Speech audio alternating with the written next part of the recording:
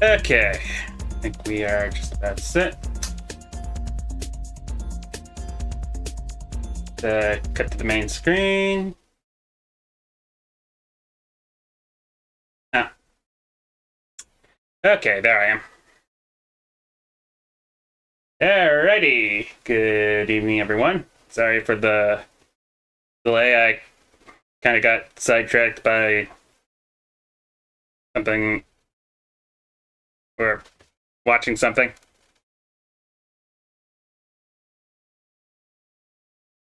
Yeah, I had a backlog of YouTube videos I kind of wanted to get through before I started, so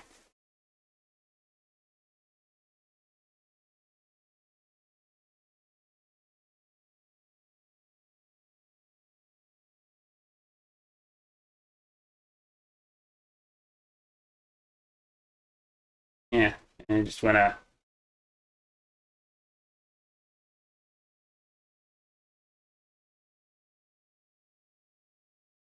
organize a bit before I start, so.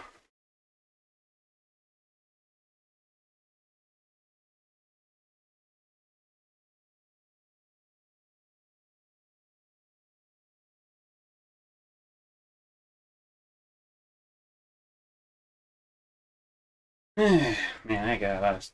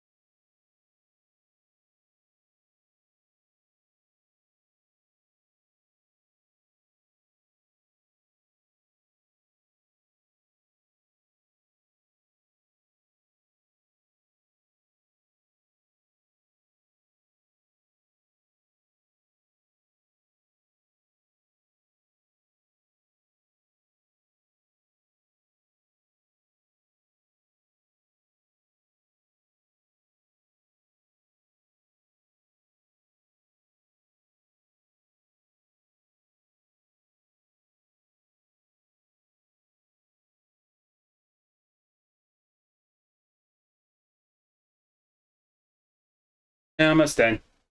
Uh,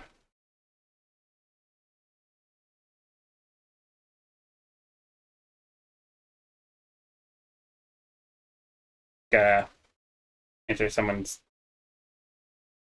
on Discord.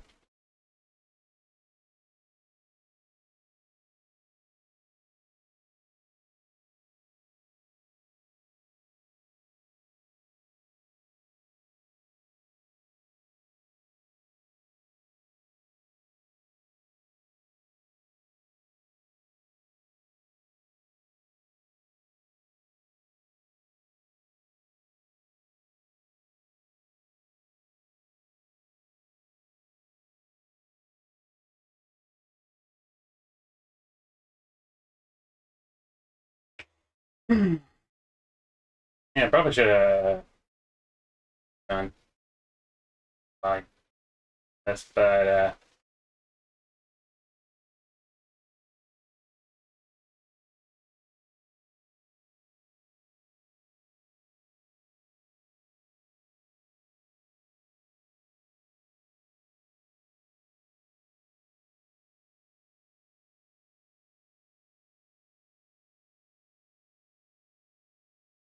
yeah, may as well get to the main screen.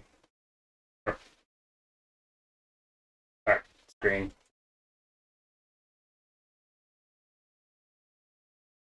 Yeah, when are you ever not eating homework?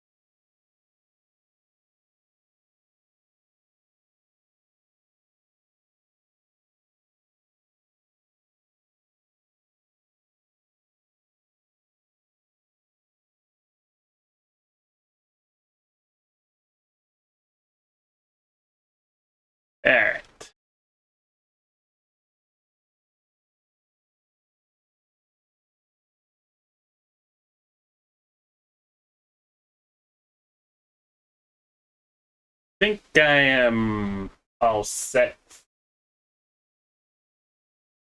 Tonight, I think I'll go ahead and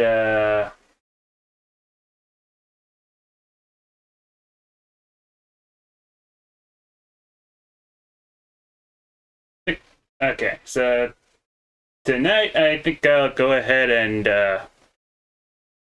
do a reaction to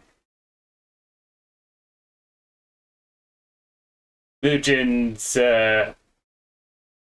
video on how one small streamer annihilated 3 popular bullies overnight, aka the Kingsman drama, the documentary. Yeah, I haven't really reacted to a good Kingsman or a good Mugen documentary in a while, so pretty fun change of pace.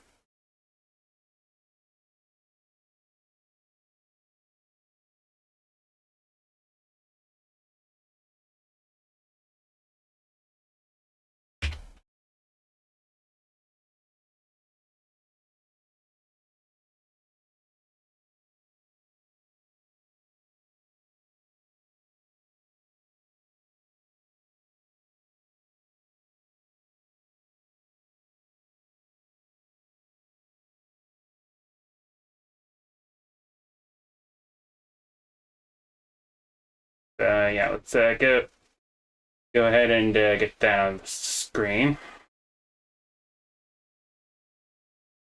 Also, I switched to browsers recently, so hoping that there's not going to be a whole lot of lag this time.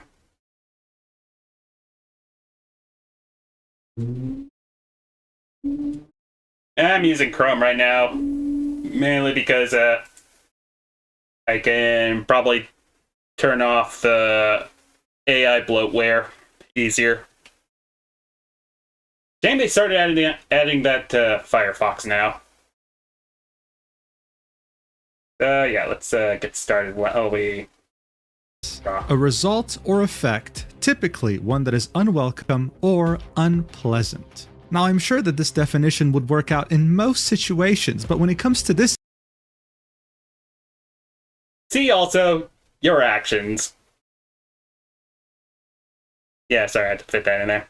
Incident that we're going to discuss, unpleasant is a massive understatement. Because how else would you explain posting a video defending yourself in the face of consequences and getting one of the worst like to dislike ratios I've ever seen in my entire life? How else would you explain community notes that are so ruthless that they put you in physical pain when you read them? All while your sponsors join in the chaos and start canceling their contracts with you. I mean, really, is unpleasant truly a word that can describe how bad this is when there's an NBA team that's making fun of you on their TikTok page? When you screwed up so hard that your name is now used as cultural lingo to signify a bad player in a multiplayer game? I mean, seriously, how the hell did it get so bad? Well, at its essence, this incident wasn't centered on a game or a community. This was something that everyone can understand, a victim standing up to his very ruthless bullies. They held more power and influence over him and managed to cause considerable damage. He was framed, and they tarnished his reputation. He would then, all alone, stand up for himself. And when the community had his back, the bullies would not only double down, they would triple down and quadruple down, never once apologizing to him. This truly showed us how vile they truly were as they were being cornered by, well, the entire internet. So no wonder this escaped containment outside of the Marvel Rivals community and into the mainstream. You now have people, both young and old, wondering what happened, asking, hey, can I get details about this? And I mean, of course they would, because this story not only plays out like a classic movie plotline, it also has an extremely satisfying ending. However, the ending is even more satisfying if you truly understand every aspect that led up to it. And seeing that there's a lot of details involved, I figured we have to talk about it, which is why I'm making this video. So, without further ado, here's the full story of how Kingsman stood up to his 3 bullies and won. Let's... Yeah, basically the average day in Marvel's Rivals community.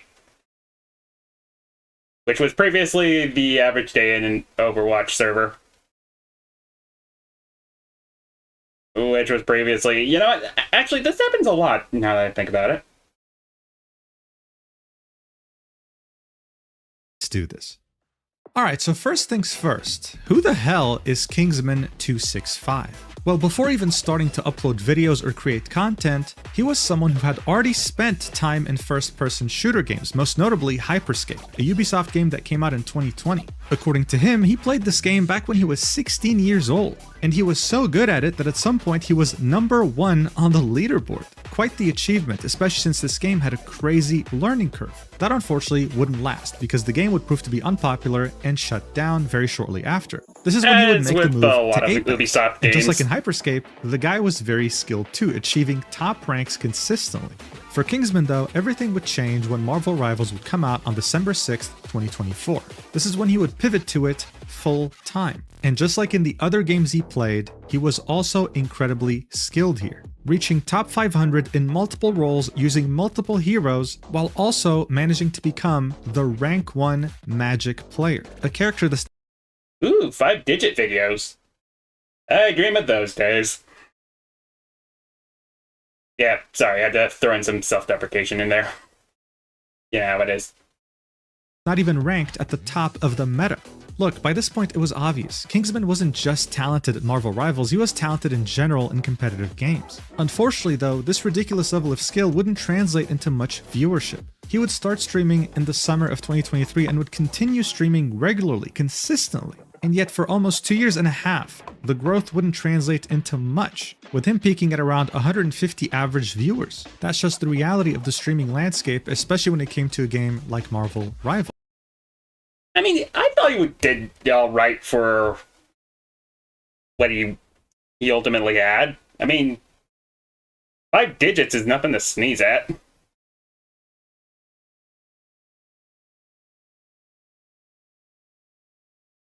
I think the only... Oh yeah, definitely.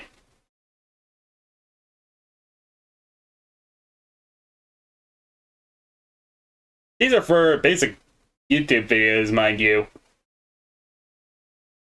So on January 12th, 2026, when Basim ZB, a Marvel Rivals content creator, would announce that he was hosting a tournament for Marvel Rivals titled Creator Cup with a $40,000 prize pool, including 48 creators, one of them being Kingsman, as you can imagine, he was very excited. This is an opportunity to not just showcase your content and your gameplay, but also a shot at winning a prize. This prize pool also didn't come from just anywhere. It was officially being sponsored by NetEase Games, the creators of the game. The way this was structured was simple. There would be 8 different captains, and on the 13th of January, they'd all be present on Basim's livestream to create their team from those 40 invited content creators. In the case of Kingsman, he'd end up being picked by the captain, Cece. She admitted during the draft pick that she didn't know him, she just knew that he was very skilled. Alongside him, she would pick a few other teammates. What you have to keep in mind are 2 names in particular, Zazastack and Luciasa. You see, Kingsman was streaming as Cece was picking her team, and from the moment this team was formed, he signaled one worry that he had: Zazastack. So shortly after the draft, he would get into a call with the team captain, Cece, and he would express his worries. He'd very clearly outlined to her that he was worried about Zazastack, not because of her skill, not because of her as a person, but because she was the only content creator that was based in Australia when everyone else was playing on US-based servers. This meant that she had 200 ping, and to make matters worse, she was a Black Widow main, a sniper character that of course needs way less than 200 ping to be accurate, while also being a character that's completely out of meta. Cece would reassure Kingsman during their call that don't worry, European players have 150 ping, Zazastack isn't that far behind, and that her Black Widow was really good, asking him to be patient until he saw her performance himself. So look, Let's see. Using a character out of meta. Internet with less ping than... with more ping than ultimately required.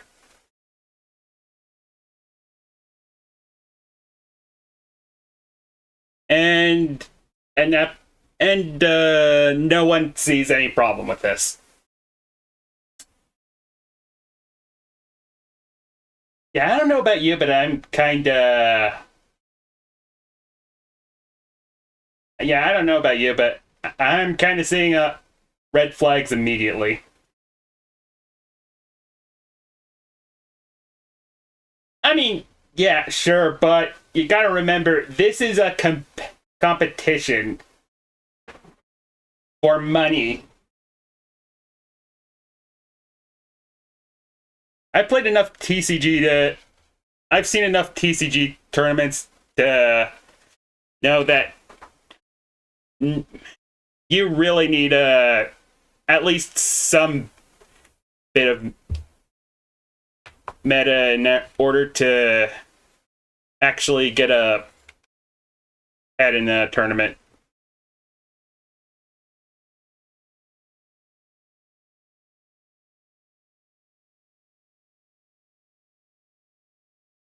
I mean, Quagsire was also in Ubers, to be fair. Seriously, unaware Quagsire is downright broken in competitive Pokemon.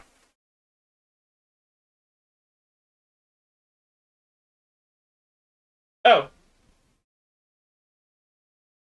If Liliana, I hope I remembered that correctly. I haven't seen you in a while.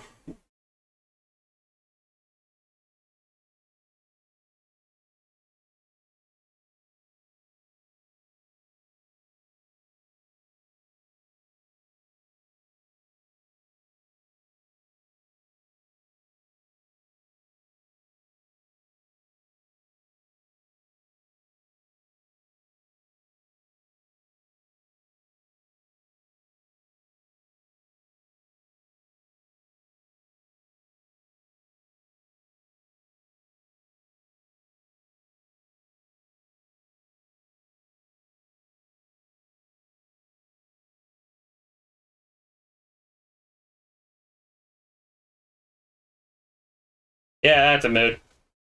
Oh, yeah, video. At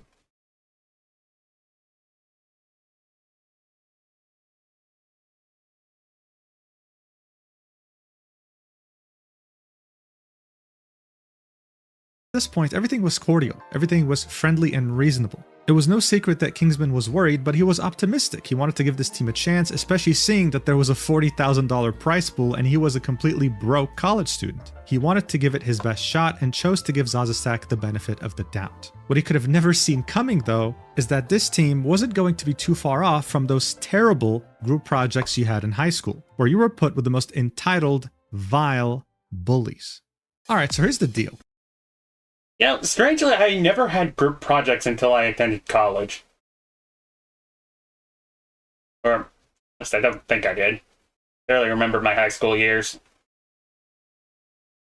I mean, didn't really like my high school years, but I'm pretty sure everyone was a depressed teenager back then, so...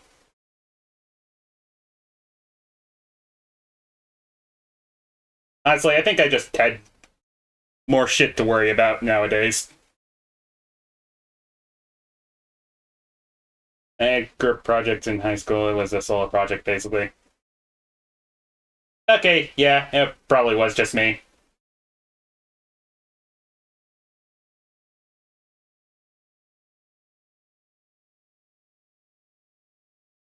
What subject was that project, by the way?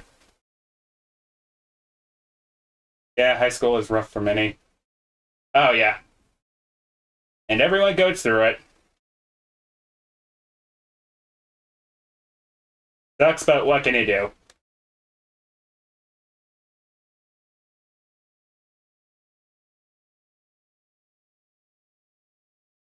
English group reports on chapters. Oh, so not too bad, but still sounds kind of sucky.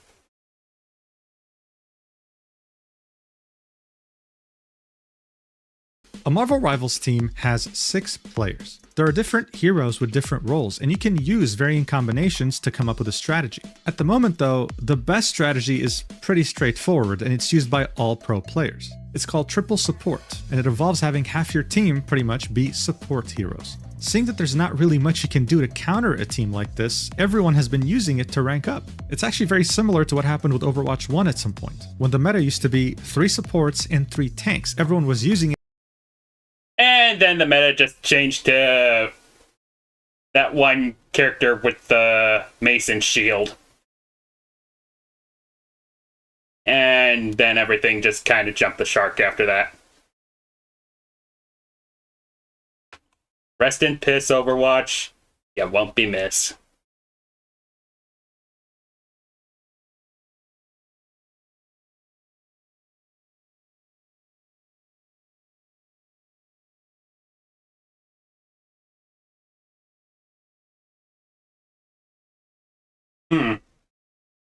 There's an experiment. Have have the entire team jump over Jeff for a majority of the match, and then play competitively. Man, that'd be a really funny minigame. And he couldn't counter it in any way, shape, or form. Seeing that Kingsman was intending to do his absolute best in this tournament and wanted his team to win, he assumed that his team would also have the same mentality and go with the best meta team possible. Shortly before the tournament would begin, he'd go live on his channel with the intent of scrimming with his team, which meant playing against other teams in this tournament before the tournament began, just to practice. The only person who had shown up was CC. He had to go out of his way to contact everyone else in order for them to get there. Two of the players couldn't even make it. They found replacements for them, but the only players that showed up from his team were CC, Zazastak, and Luciasa. As you can imagine, the scrims went terribly, and I can't remember the last time I had to force myself to watch something this much because of how uncomfortable it was. But I'm not going to be the only one suffering here. I'm going to show you multiple clips of these scrims so you can understand how terrible the team dynamic was and how vile his teammates were. In this first clip... Oh yeah, classic mentality of, I had to watch this, so do you. Which is understandable since he's making a video documentary, so... Kingsman expresses shock when his teammates tell him they don't intend to run the best meta team composition in the game. Seeing that some of the people playing this tournament were pro players, this was pretty much similar to saying, hey, we're gonna throw the game on purpose. Watch. We're not going to run triple support for the tournament? No, we're not. Where did you get that idea that we were?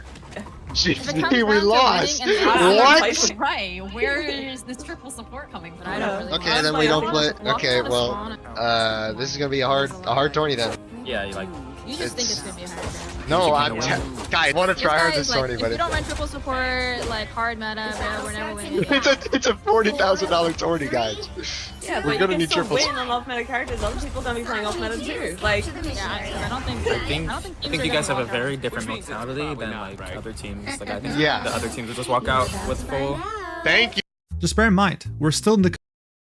I don't know, that seems like the average multiplayer match, if you ask me. Wait, it's average multiplayer match. Oh god, I see the problem now. complete beginning of the scrims. This is like the first game they're playing together. The only person attempting to take him seriously was someone who wasn't even on the team. They were there as a replacement. The people arguing with him are both Cici and Luciasa, who kind of sound similar, as well as Zazastak. She's the one with the Australian accent. And from their tone, you can tell that they're clowning on him, even though Kingsman is one of the best players in the game. Still though, you don't get to Kingsman's level of skill if you just gave up easily, so he kept trying to talk sense into his team and only kept getting shut down. Talk some sense into these guys, because they don't want to run triple support. We're gonna they're I'm gonna not gonna triple support a character that I don't know how to play. What the fuck do you want me to do? Like, Who wants to run triple support? but every team will. Drafted for triple support. No, they won't. You don't think any team will want to run triple support? No, you can barely get Matthew to play freaking support, let alone 3 people. If Matthew's playing for 40 grand, he's gonna play triple support. I got mad. As you could tell, he was starting to lose his mind. Guys, there's $40,000 on the line, and you think that people weren't going to use the best meta composition in this tournament. The team captain was not taking him seriously, and Zazastak was not even attempting to offer to try support. He was starting to get so desperate that he even offered to play support himself, showing that he was willing to do anything for his team to win, something that his teammates apparently didn't really agree on. Just because you can. Yeesh. They're playing a professional tournament, and none of them are at the very least trying to pretend that they're like taking things seriously.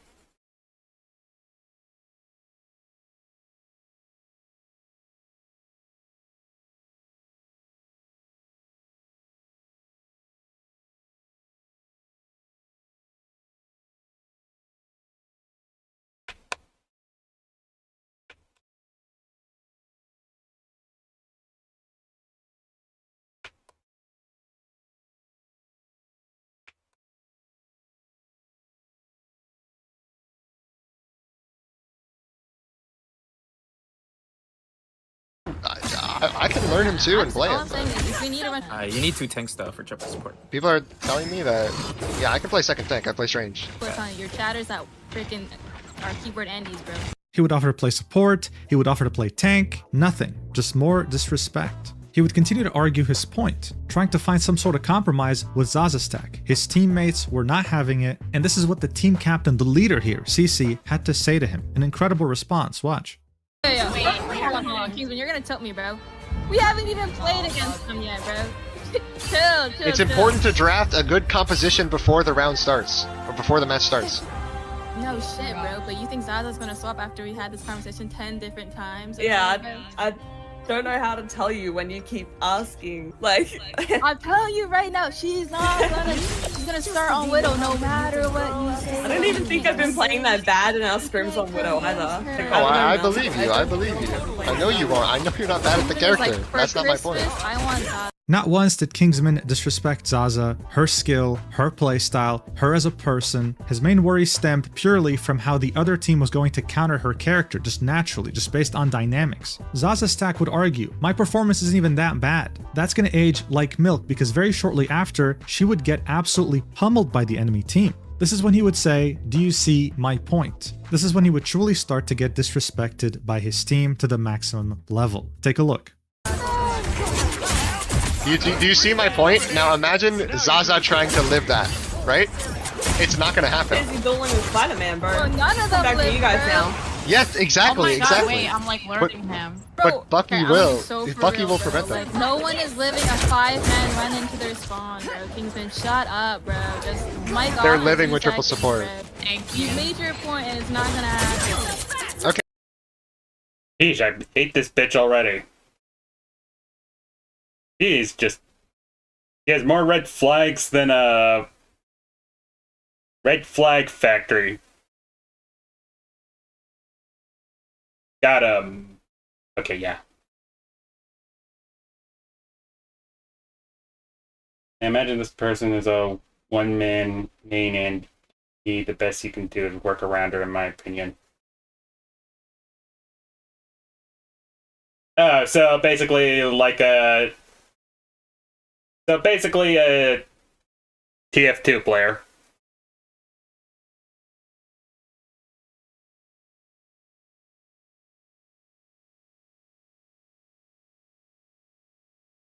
Okay, so All chats are getting annoyed now. Yeah, by this point, Kingsman's own chat had lost hope.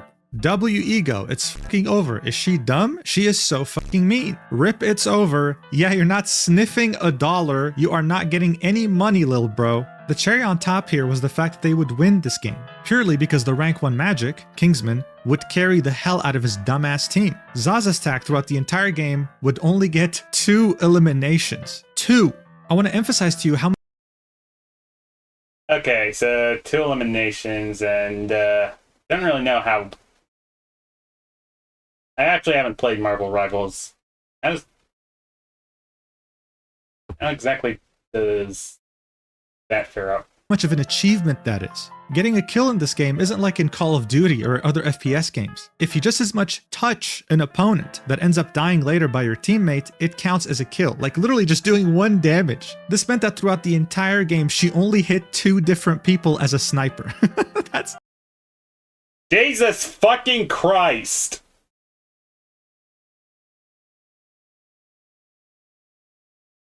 This bitch actually sucks that badly at video games?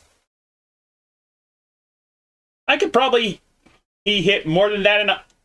as a sniper in TF2. And I don't even play TF2. Hey.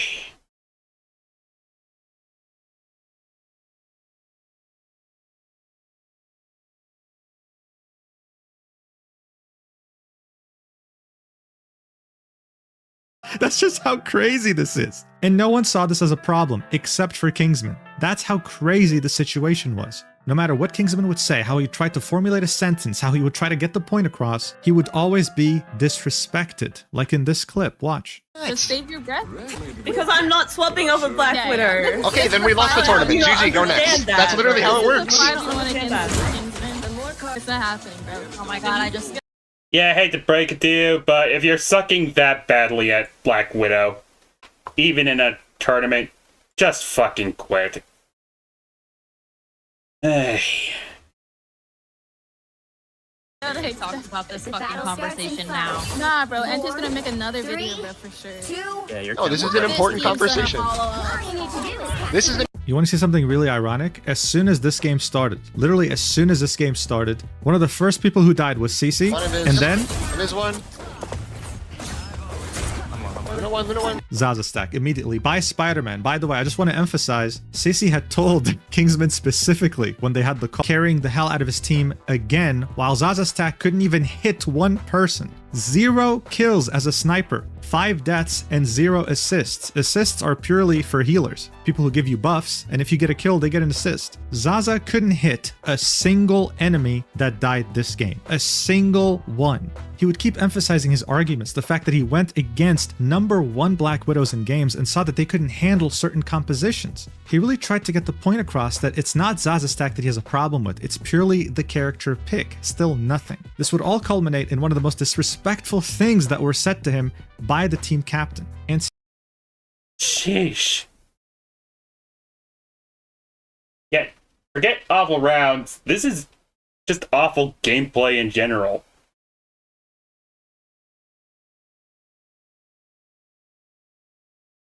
Can't believe I'm saying this, but he somehow has... He's almost as bad as that one guy who reviewed Doom for Kotaku that one time.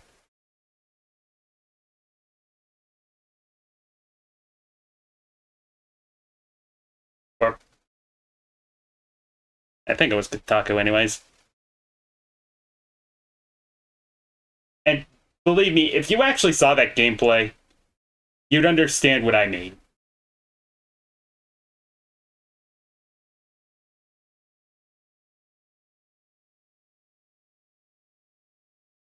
When dealing with gamers, one has to be very careful how they communicate with teammates. Things get very volatile very fast. Yeah, I've seen plenty of Call of Duty matches to know that's a fact.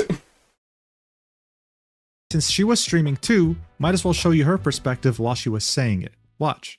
We are running into Snake 16. I don't understand, bro. I don't get it. You're making me mad, bro. We've been playing against Snake 16. This is their team. The only difference is one support player, bro. We won. Shut up now, bro. Like, I'm tired of it. This is fucking getting annoying and you're making Zaza sad. Like, it's not gonna happen. She's gonna play Black Widow, so just shut up for 2 seconds and just play this goddamn scrim. Like, I don't get it, bro. Thank you.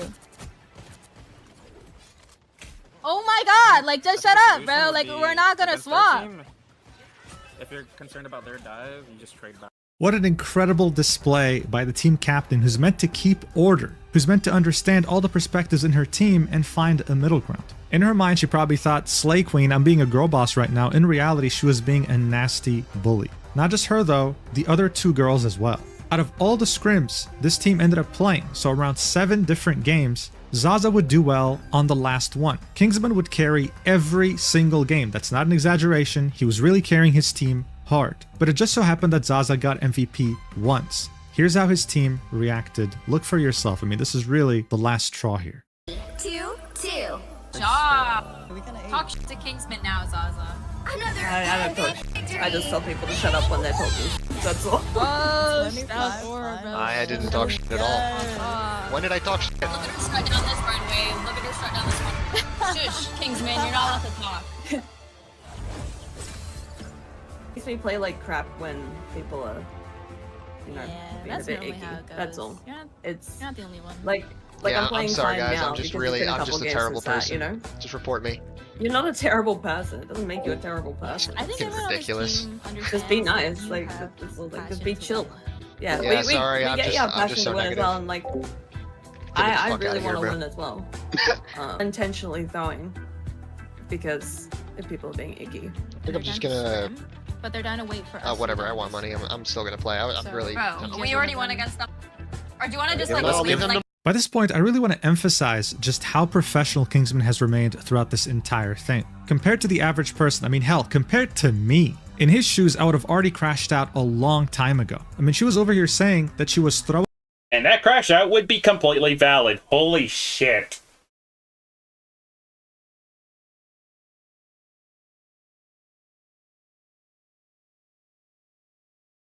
Yeah. Never mind the fact that of how rotten they're being. They are just annoying as shit to listen to. I have legitimately seen freaking Nux Taku clips that are less annoying than them.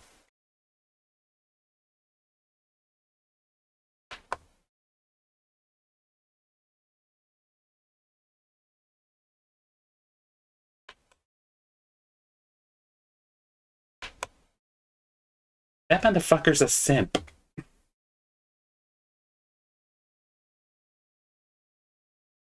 on purpose because he was being icky to her, and that once he finally shut up, she could perform well. We all know that's a lie. She couldn't even get one kill. So why did Kingsman actually stay and deal with this disgusting disrespect, this bullying? Well, he would explain it himself. Eventually, the scrims would end. He'd leave to continue playing ranked, and then he would tell his stream straight up. I'm just here to win the tournament, you know? I need that money. I'm fucking broke. I like money. And $3,000 or $40,000, which... Yeah, I suppose $40,000 is $40,000.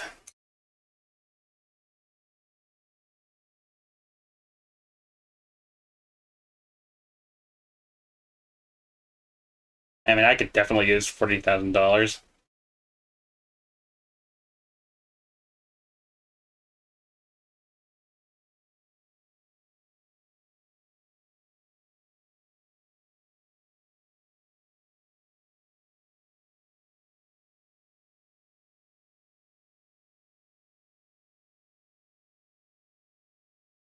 has a prize pool for first place of $3,000 is a lot of money for me.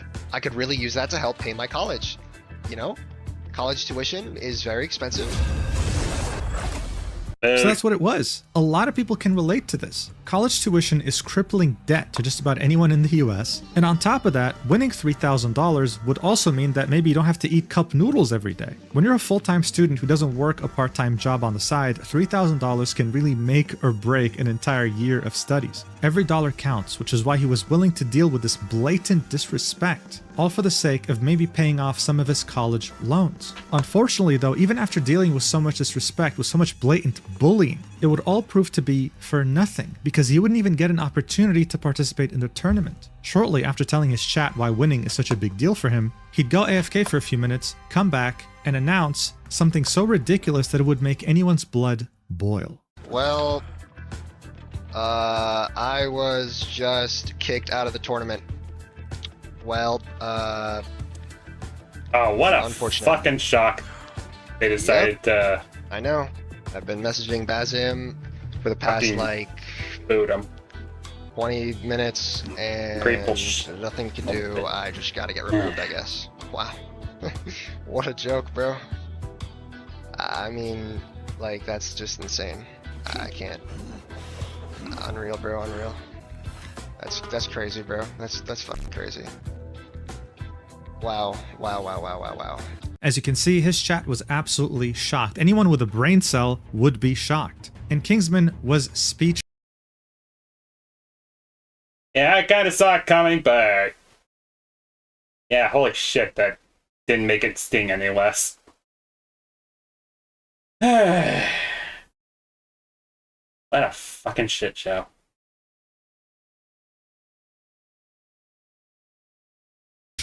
Kicked for what? Enduring bullying? Wanting your team to win? Giving advice from your own experience playing in the highest ranks? And to top it all off, the reason for him being kicked wasn't specified to the public. The tournament organizer, Basim ZB, would give a very vague answer when asked why he was kicked, and he made it sound like something that was completely unforgivable. This didn't help at all, because it only fueled rumors and theories that were way worse than what actually occurred.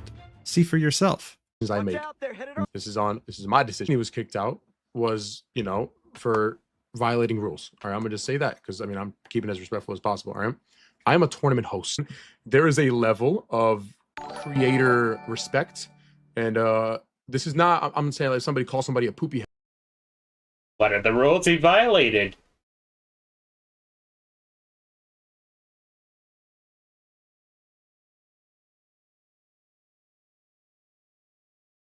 I don't think we ever heard what they are.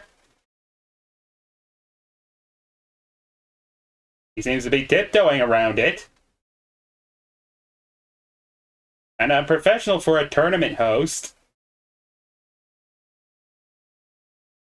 They don't get kicked out of the tournament. There's reasons for this, okay? And it's not just a one-time thing, because I understand warning is not an option, no. Because if there's warnings, everybody's going to get warnings. There's a zero tolerance policy. He wants to play and he wants to win, and he wants a lot of people to switch to different team comps. I understand he wants to win. I get it. You cannot avoid the fact it was very toxic. There's a lot of different things, all right? I understand. I was a college student once too, bro. I get it. I got no personal beef with Kingsman. I got no beef with Kingsman. I got no beef with anybody. I got no beef with Kingsman, but at the same time, what he did was unforgivable. What he did has a zero tolerance policy. He doesn't even deserve a warning, just an immediate kick. That's just how bad it is. Look, it was obvious he was trying to quell down the flames, but this did nothing but put fuel on it. It was handled horribly. Not to mention that as time went by, CC would continue to talk shit behind Kingsman's back. I open up the chat and I immediately see CC saying I was shit talking the tourney and my members, and all I gotta say is I tried to be so polite the whole tournament, and I literally have been so respectful of Basim.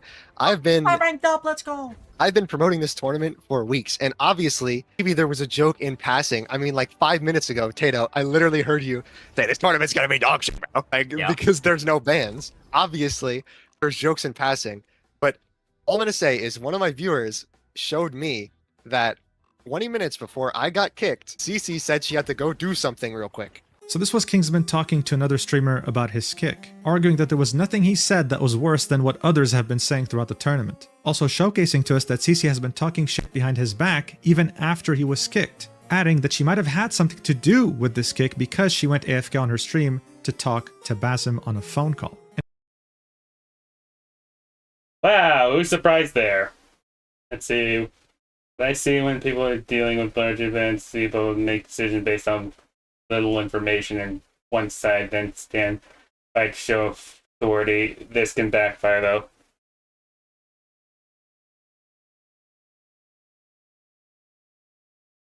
Yeah, I'd replace can backfire with does backfire in my opinion.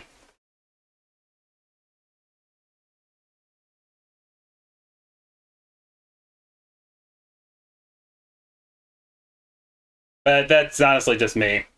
And finally, Kingsman went as far as having to explain to people that he was not a misogynist. Zaza Stack would complain to her Discord about how toxic he was to her, and someone would just randomly say that Kingsman's chat was misogynistic, that they were a reflection of his misogyny, that him asking Zaza, someone who can't even get one kill in an entire game, to switch to another hero was him being misogynistic. And since Basim ZB, the organizer of the tournament, refused to elaborate on why he was kicked, these rumors were running wild. It was so unfortunate. I mean, the guy did nothing wrong. His name was being ran through the mud. This is why after being kicked, he would decide to make a 1 hour, 16-minute video titled "I was kicked from a $40,000 tournament." He'd upload it on January 18th and it would quickly go mega viral, being spread everywhere on social media. All the clips that we watched so far were from his video. But what's really sad here isn't just how he was disrespected by these people he had just met recently, it's also the fact that someone he considered a friend, Luciaza, someone he was excited to play with, also talked shit behind his back. I mean, this is what he had to say when he found out he was on the same team as her. Look at this. Wow, this went viral, and now a lot more people see how much of a piece of shit Cece was acting like. And the fact that she sucks at games.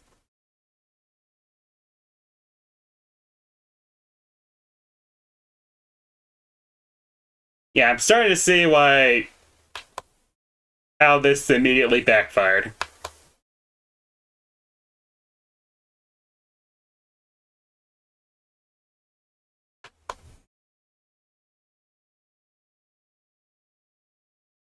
Lucy? Yes! It's winnable. Wait, that's actually fire. This is winnable. We win this. This is actually doable. Me and Lucy are on the same team. $40,000 tournament. There's no way she's gonna throw. So that means we're gonna actually win. That's actually doable. Okay, Cece's got a good draft. Oh, he picked Mad. She was there during the scrims, by the way. She had nothing to say to defend him. In fact, she decided to side with CC and Zaza Stack. And here's what she would say behind his back on her own stream. Watch. I need this for my college. I need this for my college. I have about 6 or 7 more years. Yeah, we were dealing with some of the most vile, disgusting bullies you can imagine. People who had no empathy, no understanding, and no respect, not just because Kingsman was a top 1 player, but because he was a human being, another person. But regardless, the tournament would still go on. Cece would be asked on stream why Kingsman was kicked, and she would again run his name through the mud with Luciasa in front of her viewers. Watch. What happened with Kingsman getting kicked? So like Boston pulled me aside and it was just like, a lot of people were coming to him, like chatters and stuff, were showing him clips of him like saying disrespectful things about the tournament, like us as a team, and like saying we were gonna lose and all that stuff. And like Boston was just not having it, and so he asked me, and I was just like, it's kind of just like, if you think so. But apparently he was like muting in like while we were in Discord and then saying like, oh yeah, we're gonna lose, and these guys, my team sucks. And then he was talking about like how some other tournament he's in was like way better. And I think Basman was just not taking that disrespect. And low-key, like I didn't want that disrespect either. Like I didn't want someone on the team that was just constantly gonna like shit talk us to his chat. That has got to be the stupidest fucking explanation I've heard this week.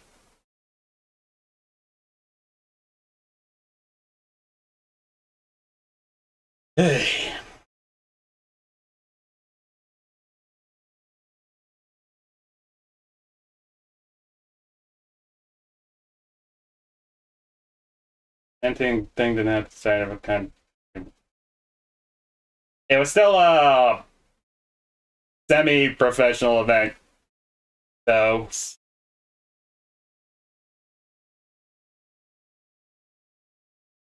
So I was just like, yeah, I'm fine with that. Yeah, But that was like mad disrespectful. yeah. Yeah, dude, how dare he do you the courtesy of muting himself when he's about to lash out, staying respectful with you even after you told him multiple times to shut the fuck up in front of a live audience. Let's also not ignore the fact that when Basim told her he was intending to kick him, she had zero protest. I mean, seriously, with teammates like this, who needs enemies? Now, in the timeline of these events, the video had gotten tens of thousands of views and then hundreds of thousands before reaching 1 million. The Marvel Rivals community was outraged at this behavior, and it was starting to reach the mainstream. It was clear, Cece wasn't acting like this for the first time in her life. She's someone who is generally vile, who bullies people all the time, and this was her first time being caught, the first time facing consequences. So in the face of these consequences, she decides to make her own response to Kingsman's video on YouTube. The result? One of the worst disliked videos in YouTube's history. Barely 24 hours after Kingsman's video got uploaded, Cece would upload her own video titled The Truth Behind the $40,000 Tournament. It's currently sitting at 1,200 likes and 60,000 dislikes. 60,000 comments. And as you can guess, the majority of them are not on her side. Now, one of the first things that Cece addresses here was why and how Kingsman got kicked. She'd argued that this wasn't about what Kingsman was saying, this was about how he said it, how it was affecting team performance, how it was bringing down their mental. She'd then talk about her phone call with the tournament organizer. According to her, Basim ZB would message her to talk. He'd say that he just so happened to have come across a bunch of clips and messages from Kingsman which made him want to kick him. Cece would then go ahead and not object, but does admit that looking back, maybe a warning would have been enough. Now I really want you to listen to this part in particular. This is her arguing in Zaza's favor. Look at this argument she's making here as to why Zaza sucked so much. Watch. I want you guys to understand, she was gonna go 0-5 no matter... No, stop. You don't use a freaking PNG avatar when you're trying to discuss something serious. If you want to gain sympathy points, you have to keep it a black screen, and then you manipulate the facts in a very melancholic voice. I can do that in my sleep. In fact, give me 1 second. Yeah,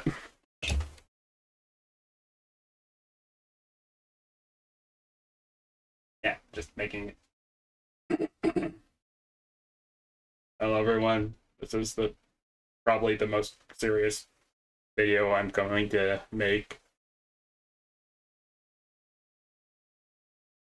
Ray Kamiya had sadly contracted AIDS.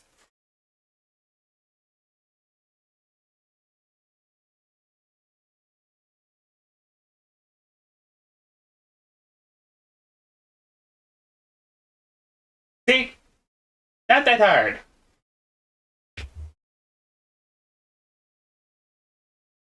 I was trying to do an example of how to make a proper quote-unquote serious video. Since apparently CZ decided to use a freaking PNG avatar and a high-pitched voice.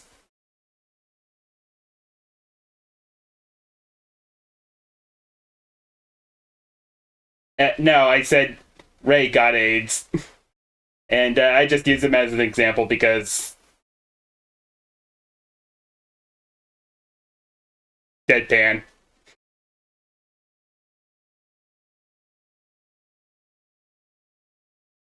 God, I hope not. It means he somehow got laid before I did. What she played. Why? Because Kingsman was breathing down her neck, in her ear, for the last 30 minutes. She wasn't focused, she wasn't locked in, she wasn't going to play well no matter what she played. So you guys are like, that was her game. That was her game to show off. That was her chance to prove that it worked. No, it wasn't. Because during that time, Kingsman was still down her ear. We finish that map, and we go into the next game, and we're still arguing about it. At that point, I have to put my foot down as a captain. And yes, I told him to STFU. But you have to understand... Jesus fucking Christ, she even uses STFU in a allegedly serious video. Unironically.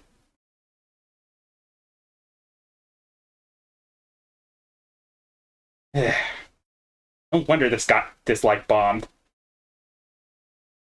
And this is after an hour of dragging this conversation on, an hour of me asking him to drop this topic, an hour of just continuous arguing in the team. Yes, I finally told him to STFU. This is why I took the time in the beginning of this video to show you these clips. From her perspective, she's making him seem to be someone unreasonable, someone who can't shut up. In reality though, the only thing he wanted was some sort of a compromise. In between those clips of him talking were way longer play sessions with him not even breaching the topic. Zaza still could not hit a single enemy. Again, dude, getting a kill in this game is the easiest thing you can do. You just have to assist. But guys, she had to put her foot down. She had to tell him to shut the fuck up in front of the teammates and the viewers watching. They're suspecting him in front of thousands of people. And by the way, if you're confused about her voice because she doesn't usually sound like this, yeah, we'll get to that, don't worry. She's making this voice on purpose to appear more innocent. Next up, of course, I'm sure you've seen... Yeah, I still don't know why she did it. If she actually used her regular voice, I don't think it would have been as disliked.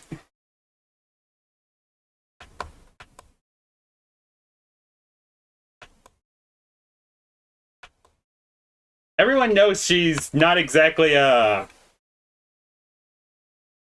the PNG tuber type.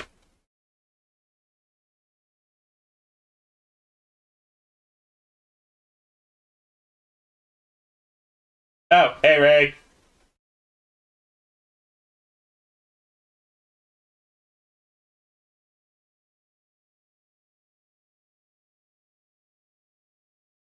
Sorry about the joke I made before you got here. In case you wish to rewind the VOD.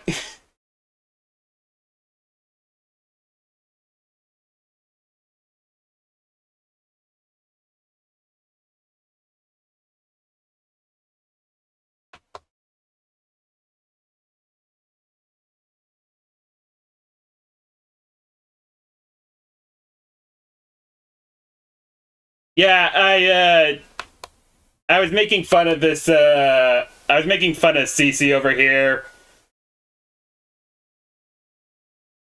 Specifically the fact that she decided to use a freaking PNG avatar, and I decided to just, actually let me just reenact it for, so you'd see it.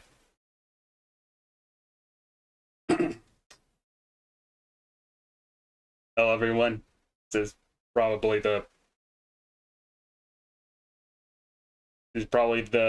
heaviest video I had to make. It has come to my attention that Ray still gets no bitches. At all.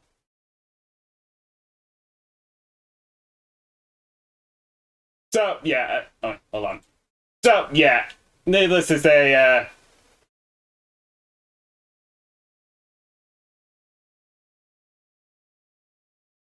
it was just a joke at her expense rather than yours.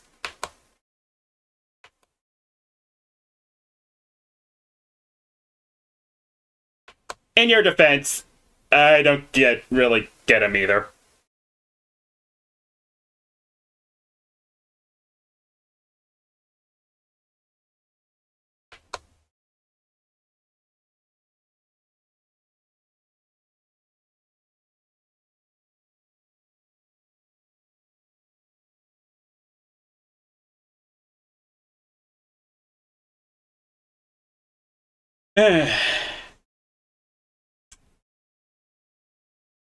But yeah, more of this shit. Some memes about the vibes, she'd make this argument. Watch for yourself. From day one, I told Kingsman, rule number 1, don't tilt my team, and rule number 2, don't bring the vibes down on the team, because we're going to lose. A lot of you guys are underestimating fucking how vibes. important vibes are in a team scenario.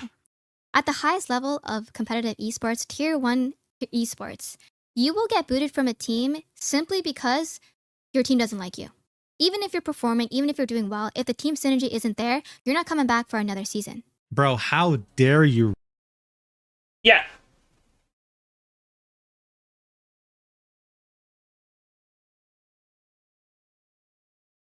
Oh yeah, good to know. But yeah, freaking, I'm pretty sure that harassing a team member 100% brings vibes down. If you're gonna use that argument. And CC. Man.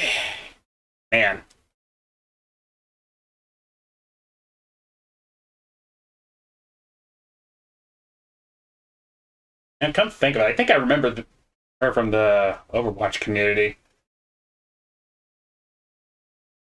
I don't think she was really that great there either. A former Overwatch player actually explains a whole lot about her. Ruin the vibes. How dare you? How dare you as a #1 player give our team free advice to win $40,000 and ruin the vibes? She'd have an entire segment called accountability, but throughout this whole video, she never once apologized to him. In fact, during the scrims, she called him a loser as she was muted, right? And bear in mind, she had blamed him for muting and saying they were going to lose. Watch. Everyone thinks this guy's a loser. Like a bug. That's just what happens. That's such a good point. You're so right about that. And we're still gonna play Widow. Now look, I don't know what you think about this, but in my opinion, this is the exact toxicity that Kingsman was blamed for and kicked without warning for.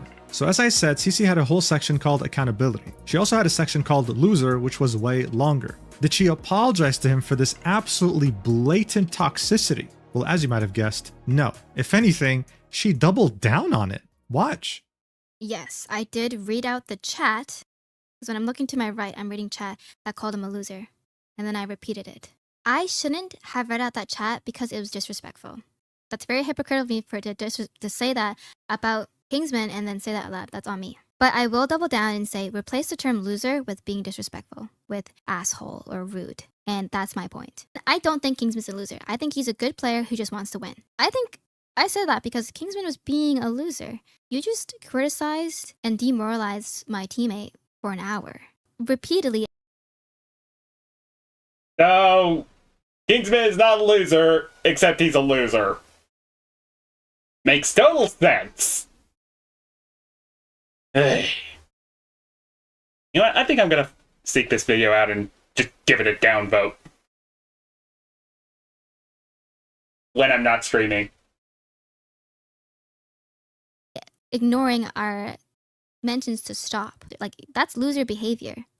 You're being a loser for that. And I'm going to say it again. If you make someone sad for an hour, despite people telling you to stop, that's being a loser. And none of you guys in the chats could even you guys were trying to justify that. There's no justification for being an asshole. That's just what that was.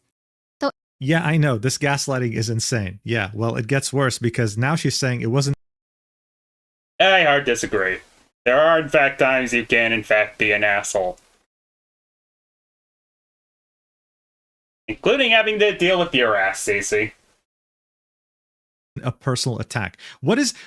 Like, please explain to me what it is when I call someone a loser. So it wasn't a personal attack on Kingsman. If Kingsman brought up the Bass and be like, yo, this was a personal attack on me, I would have argued. I was like, no, that's not a personal attack. That's just facts. Of course you would have argued because you're a gaslighting, manipulative bully. I mean, how can you sit here, record this, and publish this saying, oh yeah, you know, calling him a loser, you know, replace that term with something else, and then continue and say, actually, you know what? No. If you bully someone for an hour, you are a loser. Like, what the fuck am I watching? I mean, to be fair, she was dumb enough to think a PNG avatar could be taken seriously. Seriously.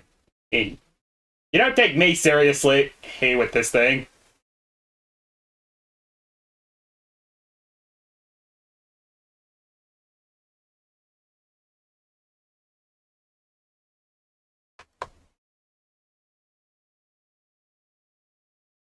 Yeah, I'm sure you're not surprised by now why this video got so many dislikes and so many negative comments. The bully got caught for the first time maybe in her life, faced consequences for the first time, tried to use the same tactics she always used, but this time it failed horrendously. But before we move on from this video, I want to mention something that not many are mentioning at all actually. At the end of her video, she would have a clip of her. Let's see, I imagine the PNG Abby is part of her brand, and she's a content creator, and she's appealing to the male gaze. I mean, true, but I think her target audience prefers live-action gamer girls, is what I'm saying.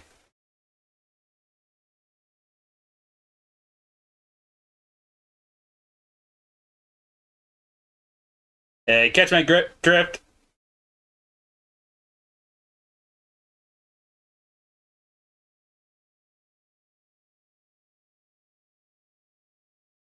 If anything, I think that old Avatar might be left over from a failed VTuber rebranding.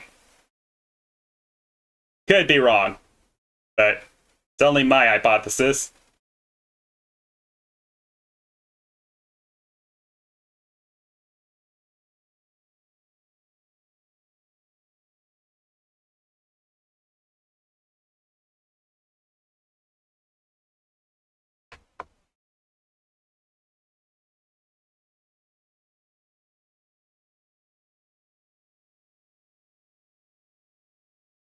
How much you want to bet that Jar has a crush on our PNG model?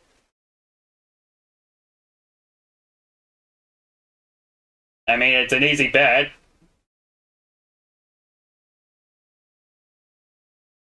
But the less I think about Jar, the better for my sanity.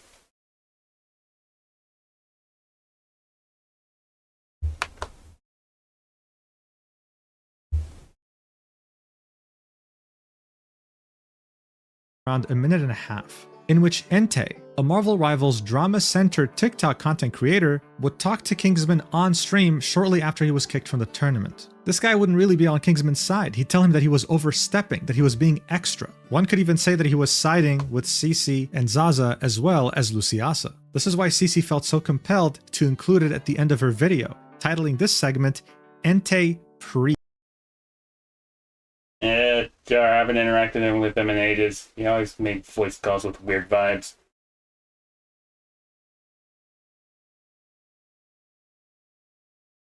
I mean, yeah. He sadly may have saw a couple in the past. Ugh.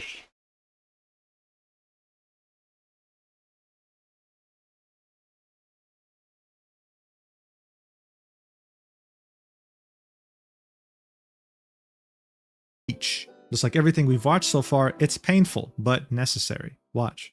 Kingsman, what I'm trying to get you to understand, Even though, in these is that, scenarios, listen, I am not. listen, it's not just Zaza that you're affecting in this. It's also affecting Cici and your entire team synergy, because you're complaining about a comp that they but we clearly were don't want to run. synergized. We still Okay, synergized. fine. We had a Then you game. drop it. Then you drop Exactly. it. Then you exactly. drop it. Exactly. Bro. I didn't say anything on the last game. I didn't even say anything. But I you just left the did. tournament. You I played did, ranked. though. You said enough, bro. Dog, listen, I'm trying to help you. You did say a lot, man. You said a lot. And like I said, I'm going to be there for you, because you getting kicked out the tournament is stupid. I get it. But you were overstepping. You were overstepping the entire time. So you can't get mad when all the overstepping that you have done for the past several days. Brother, we've had one day of scrims after a draft. Yeah, it really seemed like the entire world was against Kingsman. I mean, if I was in his shoes, I would have gone mad. Like, am I really that crazy? Am I really that insane with everyone telling me I'm a terrible person? Kingsman would then go ahead and ask Entei not to make a drama TikTok about this until he can release his video. He respected that wish. So after Kingsman's video dropped, Entei would drop his own video on his... Oh, hey, Alex.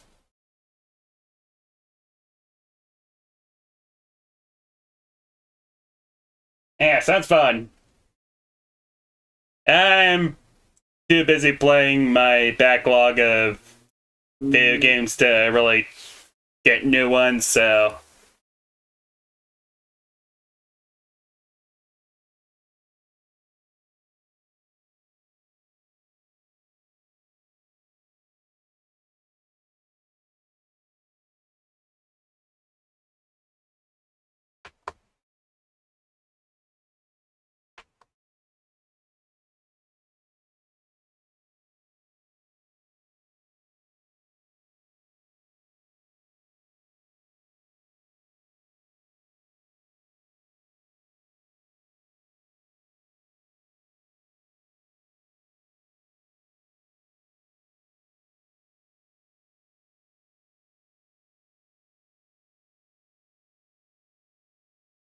Ah, that's good.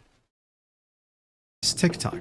And again, even though he was kind of giving the impression that he was Kingsman's friend, it was very obvious that he was taking the side of Cici, Zaza, and Luciana. I mean, look at the things he was saying here. Some very weird takes, like this one. Watch. The event itself skyrocketed Rivals to the front page of Twitch, and they had over 100,000 viewers combined, I believe. Mind you, most of the guys that are in this tournament are partnered on Twitch. If you ran ads during this event, you got bank.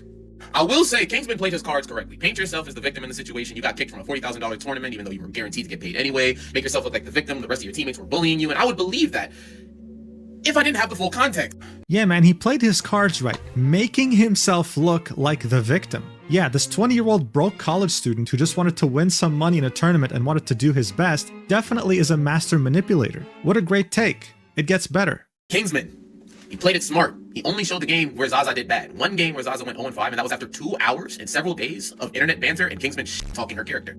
And by, don't twist my words, by character I mean the Widow character. Stop it. What Kingsman didn't show in his video were the matches that Zaza full carried the entire team. There were a lot of things omitted from Kingsman's video, funnily enough, including dialogue between me and him at the end, where I talked about the cutthroat of business. But Yeah, I don't Motherfucker, we saw the footage. We can tell you're a fucking simp.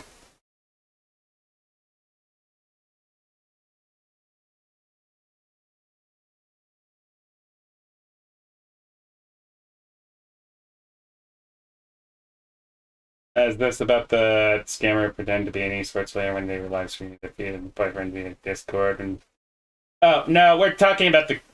This one's about the Kingsman drama.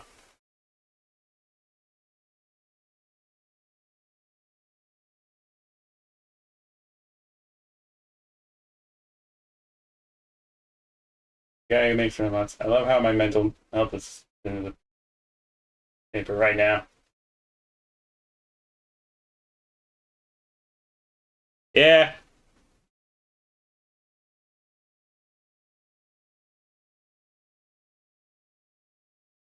Haven't really been there before.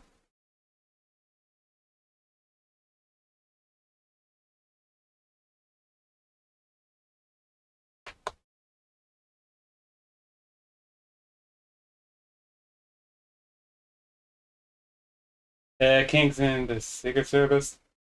No, the Marvel Rivals player.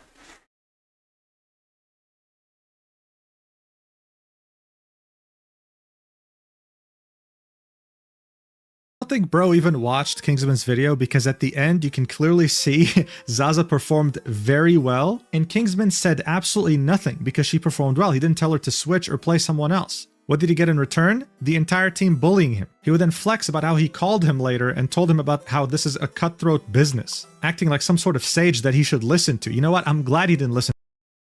Oh, don't worry. This one actually has a bit of a happy ending for the victim. To him and made his own video. Zaza never carried even in the game where she performed well. Without Kingsman, they wouldn't have won a single game. His comments all call him out, calling his takes very delusional, very one-sided, and it really emphasized how alone Kingsman was here. How everyone he— Holy shit, TikTokers are calling him out? Now I know he screwed up.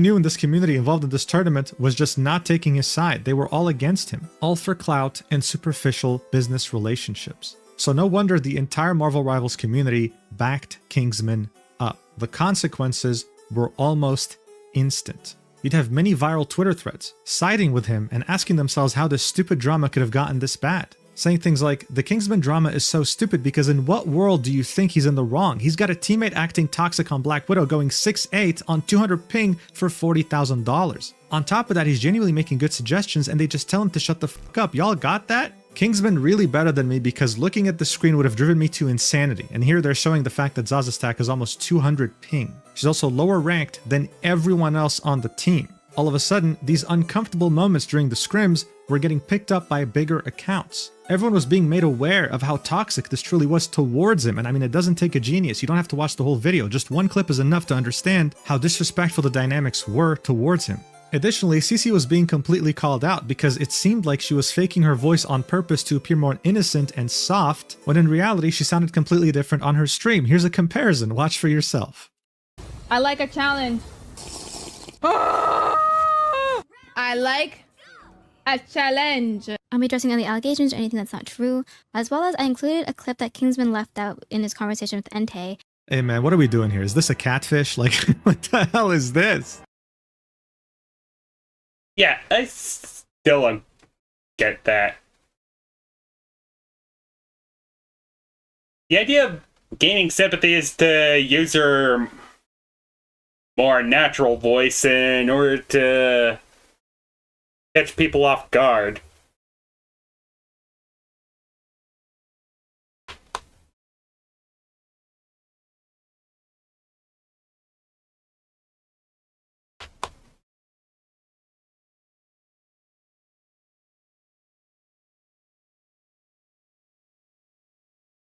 Did she really think people would empathize with her more if she sounded cuter? The only person who would have liked this is Lakari.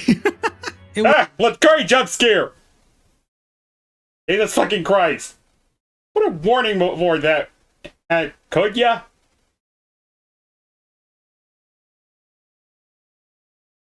Was so pathetic. But speaking of pathetic, there was still a very big question mark about how Basim ZB got a hold of these incriminating clips of Kingsman. Where did they come from? Who was the mastermind behind Kingsman being unrightfully kicked? Well, I'm sure it would come as no surprise, but it was none other than Zaza Stack's boyfriend. He would admit this himself barely a day after Kingsman's video would drop, posting a Google Doc explaining the situation from his perspective. His intention, of course, was to minimize the massive wave of hate hitting his girlfriend Zaza Stack, Cece, and eventually Luciaza. Instead, though, he would do the opposite, amplifying this hate by 1000% and getting caught in the crossfire as well.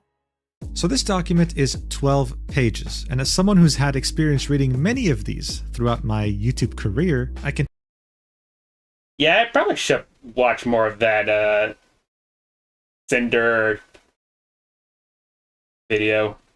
The one where he went over the whole document.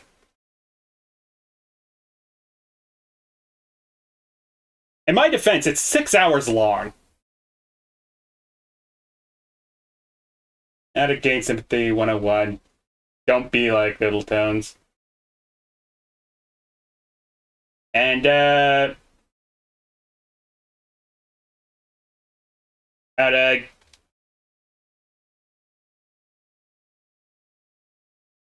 to talk in the chat 101. Don't bring up Doodle Tones because I don't think the chatters want reminders of what the fuck that bitch did. Tell you right now, it was hastily written. There are a lot of grammatical errors, structure that doesn't make much sense, and arguments that are really reaching to the point of delusion. In fact, throughout multiple times in this document, Kaplunk would admit that he's barely slept since the controversy first appeared after Kingsman's video. Here's how he'd started off. Hello again, I'm Kaplunk or Sam. I'm Zaza's boyfriend and currently living with her. I'm involved in the Marvel Rivals community. Seeing the earthquake this has caused, I'm going to explain my part in the Kingsman situation and the catalyst for him being removed from the tournament. I needed to take accountability for what I essentially started because the hate it has caused all involved is eating me away. In Australia, it's the night before the tournament. Yes, the tournament hadn't even begun by this point, by the way. Like all the games that were played so far were scrims. Zaza's comments are full of hate and threats, and this has blown up massively for something she had nothing to do with. After seeing how this is affecting Zaza, I have decided to explain to the greater community why what happened happened. After the first day of scrims, I spoke to Zaza about Kingsman's comments and she was hurt but didn't want to cause any drama. She felt she did well though in the first scrims to be given a chance. But during the second day of scrims and hearing Kingsman go on and on, I hit boiling point and went behind Zaza's back to send clips of Kingsman to Basim's team. I'm going to explain why I did this with as many... And I tried to help her during her Sherman drama. Ah, God. My condolences.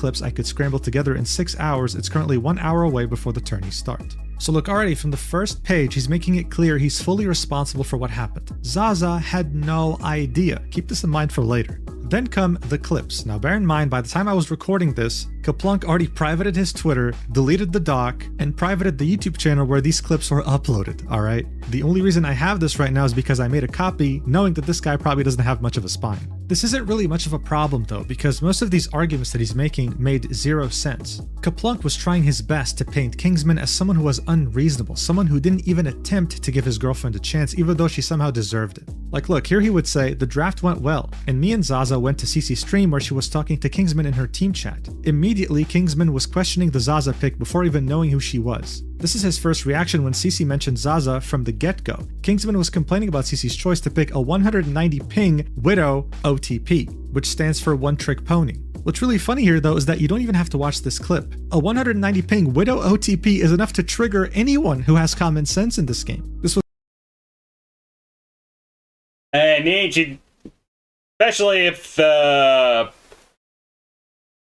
they don't even do the trick well.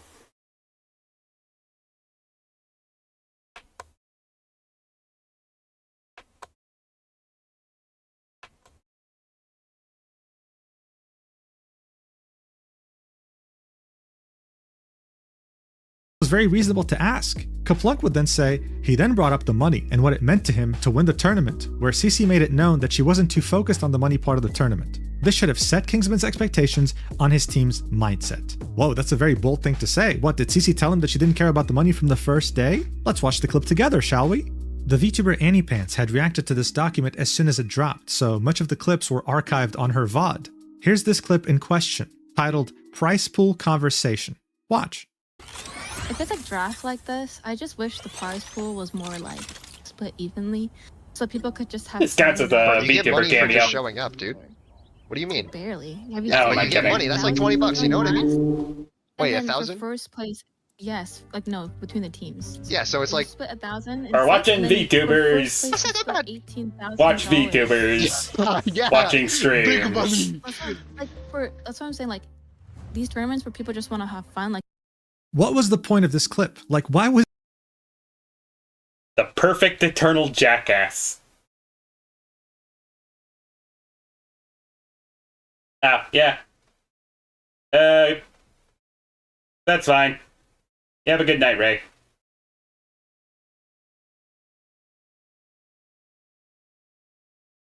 how is this a prize pool they're just here talking about money and how it would have been nice for it to be more. As a broke college student, Kingsman was saying, dude, you get money for showing up. I'm happy with anything. I'm just happy to be in this tournament, but of course I want to give it my best shot. This was one of the first clips that were included in this document, and all it did was show us that Kaplunk was brain dead. He then goes on to show us more clips of Kingsman being concerned about the fact that someone who plays a sniper has 200 ping. Kaplunk was very pissed about this because he'd say, keep in mind he hasn't seen Zaza play yet or interacted with her at all at this point. As if that's necessary to be worried about 200 ping playing a character that no one plays in the pro scene. Kaplunk even includes a moment in which Kingsman's chat was telling him that Zaza was pissed about his comments towards her. Kingsman would then attempt to talk to Zaza in VC to clear it up. Zaza would instead respond in chat. If anything, this just shows that Kingsman was trying his best to be on good terms with his teammates and was just worried about the ping. This document that starts showing us clips that were in Kingsman's video, where he was very reasonably telling them, hey guys, maybe we should switch. Maybe we're gonna get completely owned if we continue like this.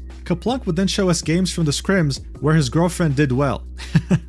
And then would say, I would like to comment on Kingsman continuing to play magic here into Eshiko's penny. He made it work despite being countered, but made it work. A luxury he does not give Zaza. Yeah, buddy, because he's #1 ranked magic on the entire planet. Zaza is diamond, she's not even grandmaster.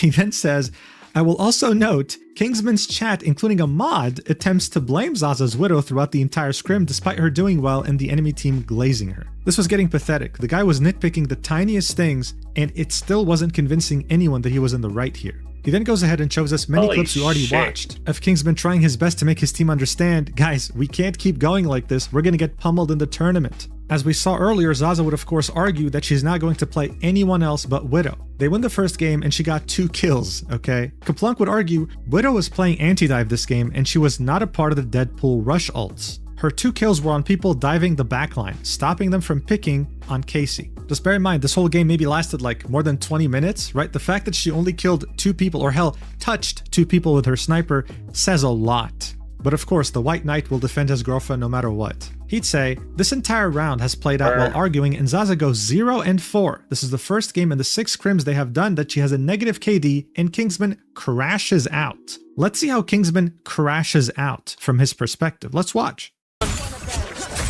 Firehawk, Firehawk. He dies, he dies, he dies.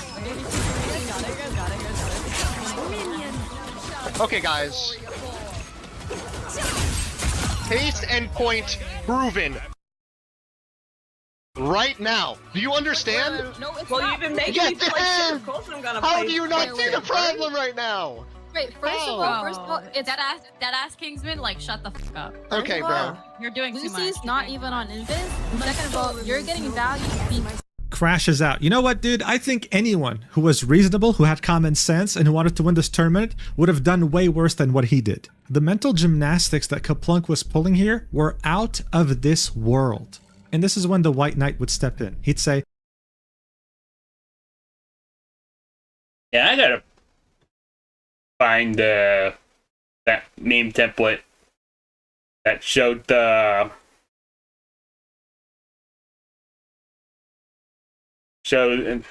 whole mental gymnastic meme template. Funny one, I think it's appropriate here.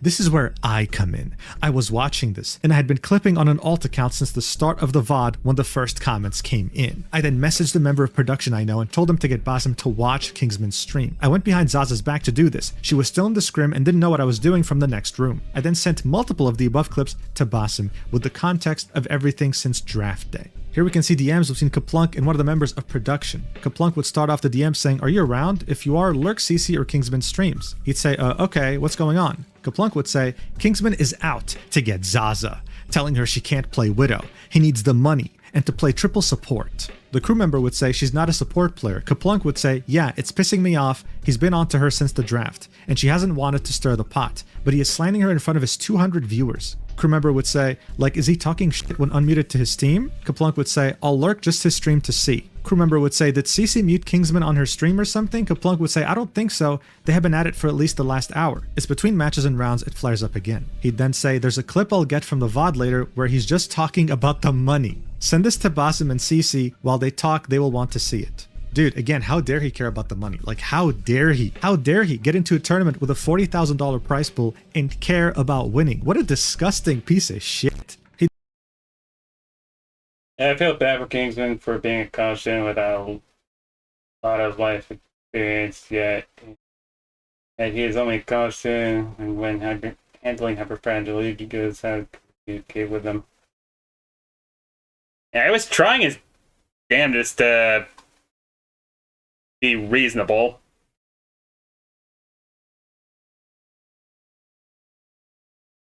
Yeah. Like the shit show he got roped up into.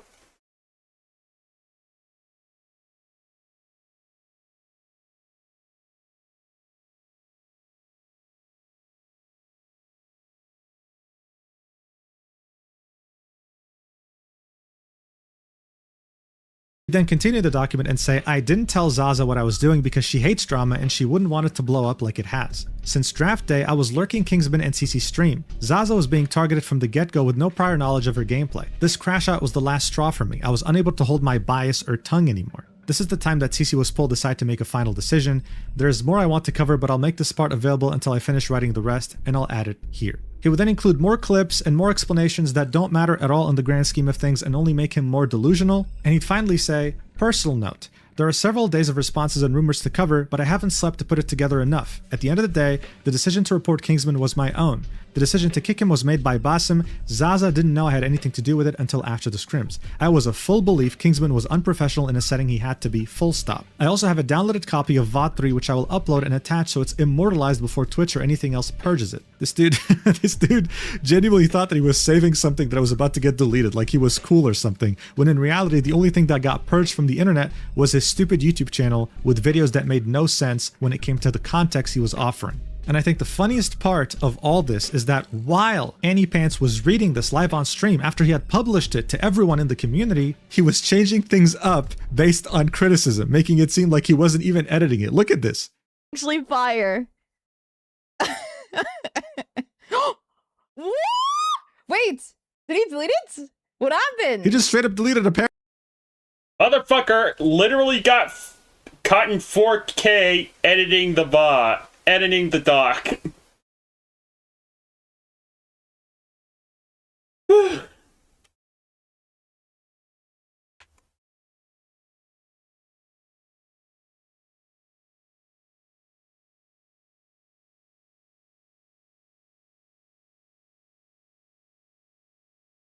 What a frickin' simp.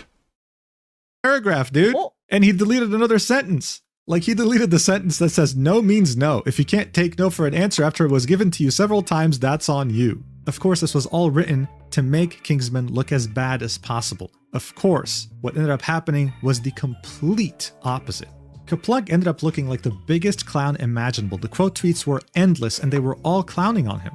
A whole Google document because a soft A wanted to win $40,000 and his teammates didn't. I'm in tears. Instead of minimizing the drama, Kaplunk ended up amplifying it to levels no one could have ever predicted. It got so bad. And Cece would go ahead and quote tweet it herself. She would attempt to divert all the hate that she's receiving to Kaplunk. Okay, this wasn't a friendly quote tweet. She'd say, for those on the niche side of Marvel Rivals, there was a creator tourney where I was team captain and someone on my team got kicked for disrespectful behavior. A video was released where I was made to seem like it was my fault he got booted. I'm here to clarify again because Kingsman won't. I was not the reason. Quote tweeting Kaplunk's Google document. This wouldn't work though because she'd get community noted, saying, you fostered the toxic environment, you were one of the most disrespectful people there, linking Kingsman's video. She would turn off replies, but before she would, people were absolutely cooking her, ratioing her over 10 times. One person here would try to suck up to her and be on her side, saying his cult is insane, referring to Kingsman, because watching from the beginning, all the comments were not needed. They're going too hard about money. This dude would get a community note with like 1, 2, 3, 4, 5, 6, 7, 8 different links saying contestants who join tournaments usually care about money. It's almost always why they're in the tournament to begin with. Kingsman had every right. Jesus fucking Christ, I love when community notes just write the commentary. One of the things I ultimately do miss about Twitter from time to time.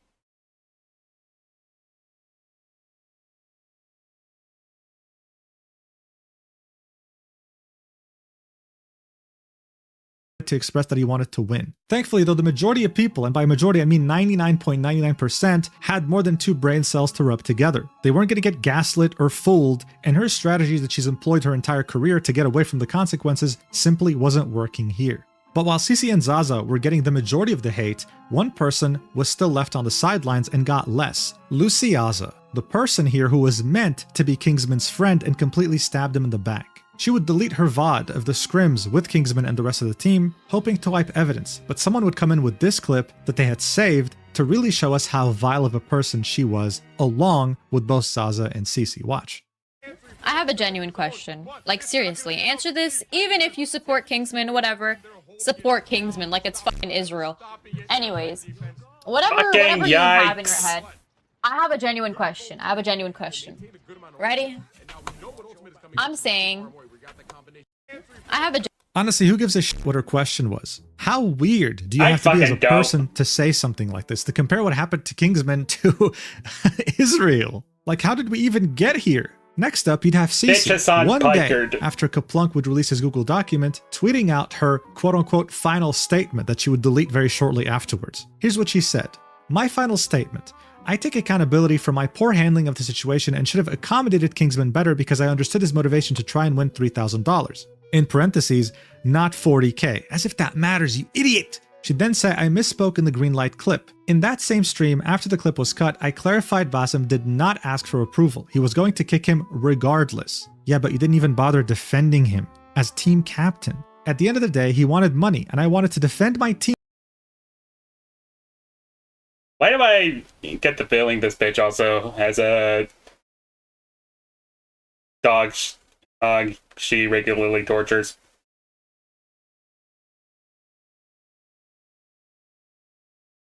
Or at the very least, shocks. Teammate from someone who was dogging on her from draft day about playing Widow in a creator tourney. I only called him a loser. I did not say shut the fuck up, rage bait him, or insult him other than that. If me asking him to stop is where you draw the line, then okay, insult me, crying emoji. And yes, I told my friend in Twitch chat to kill themselves. I've been banned and freed. Your favorite streamer probably says worse behind closed doors, crying emoji. Yeah, so that last part was in reference to how she was banned for 24 hours during the tournament. People were wondering why. Turns out she typed KYS to one of her viewers, who she called a friend. Wonderful behavior, again, by a team captain. Here she was doubling down. again missing the entire point about why people were mad at her. She keeps saying I take accountability without actually taking any accountability, without ever apologizing, and while still justifying why she called him a loser. By this point, a goldfish would have understood what they're meant to do, but she couldn't get it through her head. But guys, look, all Cece wanted really from Kingsman was good vibes. People were starting to wonder, are these the same good vibes she was exhibiting in her TikTok? After making a post and a video and multiple statements of her taking accountability, she was still being extremely toxic. Look at some examples. Someone would say, got your best player kicked from the team, goodbye $40,000, hello good vibes, to which she would say $3,000 and we've got better players and vibes now. Someone else would say, lol, glazing Kingsman's for what now y'all gonna lose, kicked out y'all best player, lol, to which she would say he did it to himself. Check this one out. If you don't want to win, don't scrim and don't draft people who do want to win. To which she would say, I don't want to win with someone who can't take no for an answer. So now she was insinuating that this was someone who couldn't accept consent. Isn't that incredible? Really, like how far down can you dig your hole? Apparently for Cece, she can go down to the earth to Christ, you are the queen of fucking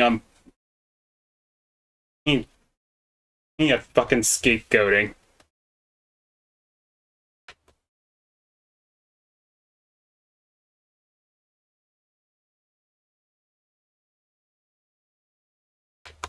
I think I've seen incel stereotypes more pleasant than this bitch.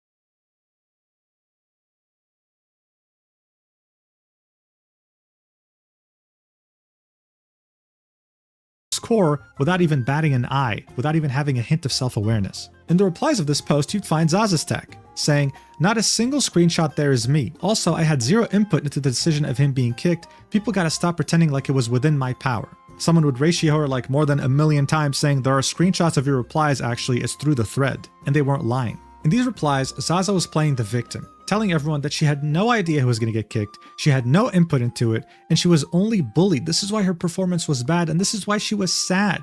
He was rude, he didn't take no for an answer, and he was pushy for an hour. She'd even say she was never rude back to him. But the clips that we saw earlier in the video definitely show us a different story. Throughout this entire thing, not a single person apologized to Kingsman. Not a single person admitted that they were wrong. Everyone was just doubling down or, like Luciaza, pretending like nothing actually happened. The only person that would finally, a few days after the video, more specifically 3 days, that would admit that they were wrong was the tournament organizer, Basim ZB. Here's what he had to say. Watch. The people, when they come in here, when they hate, they're justified in what they're saying. They're absolutely right. They're absolutely right. 100%. No question about it. Like, there's no beating around the bush. I don't know why it's like difficult to admit when you're wrong and when you fucked up. I made a decision based off of haste and based off of misinformation, but everybody in the team knew what was going on. Everybody in this team knew what was going on, and the fact that nobody told me what was... That's whatever. It doesn't matter. It doesn't matter. Whatever. So look, there's no question that Basim completely screwed up in his role of tournament organizer. I've seen many people call for him to never be able to host another tournament again, and he's also had a lot of hate thrown his way. He even admitted it, but he also said that it was justified. He understands why it's happening. He screwed up. Look, we all make mistakes in life, all right? And I think what's important is that we learn from them. At least Basim had the self-awareness required to understood that he made a mistake, and he said so. Good for him. What's really unfortunate though is that this self-awareness did not rub on the whole bullying group whatsoever. Everything we saw so far was nothing more than a very bad attempt at damage control. This obviously didn't work at all. If anything, it made things considerably worse. How much worse? Well, the bullies in question were about to find that out the hard way. Shortly after the Google Doc, Kaplunk would make yet another tweet.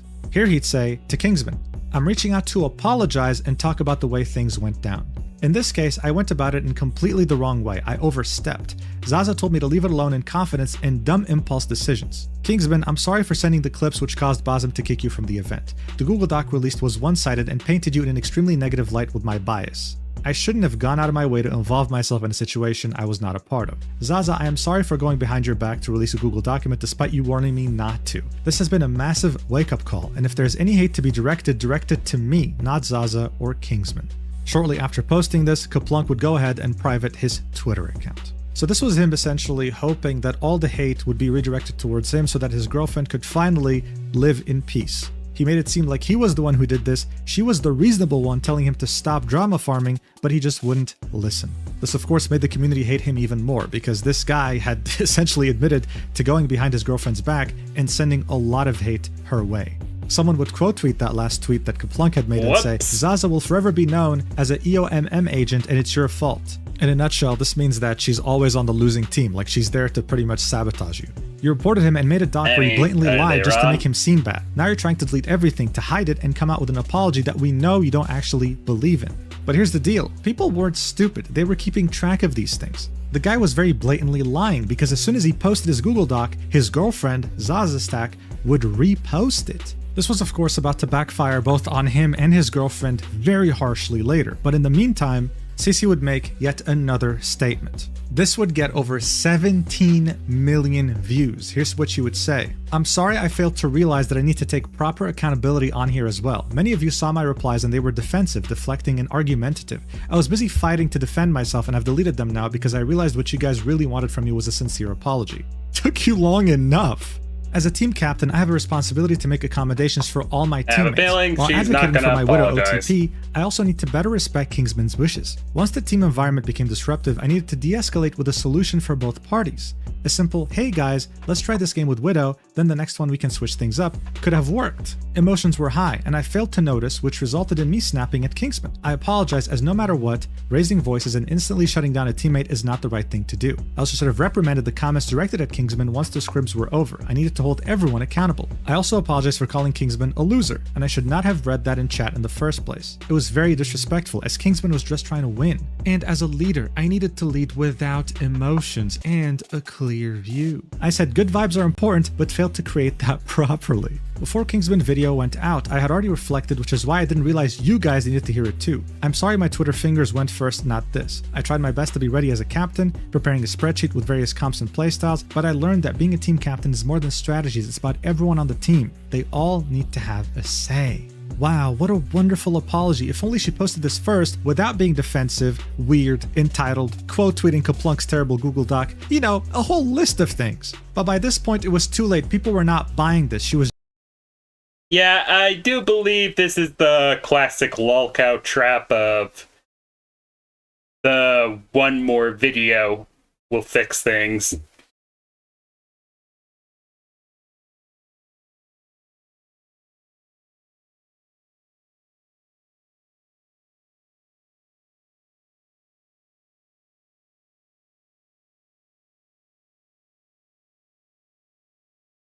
Sadly, it's not a trap they tend to get out of very easily.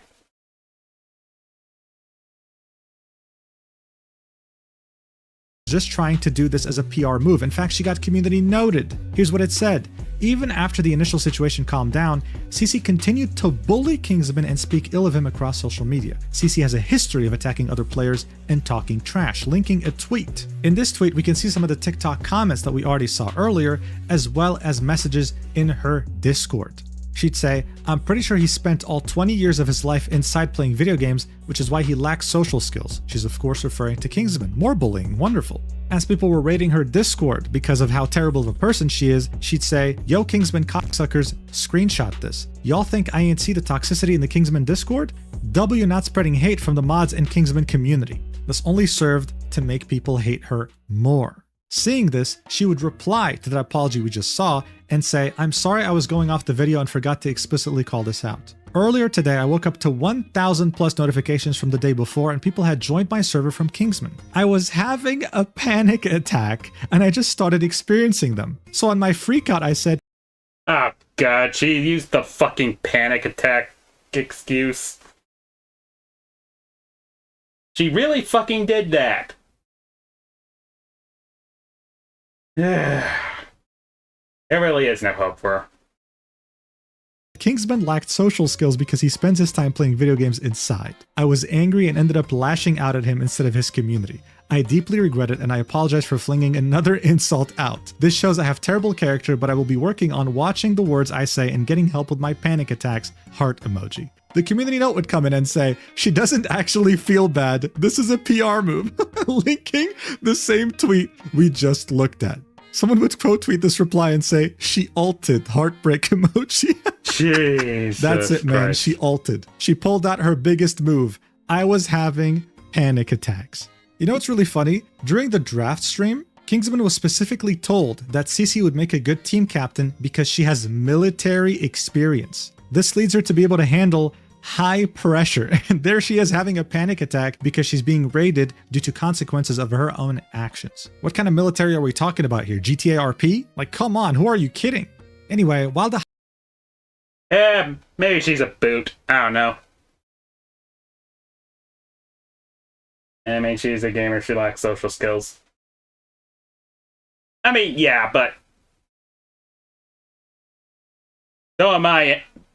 And I don't really do shit like this. high-tech military commando known as Cece was being absolutely dogpiled, Zaza was still fighting her own battle. By this point, she still hadn't made a single statement. This is when people would choose to go to her older tweets to call her out, with this person saying, you realize you can't hide, right? You fucked up big time, homegirl. To which again, she would give the same narrative. I'm aware and I'm not trying to hide, but people gotta chill. I had absolutely zero input into the decision of him being kicked. The power was out of my hands there, and people still think it was my fault. People would call out her performance and how much she sucked, and then she would say, so now you're just hating because you don't want to recognize that I have informed you with the truth, and you want any reason to still hate. Wow. She was still going as hard as possible with the narrative that she had no idea she was just someone in the middle of a crossfire that she's not involved in. Eventually though, around 8 hours after Cece would make her apology tweet in which she finally uttered the word sorry, Zaza Stack would come out with her own statement, saying, sorry it has taken me a while to write out a response to the Kingsman drama. I am the Widow player involved and wanted to take some time to collect my thoughts and reflect on the things that took place. Just to preface this post contains clarity and accountability. To start things off, I believe there are a lot of people who have blown this way out of proportion when it could have just been solved with a simple conversation instead of escalating things.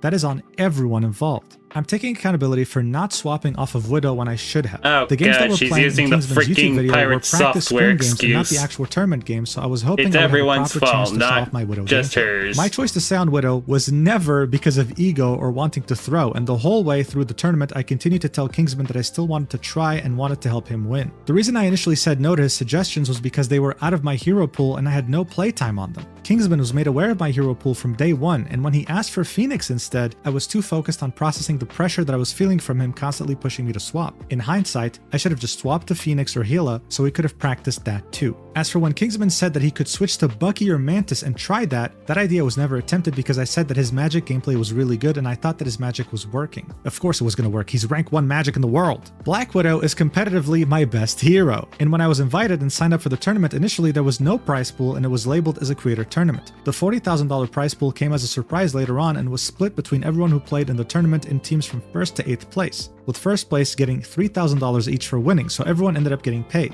I think a lot of people have been getting my voice mixed up with the other girls' voices and have been struggling to tell us apart, which has led to way more unwarranted hate than there has to be. She'd then say, I was never once rude to Kingsman in the VODs even when asked to talk my shit.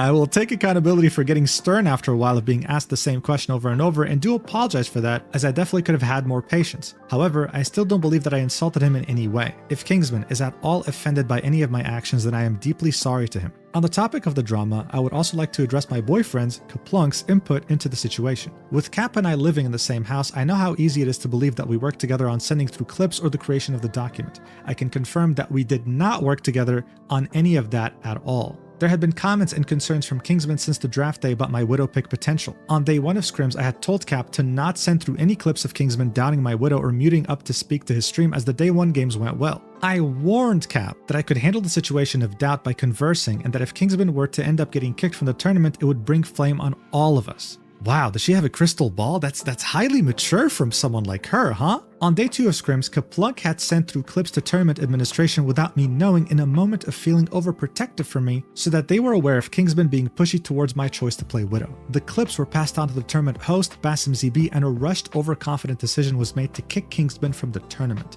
Basim ZB has since taken accountability for his rushed decision and lack of research on his recent Twitch streams. You know, I love working on this video so far because I don't even have to say anything about this statement. Community notes are present on every single statement made by the girls here, and they say everything that needs to be said. Here's what this one said in particular.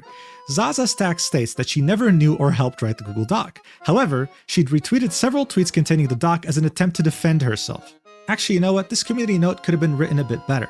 Not only did she retweet the document multiple times, she was also fully aware it was being written because, well, she admitted it live on her stream. Watch it for yourself.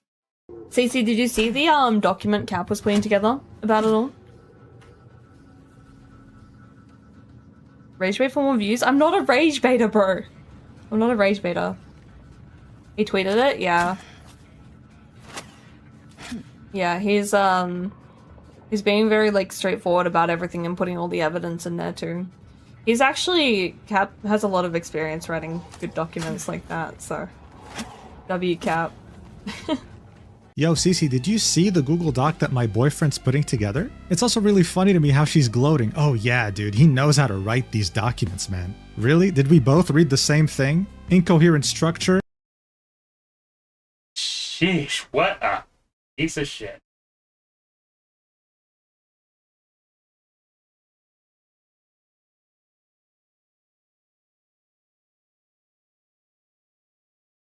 Clips that don't make sense? Grammatical errors that a toddler could have avoided? Really? But guys, I swear I didn't want my boyfriend to publish this because I knew that this was going to cause me drama. I could just foresee the future.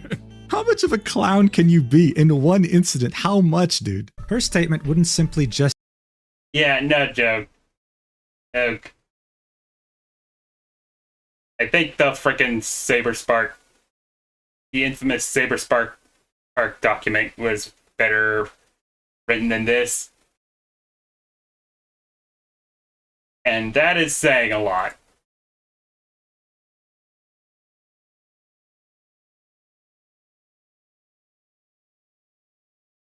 End here though. She then continues, saying, as for the Google document that Kaplunk had released, all the information within that was 100% factual and drawn from the VODs. However, it didn't shed any light from Kingsman's side of the story, which I believe was needed too. About 4 hours before the tournament started, I was downstairs crying from some of the misinformation and hate that was being spread after Kingsman had posted his YouTube video. Even though he had told people not to hate on others at the start of the video, seeing how upset I was sparked Cap to put together the Google document that he posted. She then continues saying he had told me that he forgot to finish doing something on his PC and then went upstairs to his setup. I went to bed as I needed sleep before the tournament as it was early morning hours in Australia. After a while I messaged him saying, I don't know what you are doing on your PC, but I have a gut feeling you are writing a post or a document and I think you should leave it and come sleep. I ended up falling asleep and he ended up staying up writing the Google document so that he could post it before the tournament started in attempts to clarify things from my side. The clip titled, Zaza was all for the document according to this clip on my Twitch was after the document had been posted and I had already read through it. It was completely Kaplunk's decision alone to post the document in the first place. Yes, Kaplunk might be my boyfriend, but that does not mean I have control over his actions. Just like everyone else involved, he is still his own individual person and he has since written a public apology to take accountability on his profile here on Twitter. I never intended to offend Kingsman or throw away an important tournament to him as I still wanted to help him win. But if he is at all offended by any of my actions, then I again apologize deeply and hope that we can all move on from this. Again. Right. I don't believe you.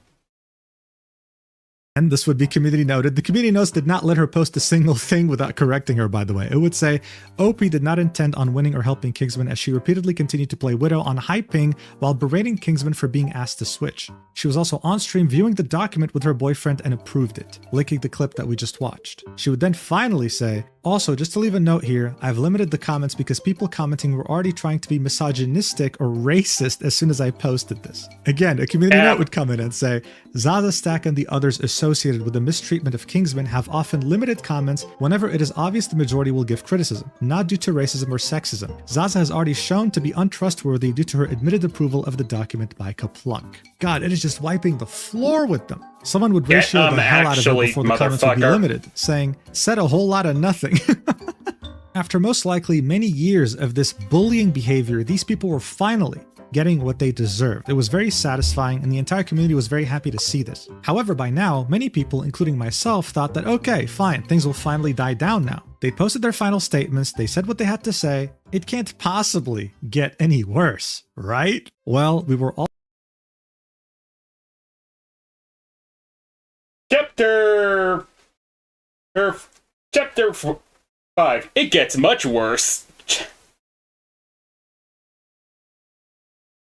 all proven wrong when Kingsman would make an entire brand new Twitter account just so that he can post new information he acquired. This would somehow, even after everything we've just seen, make everyone look considerably worse.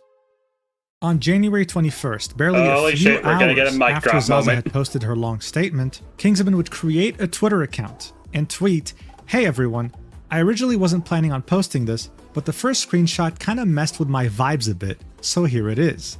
Posting his own Google document.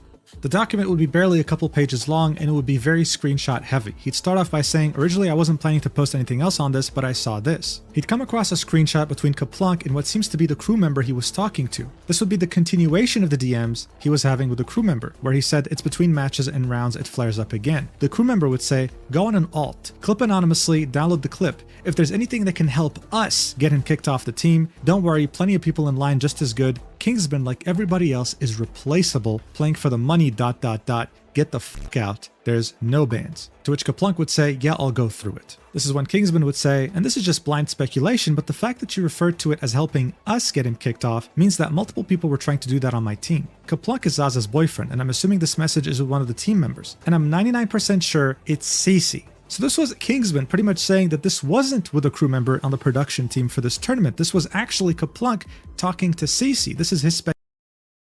Motherfuckers really were trying to pull a Blair.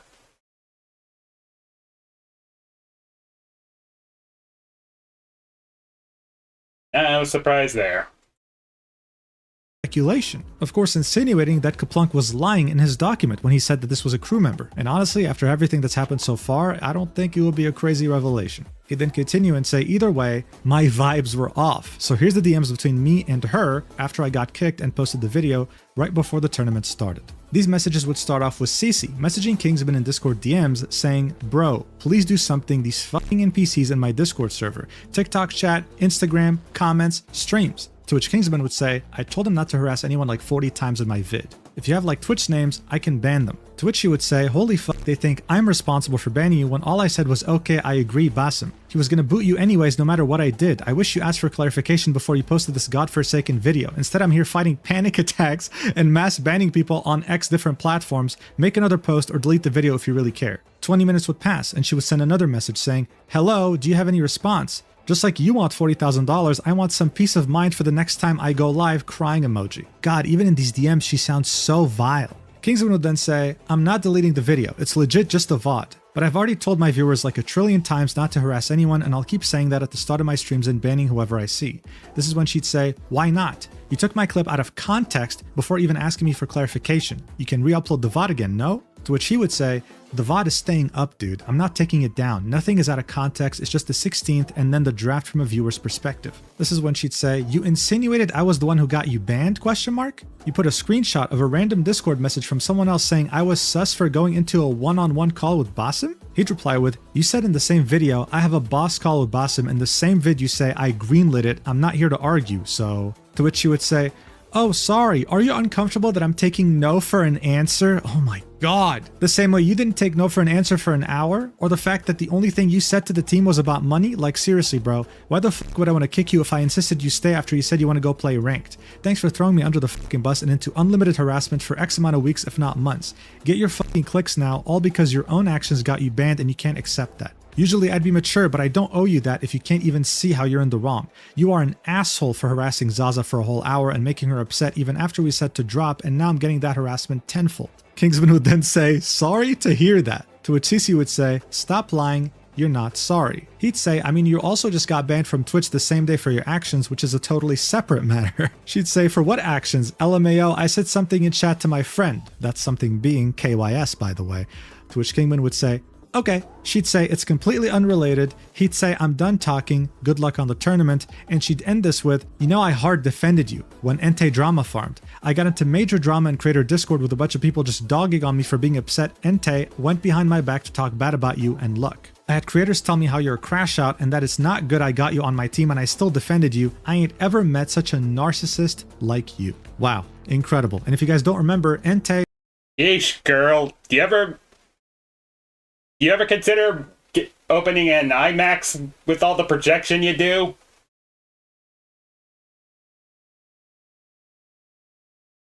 I make that joke very regularly. Not as impressive as you think. It was that one Marvel Rivals TikTok drama creator that we talked about earlier. Kingsman would then say in the document, "She then removed me from the Discord server with Rivals creators all over TikTok where we chat, and apparently she was the owner, LMAO. Also, on a side note, why am I getting messages like this? LMAO." This would be a message from clearly someone who is extremely mentally ill, pretty much saying that he's very angry at Kingsman for clarifying that he's not a misogynist at the end of his video. Going as far as saying, "You're a fucking disgrace for any self-respecting human, and I hope life R-words you by the very women you claim not to hate. Unless, of course, you change your ways." Anyway, this Google Doc served to show us that Cece was truly, I mean, if you weren't convinced yet, a terrible, vile person. Not once did she apologize to him in private. Not even once. She made herself out to be some saint who was always on his side and that she never did anything wrong. When Kingsman refused to go with her pity farming, she would really crash out on him. This is actually a real definition of crashing out, not what Kingsman did during the scrims. Kingsman would reply to this post saying, "Also, I'm so glad Cece also..." Also, apparently I learned that crashing out is actually black slang. I genuinely did not know that.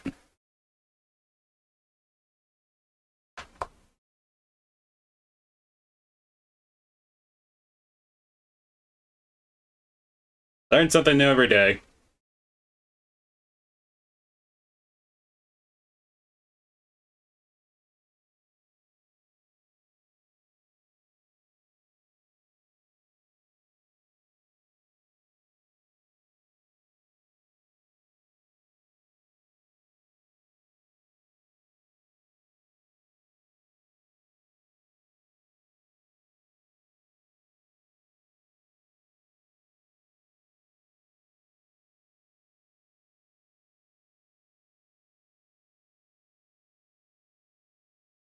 Turned the Marvel Rivals creator Discord from a server I used to know and talk with people into a CC Glaze server with my old friends. We see a content creator saying that she was furious with Kaplunk because he hurt so many careers. We'd see someone else saying, "I gained 600 followers after making a video showing CC as the Antichrist." More importantly though, we'd see a content creator by the name of Ashlyn tagging both CC and Zaza Stack and saying, "Don't let these people try and bully you off the internet. I know it's annoying, but use it as an opportunity to gain favor from people who support you. The parasocials will forget about it in a few days when they move on to the..."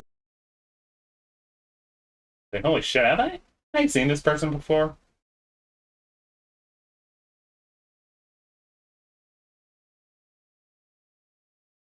I might have heard of her from somewhere.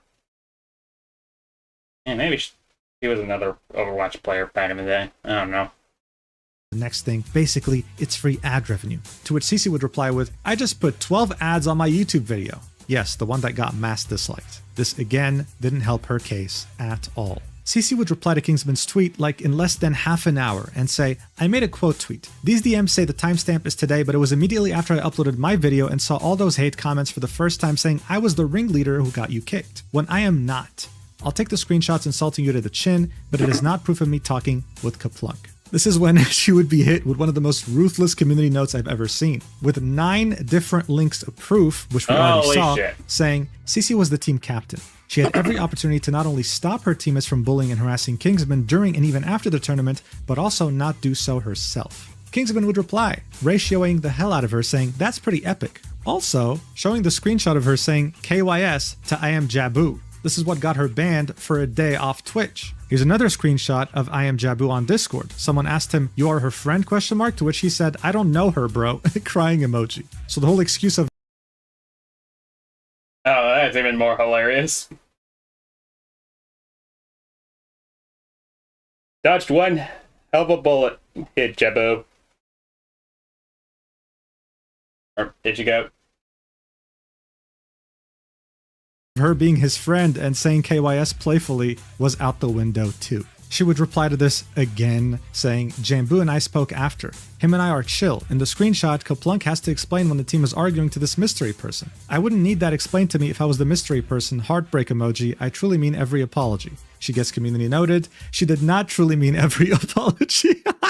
Linking her own DMs that he had leaked in his Google Doc. I mean, at this point, bro, stop. Like, she's already dead. Like, it was over. But it was also up to her to stop, to finally get off the internet. But she didn't. She would also quote tweet the post that Kingsman made, saying, "I am in the middle of class as I see this, but I want to be clear, those DMs with Kaplunk is not with me. I would not know of any substitute list. Yes, I know I flamed Kingsman, but I have been trying to apologize since that night. Proof below, I sent it to my friend at first and then had someone else confirm. I really don't want to be instantly framed for something I didn't do again. I have 0 DMs with Kaplunk. I already apologized for my behavior insulting Kingsman. I just want to move on. Please." She'd link a bunch of screenshots, and in them we can see her messaging someone, explaining to them the situation, how she had a panic attack and everything, and how she wanted to reach Kingsman after their very terrible conversation they had in DMs. But since she doesn't share the same servers with him, since, you know, she kicked him out of the creator server, she wanted this person to act as the middleman, to send him this screenshot, where she says that she's ashamed of how she reacted. She doesn't want this to be his last impression of her, that she wanted to apologize. But by this point,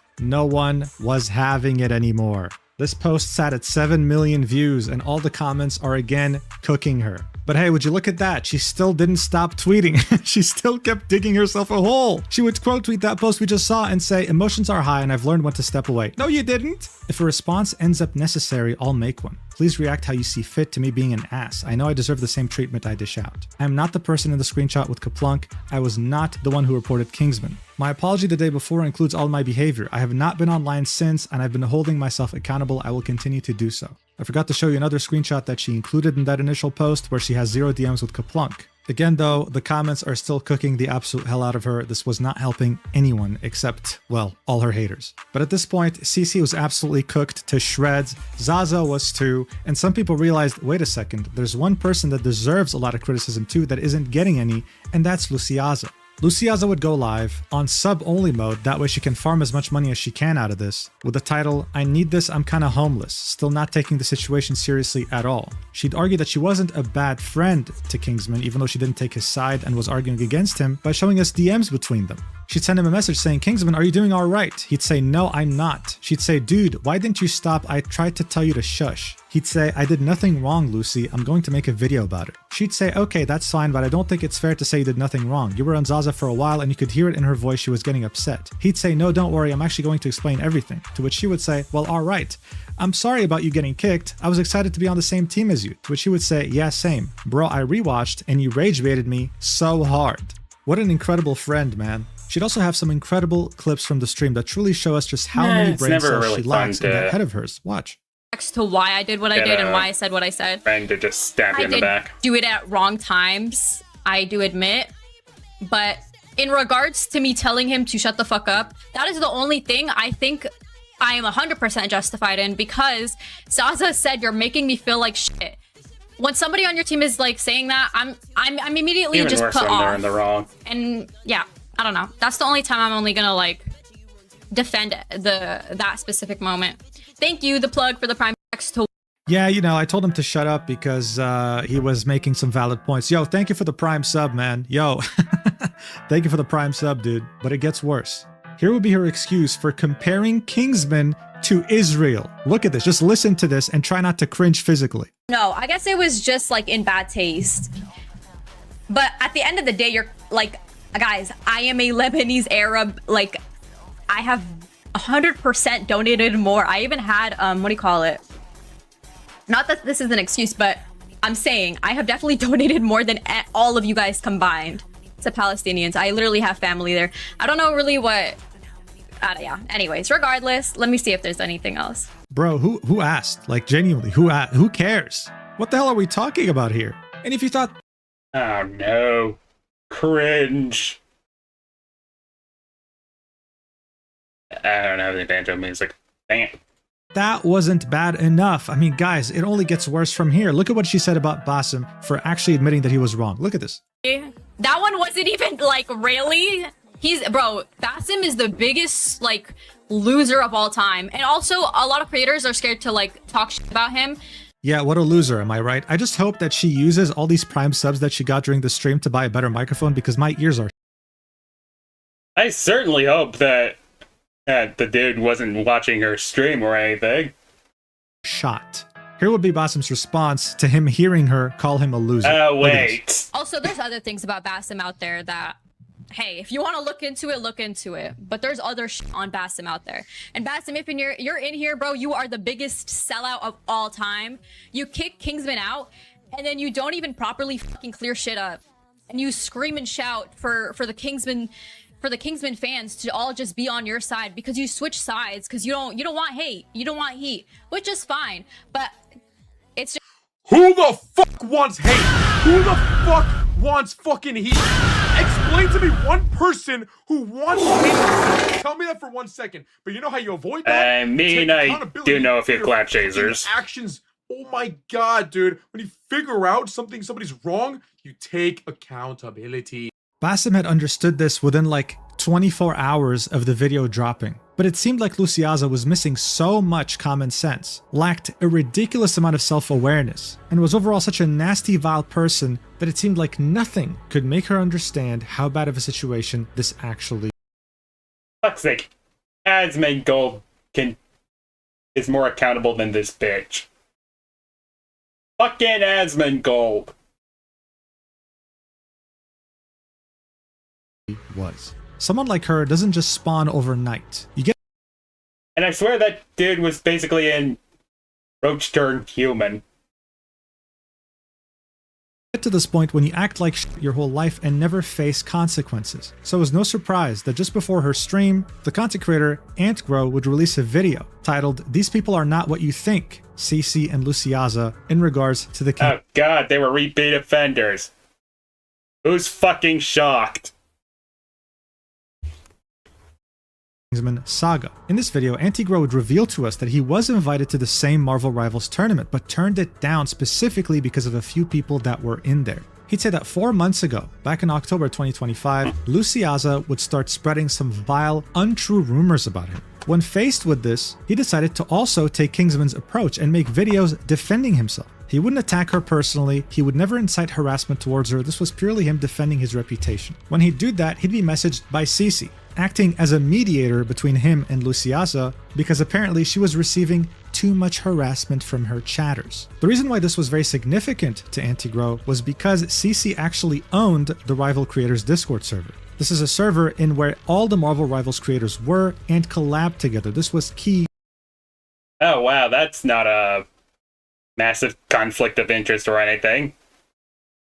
To your growth. He was directly threatened by the server owner that if he didn't stop sticking up to himself, then he was about to get kicked. She was using her influence as the creator of the server to bully others, protecting her other friend who was also a bully by the way, and threatening anyone who had something negative to say about them. It's absolutely disgusting, but again, not surprising. When you never get caught for doing bad things, you just keep doing them. Additionally, during that time, this screenshot would start spreading around, where Zaza Stack says, "Justice for that guy? He is black, I don't give a fuck," referring to Kingsman. She'd make a tweet saying, "I'm addressing the screenshot right now because this needs to be made clear. Before the drama, there were imposter accounts going around and hiding behind my name to act like this. I would never say this sort of stuff. That is not me. The only games I have played since the drama have all been live on my last stream, and I have not loaded up the game since. I've also attached a screenshot of my last ranked game so that you guys can see that I haven't played anything more. The times in the screenshot of my history are in Australian time." Someone would reply with, And we're supposed to believe you why. You've been lying since the drama started. To which she would say,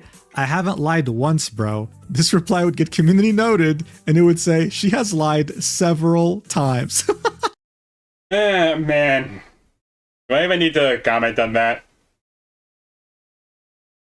Yeah, like Mujin said, community notes basically do all our work for us.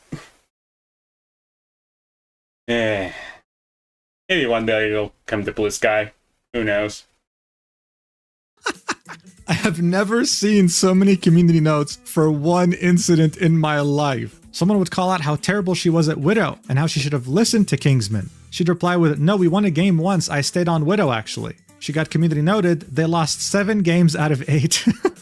And of course, we can't forget Ashlyn, the same person in the creator server who added CC and Zaza, urging them to not let anyone bully them off the internet. She'd tweet out and say, I collected more details on this drama and I'm willing to give a serious input. My genuine opinion on this is everybody was being cringe. CC, Kingsman, Zaza, everybody. Nobody was in the right here. The best thing for everybody to do is to not escalate the situation, learn from it, and move on with life. I feel so sorry for the other teams who have been massively overshadowed by this whole thing. It's not fair. This was truly unfortunate and preventable. She'd also get community noted, saying this user has heavily backed CC and Zaza, defended harassment, and otherwise engaged in various character assassination attempts against Kingsman, including inventing false allegations. It would be unwise to consider Ashlyn FPS unbiased in any capacity. Like, look, this was her saying, after reading the doc, Kaplunk's doc, this is genuinely insane behavior. His community, who's being so toxic towards you guys, just tells everything. I would be genuinely embarrassed if I were him, referring to Kingsman. She would then get ratioed multiple times in her replies. And so seeing the backlash she was receiving, the fact that she couldn't deal with the consequences of her own actions, just like everyone else,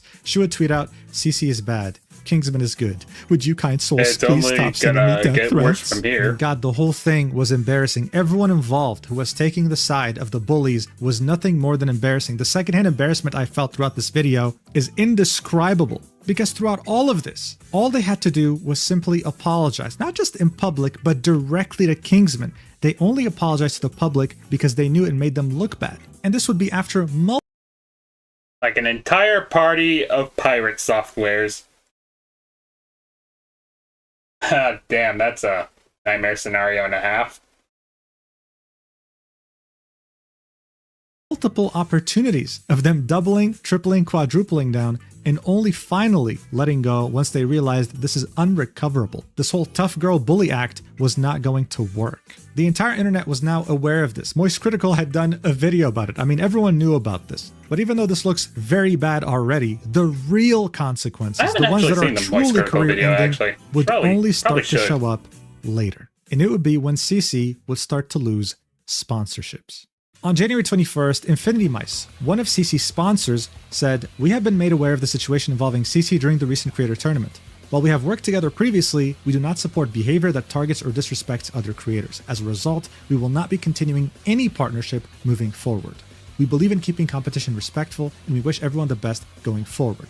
This tweet almost has 2 million views and over 50,000 likes. Since then, people have expressed interest in their products because having morals as a company is something rare these days. But they weren't the only ones. Solaris GG, the talent agency in which CC was a part of, would tweet a message from our owner. In it, you'd find a tweet by Hune, the owner of that talent agency, saying, "I've been informed of everything that happened, and as of today, I've made the decision that CC has been removed from Solaris and its creator program. I want to clarify, Solaris and its staff, other creators had zero involvement in Basim ZB's tournament. All of CC's social media posts and messages.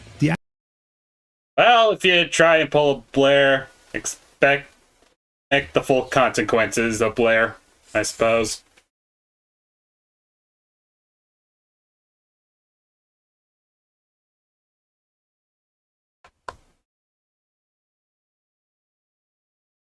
Actions done and the insult said towards Kingsman by the group of streamers is not something I'm happy about or what Solaris stands for. Again, this tweet would receive a lot of attention as well, over 2 million views, and many people were very happy about this. But that's not all. Someone would notice that CC in her links had one that led to Razer, even though she misspelled the name of the company. It seemed that she had an affiliate code. The people would let Razer know, linking a tweet that she made saying that yes, she got banned because she typed KYS in chat. They'd say, "We're looking into it." Later, they'd say, "We have confirmed that there were never official agreements with the creator and there are no plans for future collaborations." One could only assume that her affiliate code also doesn't work anymore. Cece had finally, for the first time in her adult life, received consequences that equaled her disgusting, vile actions.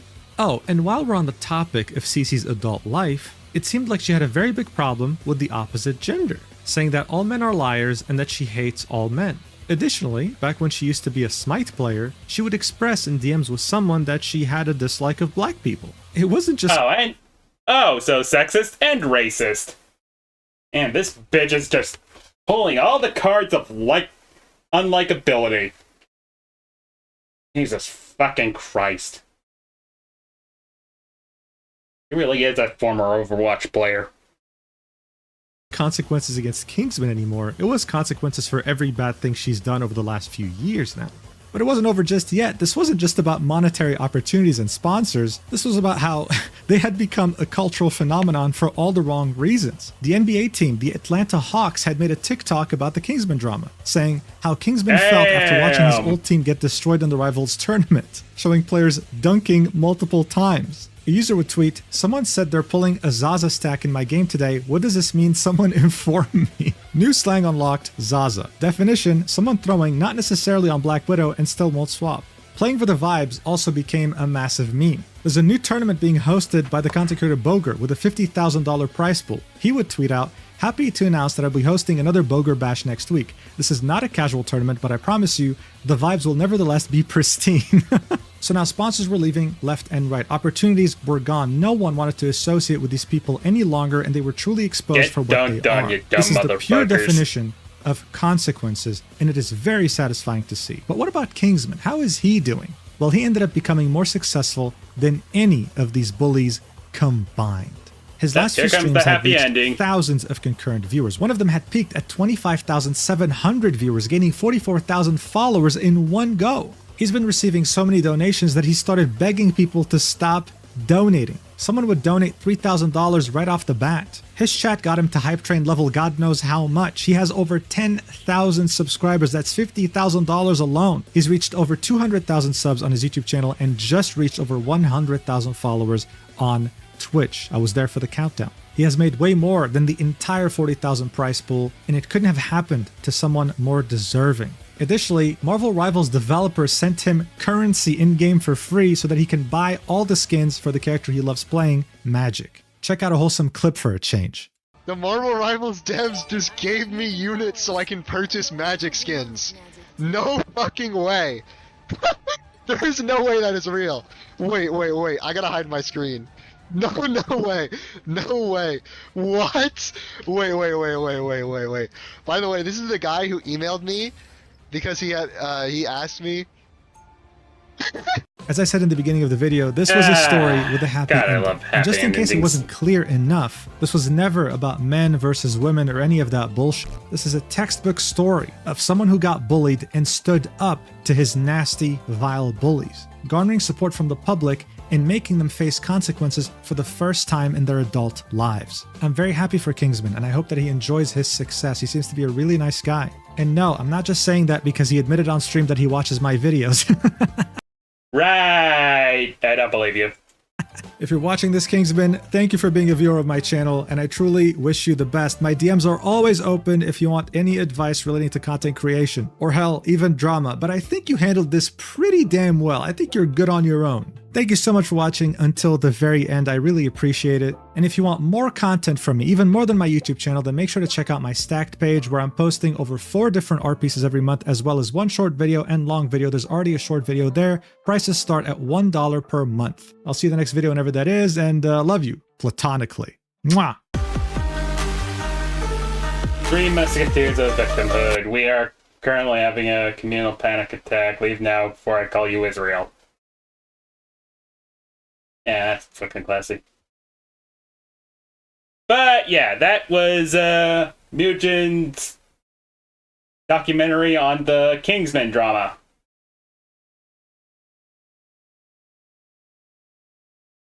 Pretty fun video. Glad Kingsman got a happy ending there.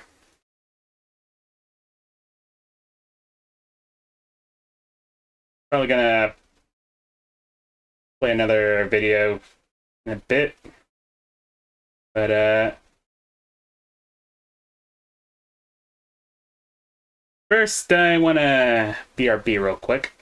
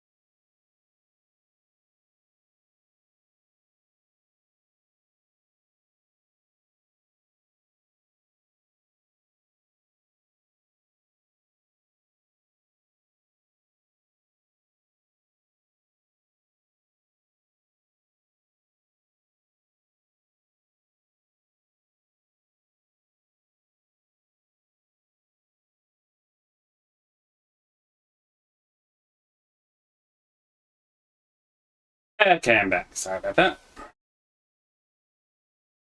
Gotta turn this back on. Alrighty. I think I might do another Mugen video.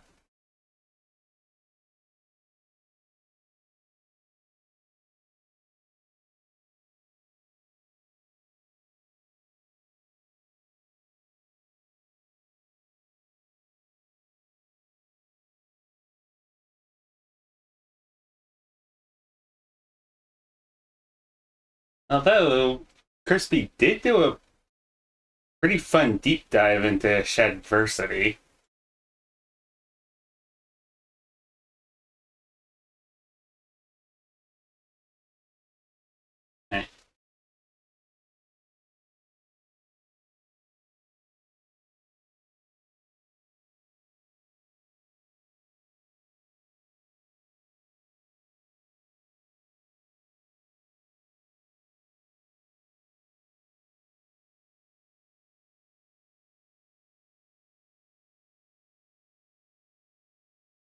Yeah, I think I'll do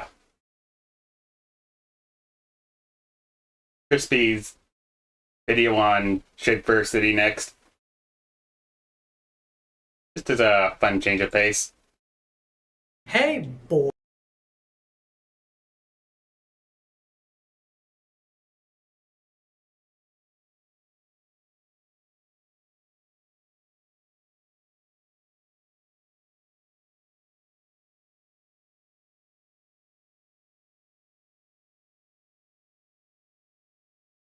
Alright.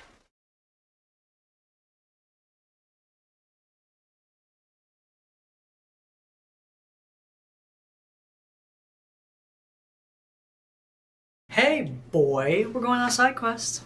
So, Good thing this reactor happened to be a boy.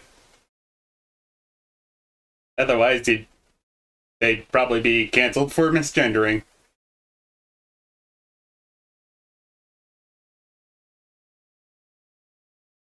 recently, there was a crowdfunder for a new Dungeon Dragon show called Min-Max. It was started by Cell Sword Arts. He wanted to bring together a bunch of various weapon YouTubers to play a D&D game. The crowdfunder was...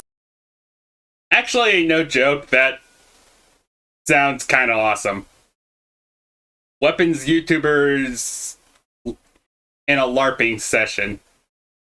That just sounds like an epic video idea.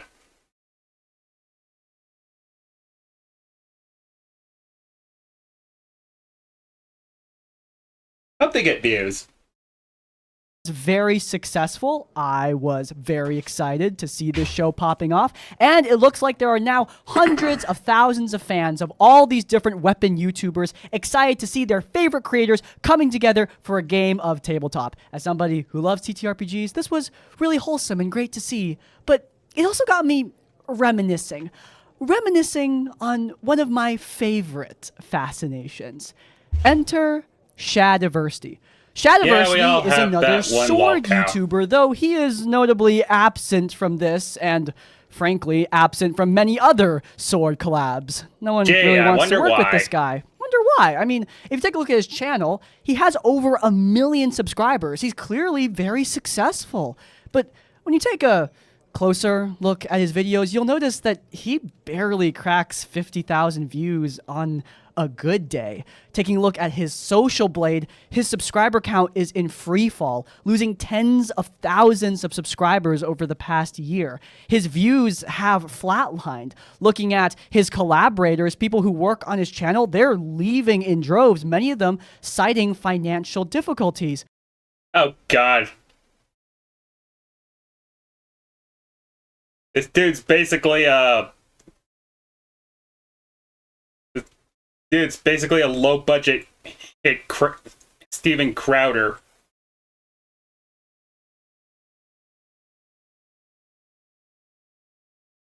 And that begs the question, what happened to this guy? I mean, it's not every day you see such a successful YouTuber lose everything. Did he release some super unpopular video? Well, Unfortunately for me, it's a bit more complicated.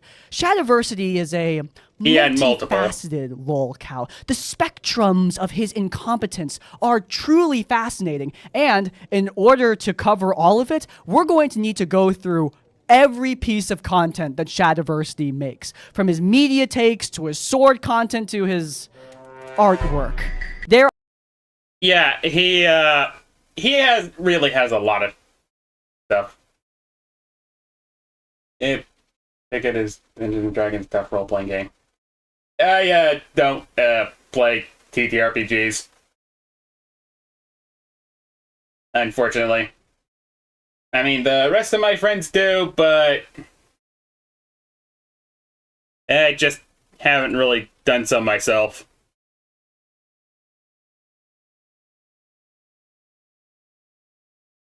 I mean, there have been plans to do a collab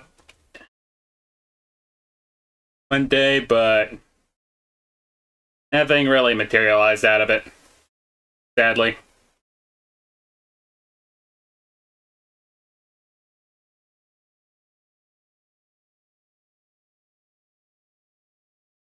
There are so many ways in which Shadiversity has failed, and each and every one of them could be the reason why Shadiversity's channel has fallen apart. From giving up everything for an alt-right grift, to AI activism, to his insecurity around his little brother, we're going to be talking about the sordid tale.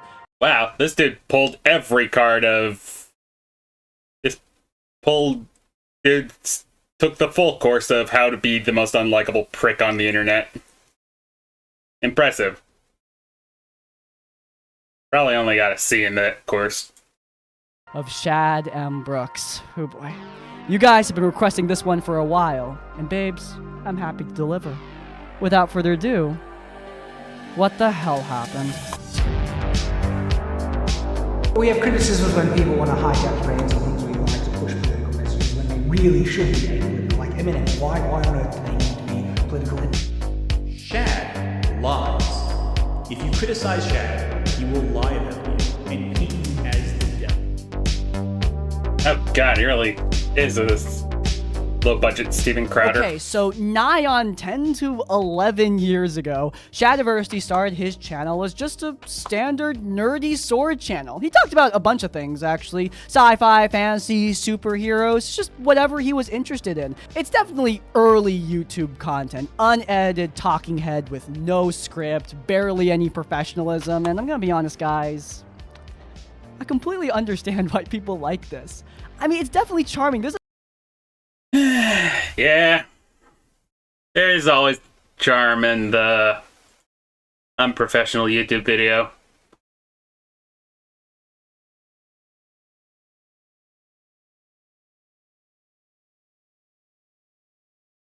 course, it's always just to start out with. It's pretty recommended to actually improve. A big part of me that misses this era of casual content creation. Just a really excited nerd talking about the stuff that he loves. This content built the bedrock of Shadiversity's career, and as his audience grew, he got to do more elaborate stuff. Elaborate on how chainmail works, showcase different types of swords. People were really interested in this content. Now, as I watch, I definitely noted that it's not the most scientific stuff out there, but I mean, come on, it's YouTube. We don't need to take everything so seriously. This guy's clearly having a good time, and his audience were happy to join him for the ride. However, even in the golden era of Shadiversity's channel, when his content was exploding and he was reaching past that precious 7-figure mark of subscribers, there was some trouble brewing. You see, Shad did a lot of sword content, testing various types of blades and armor, and so inevitably, he began to overlap with the HEMA community. HEMA stands for Historical European Martial Arts. It is a sort of club sport where people test authentic medieval techniques used by real knights wielding heavy steel blades. It's some serious stuff. I certainly can't do it. Now, as a kid, I fenced against my dad, and I'd leave with sore ribs every time. I respect anyone that has the... Yeah, I can already tell this is gonna be a shit show.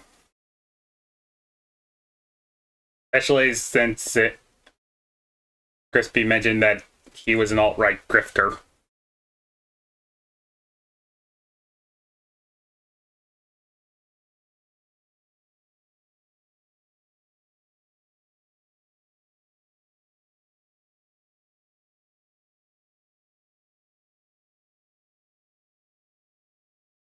ability to practice HEMA because it takes effort, years of training and honing your body. It's impressive, but Chad had some interesting opinions about HEMA. It really blew up in his face though when he covered a video made by Matt Easton. Matt Easton was essentially explaining what HEMA is and what HEMA isn't on his own YouTube channel. He explained that HEMA is historical, that people who practice HEMA practice real historical techniques and wield appropriate material while doing so. If you're just swinging foam swords in your backyard, that is not the same as practicing HEMA. I think that's a perfectly reasonable point of view. Keep in mind that Matt Easton is absolutely qualified to talk about this because Matt, invented the acronym. So I was one of the founding members of HEMAC, the Historical European Martial Arts Coalition, and this was the first organisation to use HEMA in its name. And we had a very specific remit. We had a mission statement, and we knew what we were doing. We were all in accord. And so when we invented the term HEMA, we knew what HEMA meant. Yeah, if you're gonna debate with anyone about the proper definition of HEMA, I'm pretty sure this guy is the last person you should be debating. But Shadiversity decided to try anyway. He made an extremely disproportionately long response video to Matt Easton. Keep in mind, Matt did not name anyone in that video. He was not trying to target any content creators. It's on Shadiversity that he took this general video about the definition of HEMA so personally. And guys, this is the most Reddit argument video that's ever been posted to YouTube. This exclusion starts with saying effective, viable techniques people discover through valid historical experimentation based on historical sources that are not written is not HEMA because many HEMA practitioners have created an arbitrary standard that is fundamentally different to the meaning of the word history. God, if you're confused. This motherfucker actually tried to, one of the inventors of the term FEMA. There has to be a level of stupid that dude just passed. Confused by the word salad, trust me, you're not the only one. I'll translate the idiocy for you. Shadiversity is upset that HEMA is historical, that they are strictly practicing historical techniques. He thinks that we should be allowed to innovate, to experiment, to do things based on real history. I mean, we are blessed to have actual historical accounts and sources that we can directly take for our reenactments, but I mean, we can be a bit more creative, right? That is the dumbest argument I've... Actually, no. I think I've heard dumber, but yeah, this is definitely up there. Instead, they appeal to many period-written sources, which in themselves are an incredible resource we are very lucky to have, but use them as an exclusionary standard, claiming that if it is not in the sources, it is not HEMA. Look, I want to make it clear. There's nothing wrong with creativity. We're a Dungeons & Dragons channel, for Christ's sake. We're not practicing realism here. But HEMA is historical. Shadiversity accuses Matt Easton and other HEMA practitioners of being gatekeepers, but that's so stupid. Matt Easton is not gatekeeping HEMA. Gatekeeping is when you keep someone out for an arbitrary or dumb reason. Like if Matt Easton were to say that women can't practice HEMA because they're the fairer sex, then yeah, that would be gatekeeping. But that's not what... And chances are Shadiversity probably will never make those types of arguments. Since, let's be real here, we all know what the motherfucker's like. He's saying. He's just saying that if you want to practice HEMA, historical European martial arts, you need to practice accurate historical martial arts. What Shad is saying is that he wants to call himself an NBA basketball player even if he only shoots on the kiddie hoops. And I'm being pretty serious about that because remember when I mentioned that Matt Easton talked about foam swords in the backyard? Well, that's part of the video that Shad took incredibly personally. Matt's example of two people simply sparring with foam longswords in the back garden and do not do anything else apart from sparring, that such a pursuit is not HEMA, is wrong and framed very poorly, but I will expound more on this soon. What I want to address first is that people have assumed he is referring to me by this statement. Do I really need to explain the difference between wielding foam swords and wielding actual steel? Come on, man. I mean, apparently if the dude's actually trying to make that argument. I don't even know shit about weapons or FEMA, and even I know the difference between those two.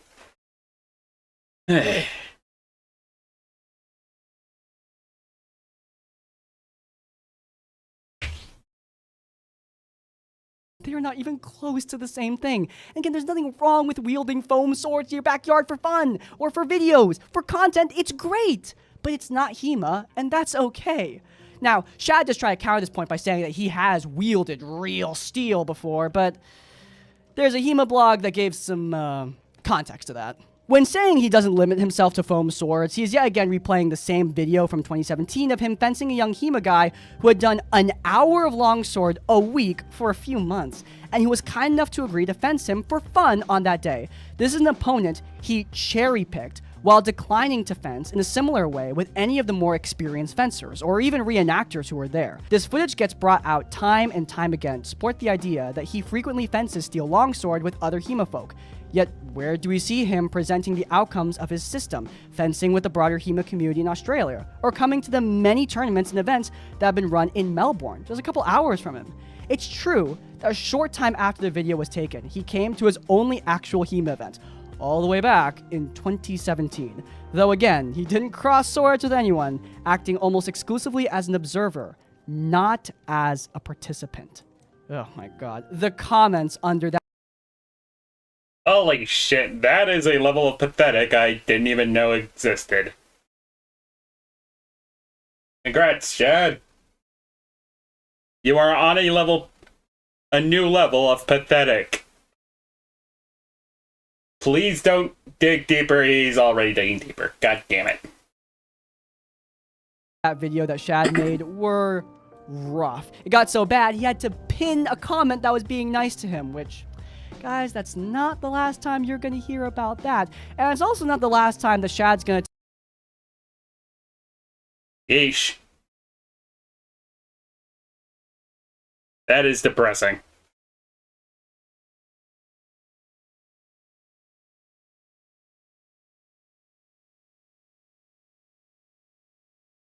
take a general video made by an actual Yeah, that may as well have been a pin of shame for what good that did. martial artist incredibly personally, because yeah, he didn't learn his lesson. He did this crap again. Welcome back to the stage, Sellsword Arts.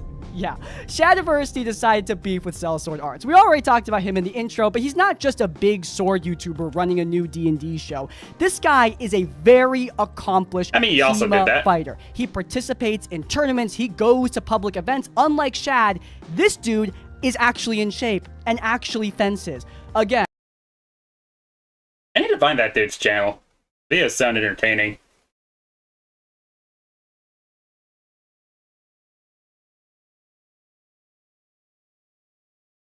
of all the people to debate about HEMA, I would not try to debate this guy.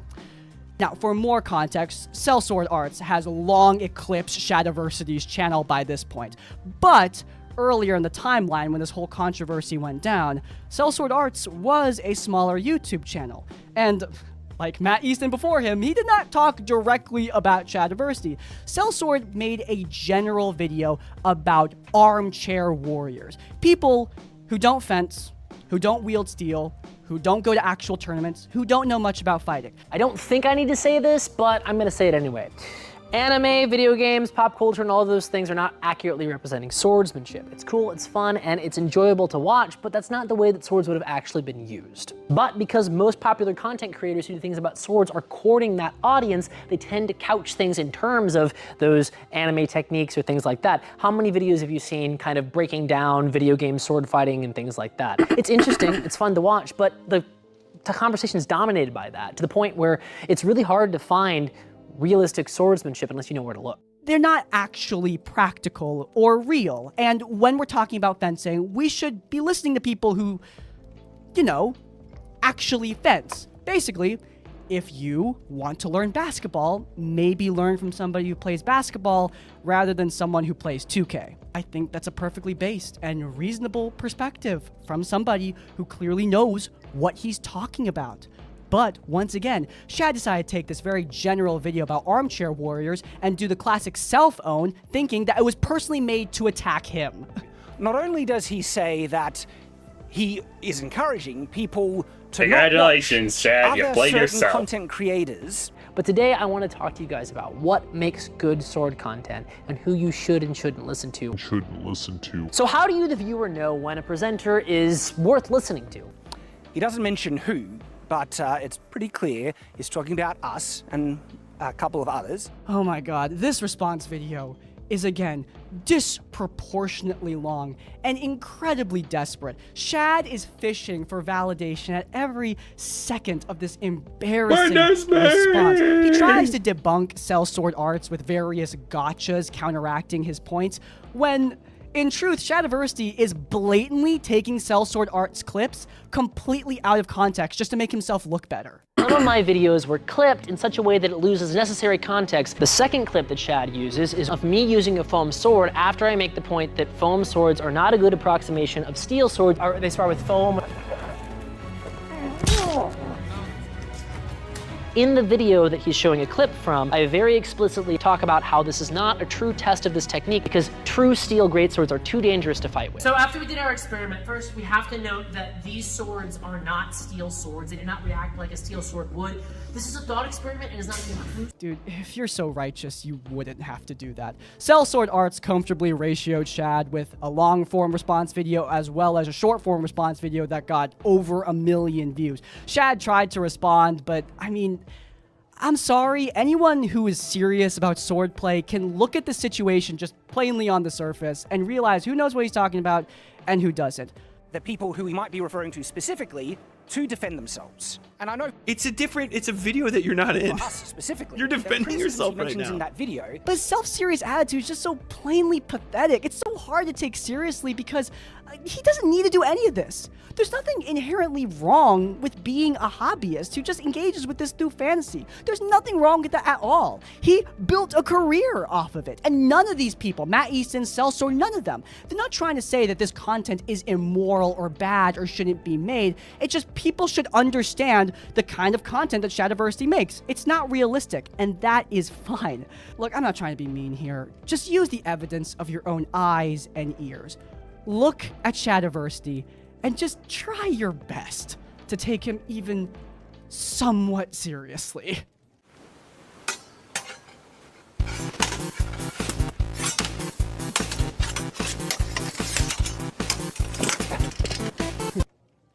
In this clip. Man, Star Wars Kid really let themselves go. Hey. Of the super serious HEMA fighter, Shadiversity. Shad is fighting with a double-bladed Darth Maul lightsaber sword, trying to prove that this is actually a practical device that would be great to use in real combat. He has terrible footwork, his stances are a mess, his sword bends the moment it touches the ground, meaning it's probably a lightweight foil. And, oh my god, the worst part is, when this fight is done, by fight I mean Shad awkwardly swings around while barely moving his feet. When the fight is done, listen to Shad breathing. So they said you can't really do winding and binding. But in that exchange, I wound into your guard.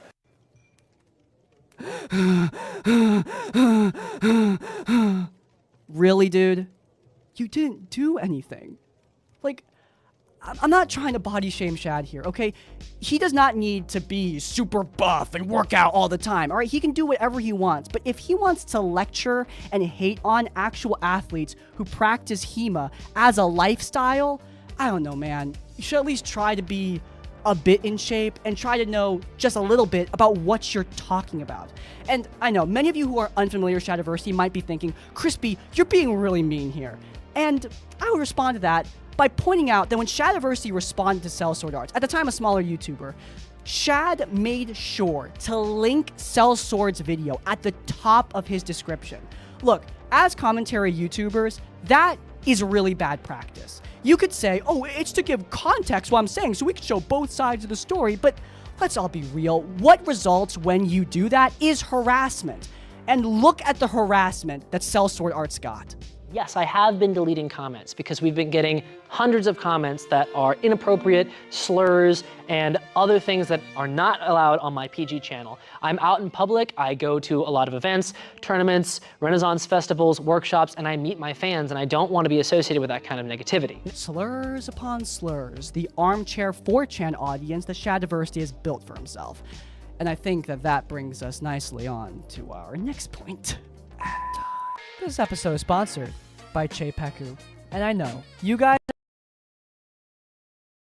Yeah, let me interrupt up here, actually. But yeah, the...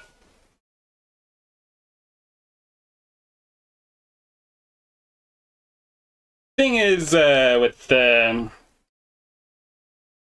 moderating comments is that it's actually perfectly fine to do, despite what some drifters would say.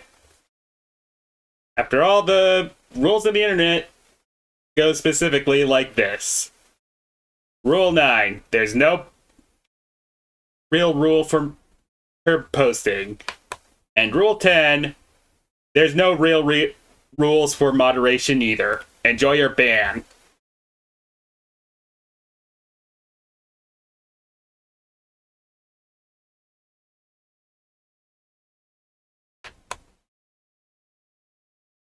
In other words, your posts will only go as far as people will let you.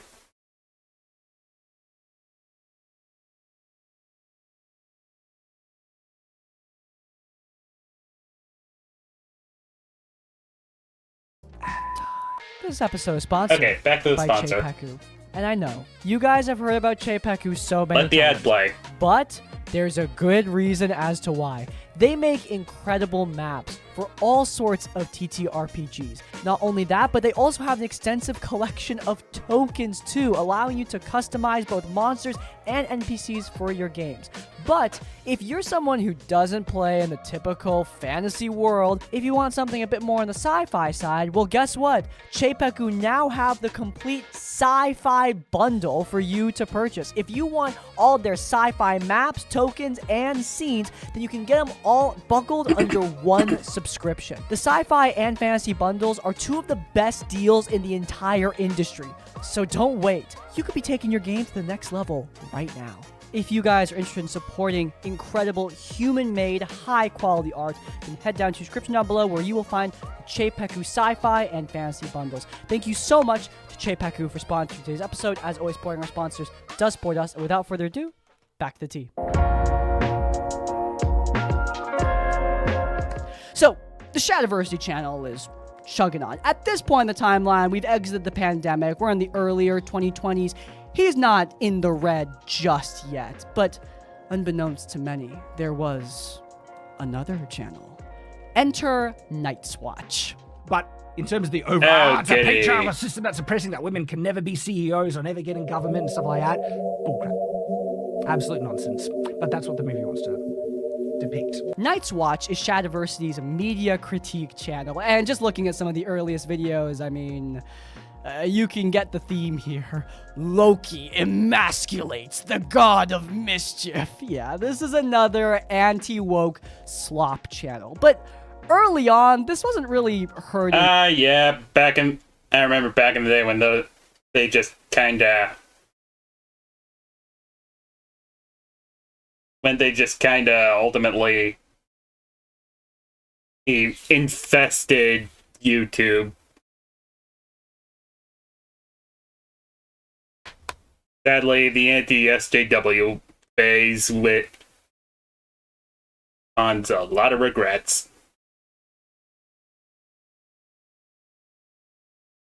And incidentally, the respect towards them ultimately ends when the person they want comes into power.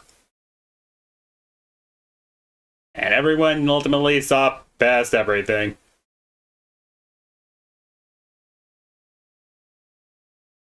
And now they are the slop.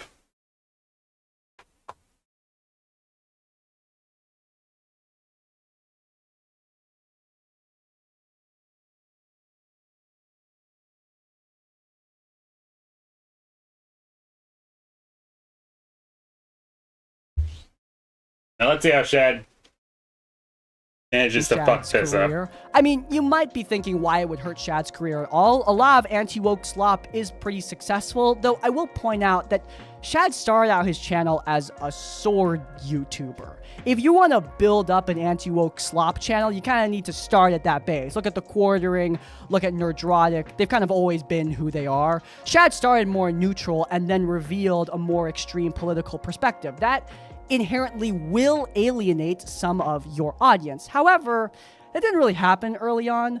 I think the first reason is because in the early 2020s, Shad was critiquing media that frankly sucked. I mean, obviously, I disagree with the anti-woke stances about Kenobi, about The Acolyte, about She-Hulk. Those shows don't suck because of women and black people. Those shows suck because they suck. Yeah. As I continuously use this example, wokeness had nothing to do with Overwatch's success and failure. In fact, it had nothing to do with either.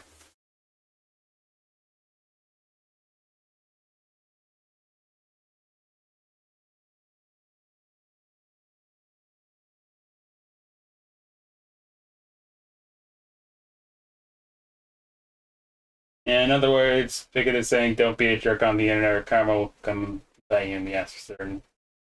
I mean, that could happen too, but moderation on the internet, I was really saying that you can be a jerk, but expect people to moderate the spaces they maintain. And Gasp, is that a Dr. Plague? Oh yeah. Probably is. I mean, let's be real here. Who doesn't love the Plague Doctor aesthetic? The fun aesthetic. Even the SCP Foundation has an anomaly that uses it. And therefore, there's going to be less pushback against Shad when he calls out those shows as bad, even if his reasons are a little unhinged. The other reason I think that Shad didn't get a lot of pushback for his channel, though, is because, frankly, no one was paying attention. Look at these early viewership metrics. They are pretty damn low, especially compared to his main channel, where he was comfortably... I say. I haven't think Hank Sargon would get those numbers nowadays. Getting hundreds of... Actually, let me see.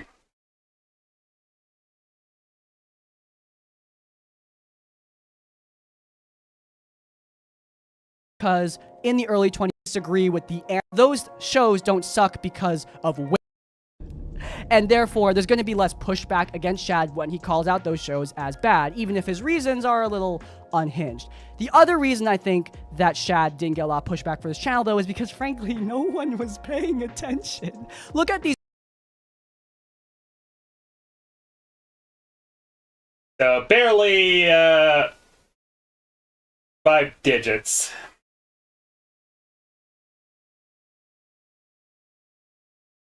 Probably even less so. Yeesh.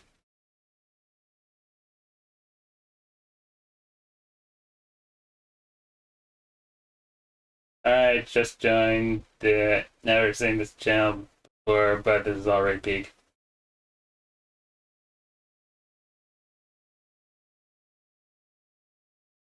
Oh, yeah. It's actually my first time covering a Crispy video. But yeah, sheesh. Those are some rookie numbers for a right-wing slop channel. I think the only one, but still somehow much better than Death Noodle's numbers. Oh, thank you.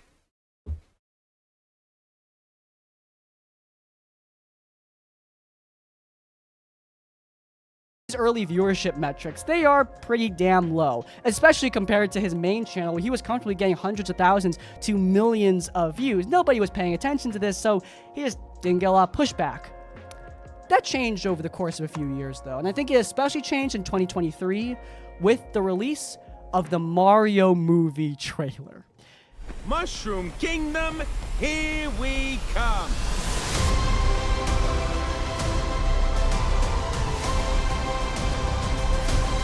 This was, to my knowledge, the first time Shad got some real big pushback on Night's Watch. He reacted to the Mario movie trailer and had some fascinating things to say. You don't have a whip out, pants and halberd in Smash Bros. Yeah. Princess Peach's motorcycle outfit. Ah, yeah. So he's a fake fan too. Shad really pulling all those numbers for the likability scale.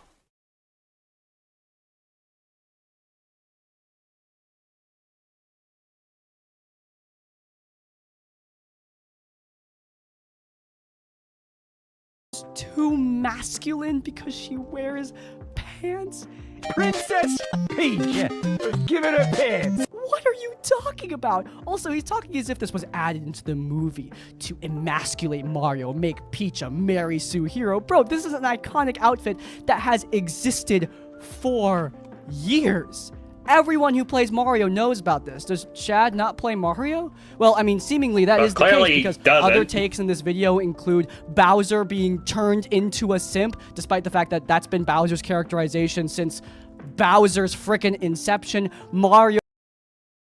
Yeah, seriously, the dude literally captures a princess.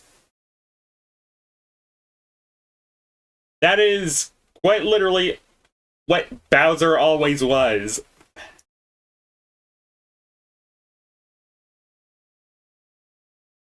Yeesh.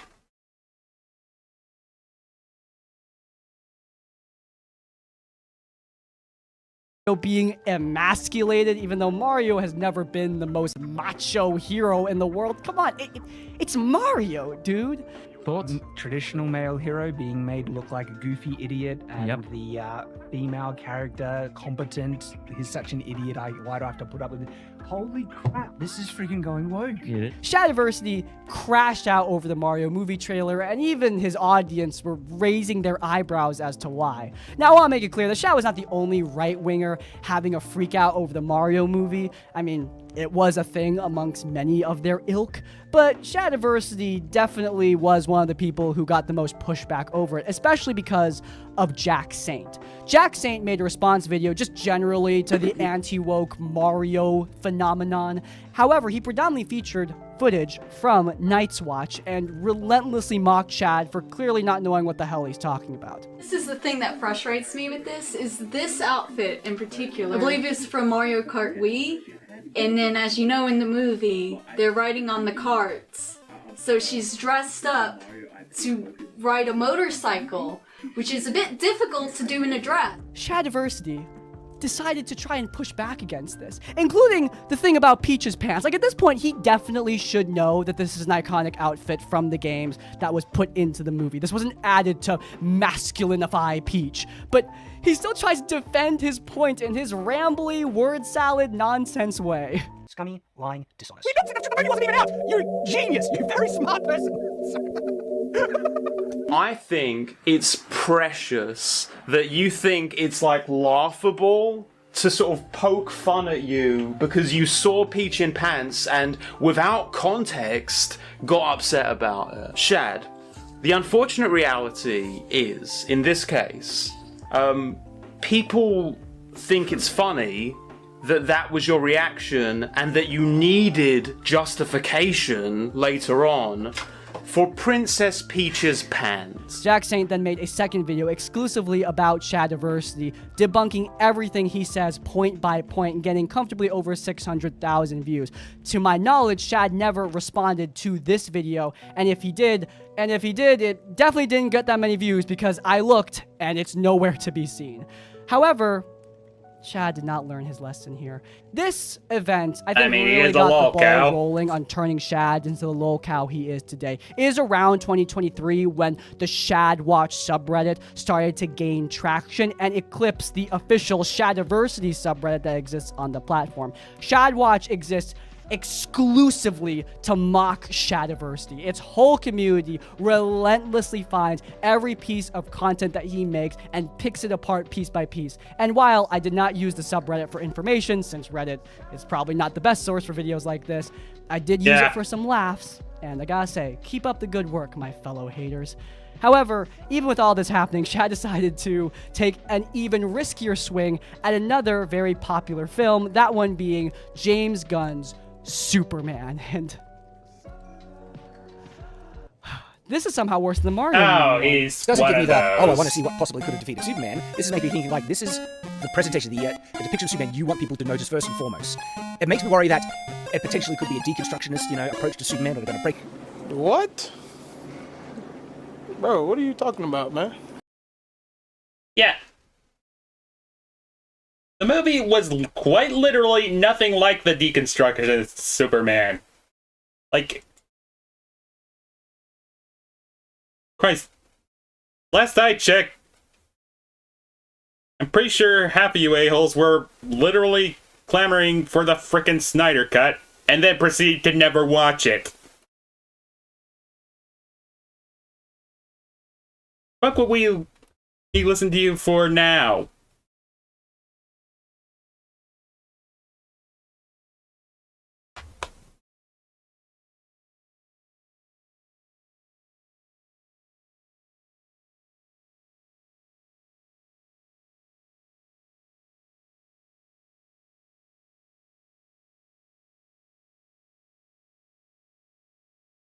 This trailer reaction. It's long, rambling, nonsensical, and extremely overly loud.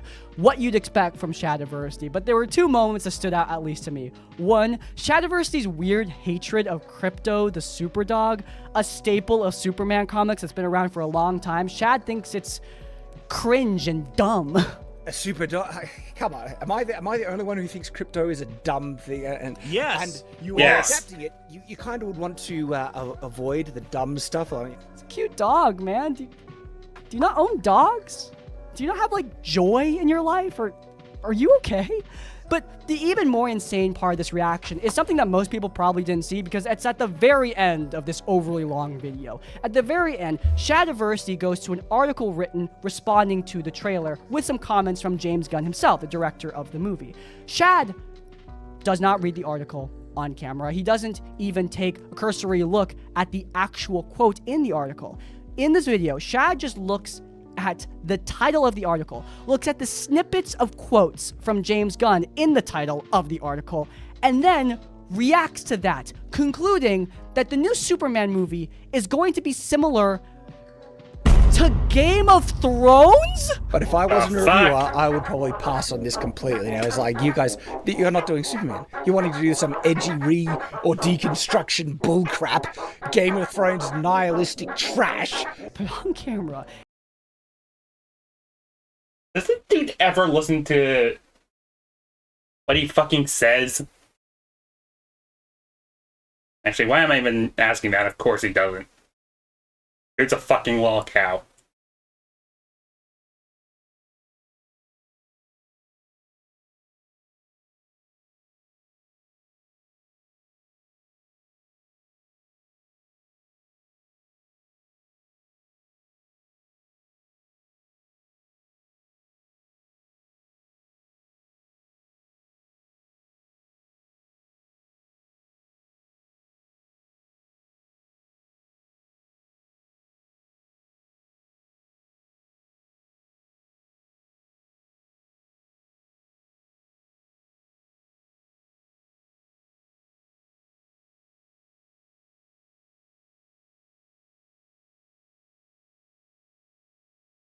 Hey.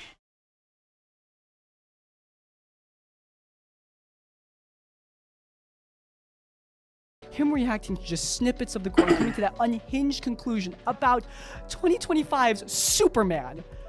Oh, also, Shad did that thing again where he pins a comment being nice to him because all the other comments are mocking his stupid opinions. Amazing. It was glorious. Now, many people have torn apart Shad's Superman takes and his Mario takes, including Anthony Gramuglia. This guy comments on a lot of my videos, and I've tried my best to figure out how to pronounce his name. It's just not happening for me, guys. I'm really sorry. Anyway, Ant made a reaction stream to Shad's reaction stream of the trailer. He tore apart what Shad said. And look, at this point, Shad's learned his lesson. When he responded to Jack Saint, he just made things a hell of a lot worse for himself. He became a laughing stock. I mean, no one wants to do that twice, and he was not about to make the same mistake. Shad took a deep breath, acted like a grown man, and allowed two people to have two different opinions on the Superman movie. Nah, I'm just kidding. He made a 2-hour live stream about it. Yeah, I made the first half, not gonna lie. There are false fantastical, non-realistic things that are justified in ability, make sense for the adaptation, and things that don't possess that. I don't want little Superman shooting out Superman's palms. Oh my god, Douglas, bitch, ever shut up. That's a silly, dumb. There's lots of silly, dumb things. But it's just so funny that Anthony is like, look, I can't believe you accept this.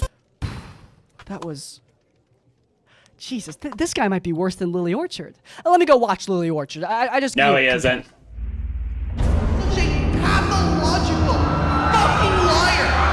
Yeah, never mind. Lily Orchard's still worse, but Shad's pretty bad. Anthony, though, he was not done. I mean, he took down the aforementioned Lily Orchard. He can take down Shad, too. This is just another body. So, he made another live stream and comfortably ratioed Shad once more. Shad lies. If you criticize Shad, he will lie about you and paint you as the devil. I do not feel good about that. I don't feel good about a guy going around with a much larger channel in theory, attacking critics that he sees as small potatoes who can bully into submission. I think this final stream absolutely destroyed whatever reputation Night's Watch had left, because after this, the Night's Watch channel just collapsed. I mean, I don't know if it was directly caused by all these people making fun of Shad, but I'm sure it didn't help. The channel at this point gets pennies in terms of revenue, with only a few thousand views to its name. Night's Watch is thankfully in the ground, but Shad has kept the ball rolling on other platforms, including Twitter, the platform currently known as Twitter. He posts just the most unhinged things, and it makes his earlier complaints about gatekeeping in HEMA the most hilarious of ironies. The sad thing is, so most girls still don't like it because the fundamental Shipman DNA of weapons and adventure is still there, just made later down. And girls are just not into that kind of thing as much as boys. And the girls that are liked it the way it was, not the pussified version of it. There's nothing wrong with the fact most girls like romance stories such as Twilight or Pride and Prejudice. They don't need to like D&D or Star Wars. And in spite of the efforts, no one can make them. And there's nothing wrong with boys liking the idea of slaying scary orcs. In fact, that's a good thing. I love how Shad is pretending in that tweet like he's protecting girls from liking Dungeons & Dragons, those horrible liberals. Andrew Tate ain't sucking your dick. Dick, Shad. Quit asking him. Are forcing women to enjoy D&D. What would we do without white knights like Shad? Like, I'm gonna end this segment with something a bit serious, so feel free to skip to the next one. This isn't super relevant to the rest of the video, but this is how unhinged Shad acts when he's talking about stupid nerd stuff. Look, I love D&D and Star Wars and fantasy and sci-fi and all that stuff. It's cool, all right? But at the end of the day, it's, it's games, it's movies, it's TV. It's not the most serious stuff. What happens when Shad is actually talking about serious political events? Well, it gets worse, dude. Because our politicians are doing nothing. Not even that. They're actively taking measures to make it worse. Our retarded Prime Minister's response to this is like, oh, you know what will fix it? We'll take away more of Australian rights in their guns so they won't be able to defend themselves when another attack happens. You friggin' retard!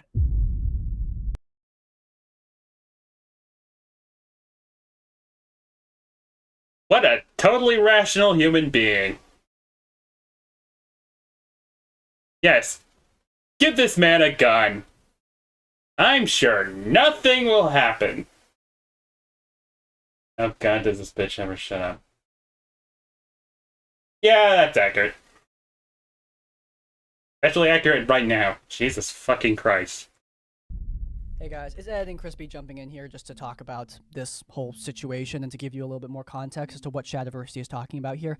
He's talking about a shooting that took place on the Bondi Beach in Australia. It took the lives of many people. It was a terrible tragedy. And of course, Shad is using this event, exploiting this event, to try and beg the Australian government to give him more guns. It's pathetic. It's pathetic, to be quite frank. Look, this is coming from somebody who has a concealed carry license, who owns more guns than Shad ever has, and likely Shad ever will. Do you want Shad M. Brooks to be roaming around your streets with a firearm? As an American, I can comfortably say, fuck no, I don't want this bitch anywhere near a gun.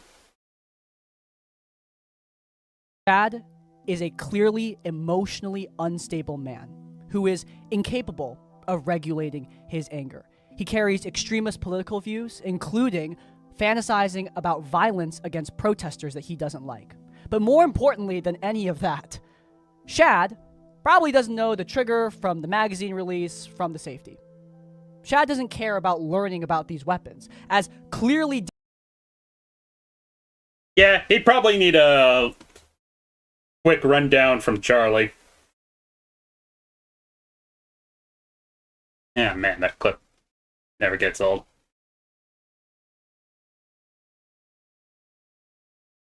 Demonstrated during the HEMA segment. I mean, he doesn't care to learn the complexities of real sword work. Do you think he cares to learn the complexities of wielding a firearm? Do you want this? Politicians are retards! Walking around with a gun? Shad M. Brooks, in my opinion, is the reason why governments need to institute strict gun control laws. Look, this is a dark segment, so I'm going to end this off with something. One hero who put his life on the line to save his neighbors. This man is named Ahmed El Ahmed, and he is a Syrian immigrant. He saw the gunman, and he risked everything to save the people around him. He didn't have a gun, he didn't have a knife, he didn't have anything. He just had his hands. This is what hero looks like. If you take away nothing from this video, I want you to remember this man's name, I want you to remember his face, and I want you to remember his words. But you risked your life for strangers. I risked my life for innocent human being. I can't call them stranger because they are a human being like me, like you. This is what a hero looks like. This is what a man looks like. This is what Shad could never be. That was the best burn you could ever give the motherfucker.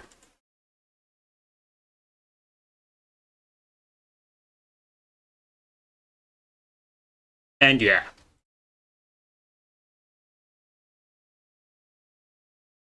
I completely agree.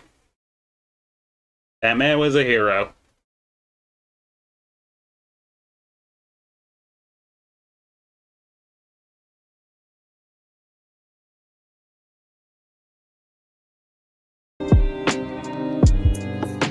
This is probably how you know Shadiversity, his incredibly awful takes about artificial intelligence. Oh, now, good. If this ought all be of the above fun. didn't turn Shad into a lol cow, this absolutely is what pushed him off the edge. On October 23rd, 2023, Shad released his video, My Love Letter to AI Art. And oh god, I'm it expecting opens cringe. with Shad showing off some pieces of art that he made himself. And, you know, art is subjective. Art is sacred. And no matter what you think about... And that artwork has some serious 2000s vibes.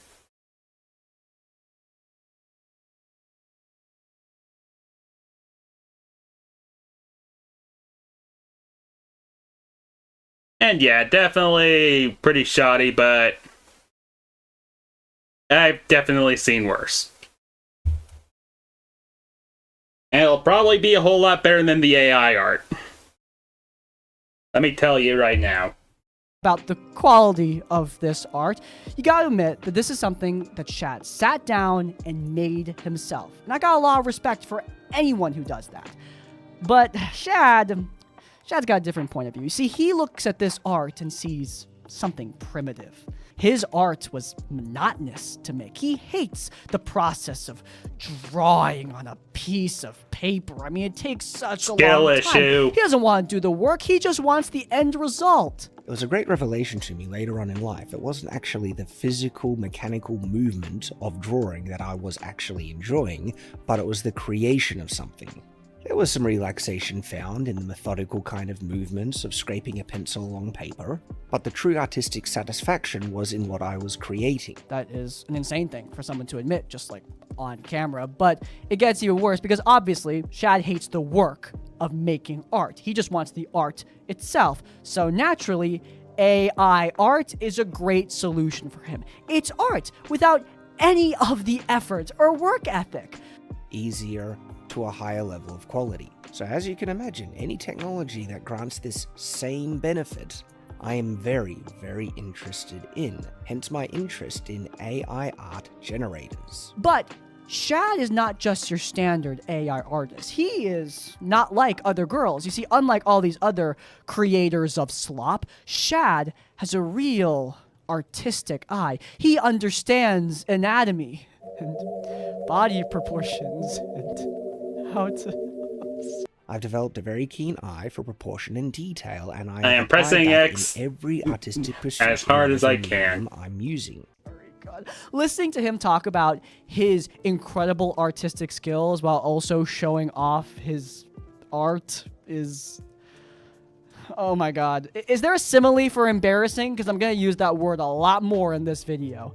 But when it comes to the actual AI quote-unquote art that he's making, it doesn't look any different. I mean, Shad pretends that this is some revolutionary process he's doing. He's unlocking the potential of AI. There are many people who use AI art who have seen my images that I've made with this technology and have literally asked, how on earth do I produce these results? They see a difference in the quality that I'm able to achieve versus the quality that they have been able to achieve. Shad, you're making the same slop as everyone else. Nothing about this is special. I mean, look at this woman's head. Oh my god, that is so disproportionate to the rest of your body. And you're telling me that this is some revolutionary piece that Shad's put together? The rest of the video is Shad describing his technique for making this higher plane AI art. Look, better artists than me have torn this video apart. And as someone who's dabbled with these things in order to understand them, I can tell you that he's not very good at it. For starters, there are way too many parameters here. This is a throw everything at the wall and see what sticks approach. With so many parameters, none of them is weighted very heavily, so how can you tell how much any part of it is really contributing to the image? That's why he's using the parentheses to add weight, but I can also tell you that aside from one instance, he's not even using those effectively. Instead of adding additional parentheses to increase the weight of a particular part of the prompt, you have far more control with using numerical values, not just nested parentheses. There are also numerous typos, weird colors, and model shoot as one word. How much can this represent your vision if you're feeding it words that don't make sense? You might as well slam your hand on the keyboard for some of these and see how it affects your output. Jesus Christ. Even AI tech bros that think this dude's generations are cringe. That has got to be a new level of pathetic.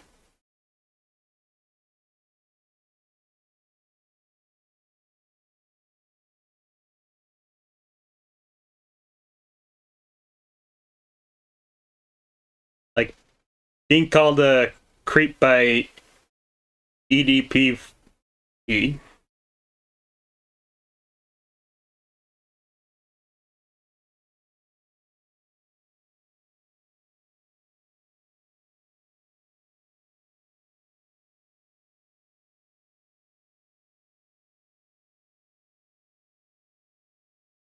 With that being said, there are some things I want to highlight.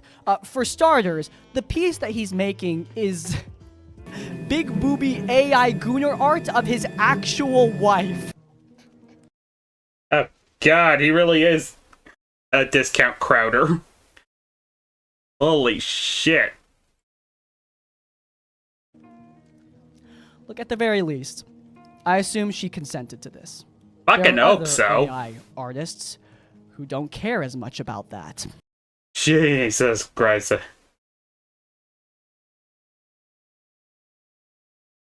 Every day I get a constant reminder that Twitter's a hellspace.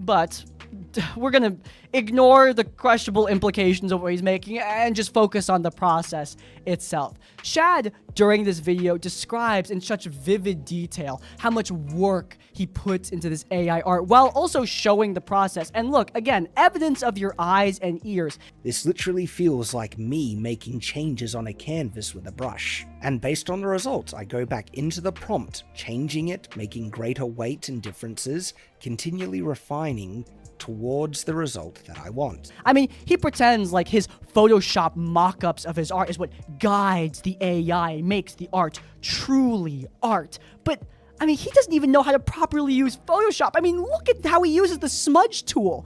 God, can you not adjust the opacity so you don't get that weird artifacting, Shad? Come on. This is Photoshop 101. You don't even know how to do this? But of course, you don't see that in the final product because the AI is redoing all of Shad's mistakes for him. Also, looking at the prompts that Shad puts into the AI, they are just... I love how he puts in stuff like good anatomy because, yeah, that's going to fix all the problems with AI. And even the final product that Shad puts out, it's still hilariously bad. I mean, the lighting is coming from the wrong direction. The sun is behind her. She is both backlit and frontlit in this image. But Shad, because he doesn't know anything about art, he doesn't even realize this. This is by far the worst reception Shad has ever gotten to a YouTube video. Once again, he pins a comment being nice to him because the rest of them are just tearing him apart. It's not just random fans, it's also a bunch of artists who flock to this video to mock how plainly ridiculous it is for Shad to call himself an artist while he's having a theft machine do all the work for him. But Shad, as always, is completely incapable of admitting fault. You'd think after this public humiliation, he would just shut up, make his gooner art in private, and leave the rest of us alone, but nope. He actually made an entire series dedicated to how amazing AI art is. Over on Shad's Twitter, he would also be trying to proclaim the greatness of AI art, even going so far as to try and call out Studio Ghibli. The Ghibli art style is plain, uninspired. The actual reason people love it is because of the quality of stories the style has been attached to, and the fluidity and details of the animation it appears in, not the style itself. I get it has an innocent charm to it, hence the fun depicting controversial images in it, but that does not make the style itself anything special when separated from those stories. When it's separated from those stories it's been used in, and the quality of the animation. Shad, you're taking a screenshot of hand-drawn animated artwork. That's like taking a pixel of a painting and saying, I don't get what the big deal is. This is just a small portion of what makes Princess Mononoke so incredible. The fact that you don't even realize that just further demonstrates your own incompetence. Does he not realize that all of this is the definition of the Dunning-Kruger effect? I mean, God, he probably doesn't even know what the Dunning-Kruger effect is. Anyway, he did keep on making more arguments about AI, including posting his own incredibly high-quality AI artwork. And look, I'm sorry. I think all AI is bad, but the stuff the Shadiversity puts out, how does it look particularly worse than all the other slop that's out there? I've been watching a lot of isekai anime lately, and it put me in the mood to have an illustration made of a fantasy adventurer, and I had a lot of fun working with a more animated style with bigger eyes. My favorite part are her smile and expression, which I needed to manually shape, as with everything else in the image, but the smile took the most work. I put in the extra effort into the background of this one, and I love her sword, shield, and armor, which I designed myself, which shouldn't need to be said, but people just assume the AI does all the work, and it's quite the opposite with how I make my images. I literally made a 3D model for the sword. I love its design. I think I'll illustrate a companion for her and add him to the image. You didn't illustrate jack shit. And frankly, if you made that expression on your face, you should be ashamed because, God, that is the most uncanny thing I've ever seen in my life. You should blame the AI for this. Don't take responsibility for this crime against my eyes. Now. But yeah, AI tech bros are kind of just always like that. They don't have any eye for detail. Thus, instead of just training themselves to get more of that, they just double down on using technology to do it for them.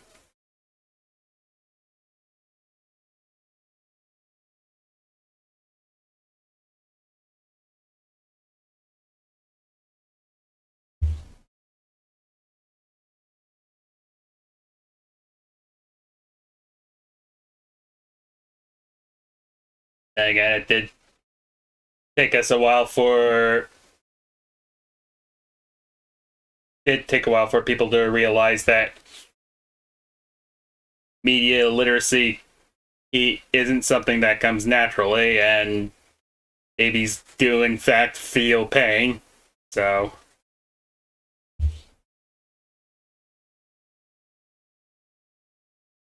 a lot of people have mocked Shadiversity's AI takes, as I've said before, but no one's really said it directly to his face, at least to my knowledge, until Shad went on a podcast with Zachary Levi. Yeah, that one. Now look, I understand that Zachary Levi has kind of gone off the deep end. I definitely don't agree with everything Zachary Levi says, and I'm not here endorsing his views or anything like that. However, I am going to say that what Zachary says in this podcast clip, he's pretty based. Look, Zachary Levi, for all his faults, he is an actor. He's part of the arts, and he doesn't like AI any more than anyone else does. And when he goes on this podcast with a bunch of alt-right YouTubers, including freaking Nerdrotic, Jesus, he argues against AI and argues about why it's bad and talks about his own projects where he's going to fight for human-made art. And Shad decides to, open his fat mouth about it. Encouraging. I'm kind of the AI guy on that. Yeah. Chad. You and me both, Shad. That's funny. You sound like a real human. Chad, keep it He's from Australia. Keep it under a couple minutes, Chad. I will. When freaking Nerdrotic is telling you to keep it under a couple minutes, does anybody actually like this guy? Anyway, Shad tries to level with Zachary Levi. Honestly, this dude sounds more and more like the nerd version of Sneeko. The more I look into him. The grifting for audience who absolutely hates his guts. Constant insecurities.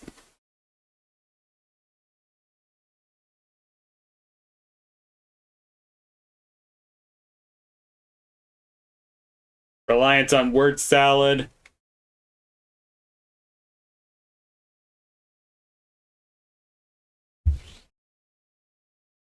Getting to fights with more qualified people. Yeah.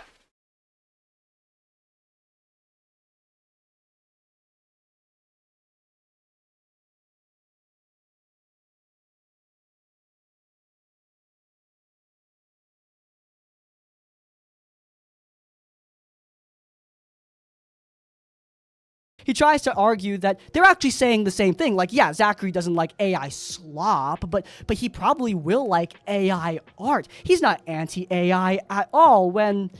And so I find it heartening that you're not, wholly against that. You can see that. No, there are use cases, absolutely. I actually didn't say that. I think, here's the thing, is that I don't know that I believe that. I would love to believe that the most talented people will utilize AI in the most talented ways and therefore make the best AI projects. However, Levi here tries to debunk two of Shad's arguments, and in my opinion, he succeeds with flying colors.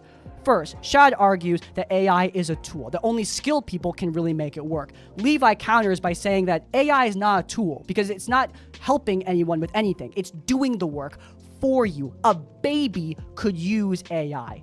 And two, Shadiversity argues that only the best AI will rise to the top. Levi counters with a point that he argues that even without AI, even with our current modern zeitgeist of streaming services and platforms, it's so hard to sort through to find underrated gems that you're going to enjoy. Everything is algorithmically based. The top 10 on Netflix, the top 10 action movies, blah, blah, blah. It's hard to find the really, really good stuff. Can you imagine how much worse it's going to be when these platforms are covered in AI slop? Again, I don't like Zachary Levi. Not one bit. But yeah, he cooked Shad here. And Shad's face throughout this. The strained, forced smile he gives is just adorable. But you might be wondering, why is he doing any of this? I mean, look, plenty of YouTubers have many interests that they don't put on their YouTube channel. Shadiversity is a sword YouTuber. Why is he talking about AI art? Can't he just shut his mouth? He's clearly being cooked from all sides, even from within his own circles. People are mocking him. Why does he need to be an artist? Well, it's because his little brother is one of the biggest artists on the entire platform. Oh, goody. It really is insecurity. Jazza. Jazza is a YouTuber with millions of subscribers. He's an incredibly talented artist, both digital art and pencil to paper art. He's made sculptures, he's made cosplays. His videos are high quality and incredible. The guy is one of the most liked YouTubers on the platform for a reason. You couldn't find a more uncontroversial man. And Jazza is Shadiversity's little brother. Now, publicly, Jazza and Shad aren't like beefing, at least not normally. But if you want a glimpse into what their relationship is like, I'm gonna flash back to a convention years past. Jazza and Shad were invited to a tabletop role-playing game. See, I told you TTRPGs would be relevant here. Look, Jazza and Shad in this game were given some pre-made characters based on themselves. And in this game, Jazza had a lot of points in art because he is a professional artist. And he had more points in art than Shad. And Shad did not like that. My artistry is actually at a professional level. And we'll give him like martial arts. You weren't like Olympic level. This is professional. I'm not at that. I think artistry should be. There are a lot of people who are at a professional standard who can't work as an artist. Yeah, but we're talking about skill, not, you know, wanting to work. No, but like, Joss, you need to be very honest. If I'm going to be very honest, I love you. I'd say a pointing artist. Well, no, because then you should get a point at least. We have our strengths and weaknesses, and you know what my strengths are in artistry. No. It isn't the same. That is said with a huge amount of ignorance in regards to the publishing and writing. I'm sure it is. I'm sure it is. It is profoundly ignorant, that concept. Be persuaded by an artist writer. So you're just giving it to me to try and satisfy me? Somewhat, because you won't stop arguing, so that's okay. Shadiversity is having a public meltdown because in a fantasy tabletop role-playing game, I could just smell the insecurity from that room.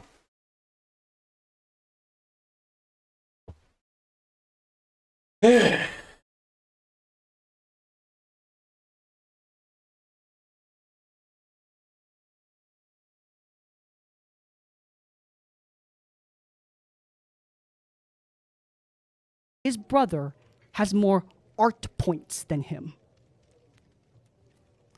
Is there another word for pathetic in the dictionary? Because I think I'm going to be using that one a lot too. It's so sad because Jazz is clearly trying to placate Shad. He tries over and over and over again to just calm his brother down. But Shad keeps on coming back to this argument. All the people who are watching them are clearly embarrassed and uncomfortable. I mean, Shad is trying to argue. Dang it. I think my avatar froze. Oh, wait, never mind.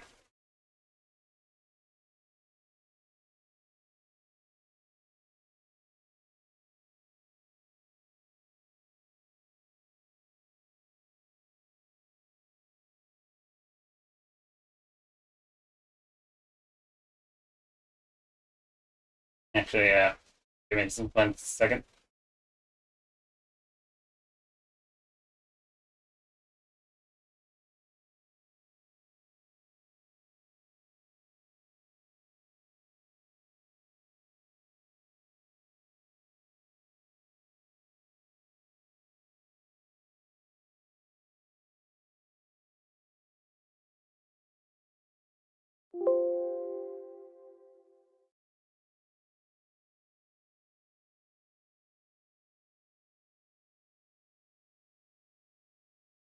Dang it. Hate when my freaking. Hate when stuff like this happens.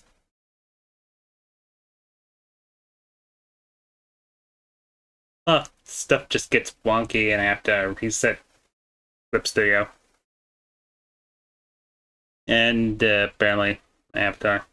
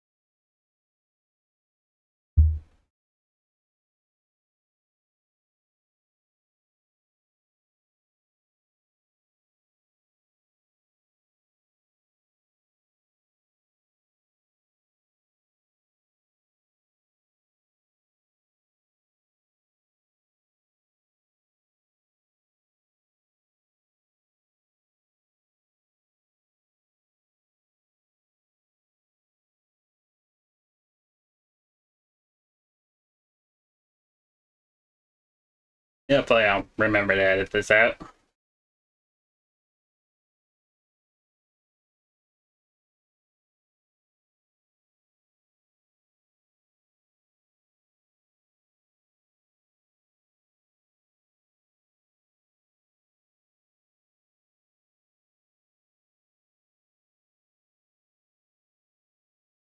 Okay, I think we're all back.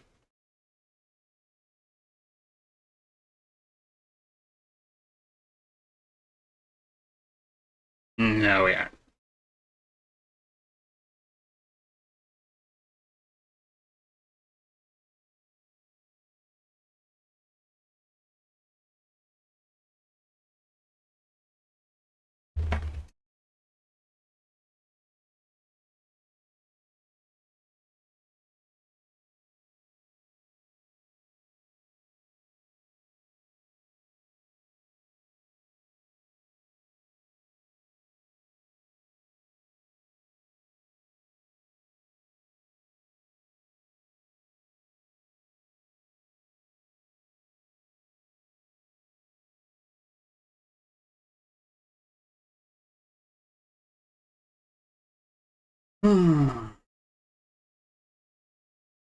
Well, something's interfering with the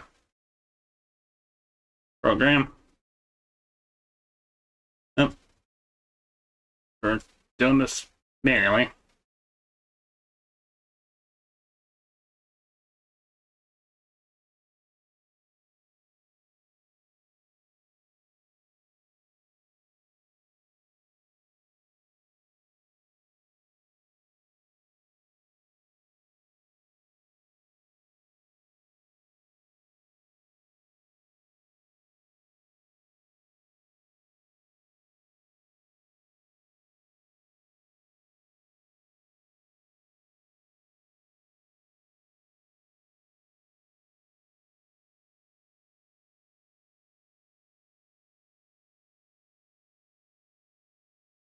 Give me a second.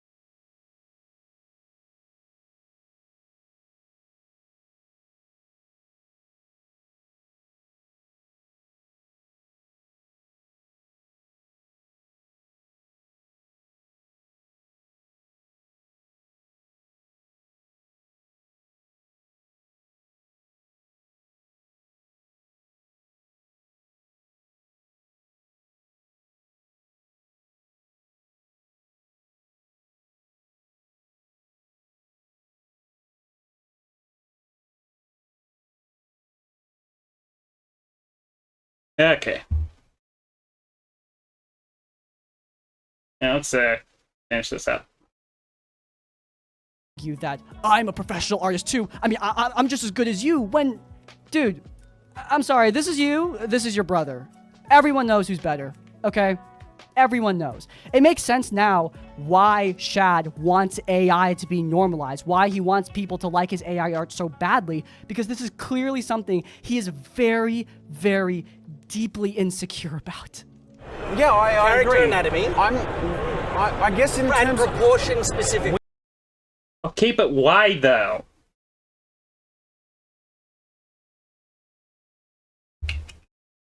I have a younger brother who has a freaking girlfriend, a nicer apartment, and well-paying job. I don't exactly feel insecure about it.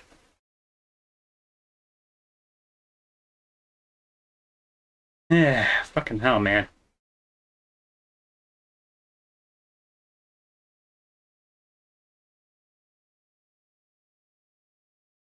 Okay, so Clip Studio isn't really cooperating with me, so yeah, let's just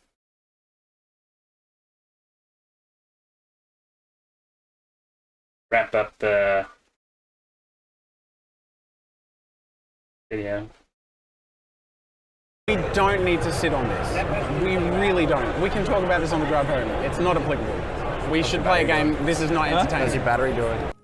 Now, after this clip, there's not much on the public relationship between Jazza and Shad. They weren't interacting a ton in videos. Jazza did appear in some of Shadiversity's content, but it wasn't a frequent occurrence, and most people were happy to just pretend the two are unrelated and carry on with their lives. However, in late 2025, Shad put out this tweet. Quick question regarding cancel culture. Pretend you're a public figure and hated for being an anti-woke conservative, causing a friend who is also a public figure and disagree with those political views to disassociate with you, but only to the public, and they want to maintain the friendship in private while avoiding all public association. They will not mention you in public, except to condemn your views. They'll not appear with you in any collaborative appearance or let you in around their business, but want to communicate or spend time with you in private where they are convinced they have done nothing wrong, and this is a necessary action to protect their business and employees. Stuff like this happened to me. The most prominent one being when Matt Easton cut all ties with me. Bro. Jesus fucking Christ, is this dude just not capable of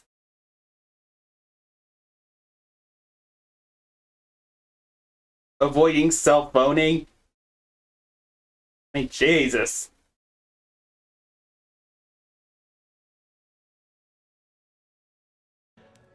That was years ago. That man is rent-free. Holy shit. But I'm interested in how you would react. The two main responses are, yes, it's fair. You would let them do this to protect them from any possible hate associating with you, even if it's small. Or, no, it's cowardly and hypocritical, and you would hold them to their standard. And if you are not good enough to associate with publicly, then you will associate with them privately.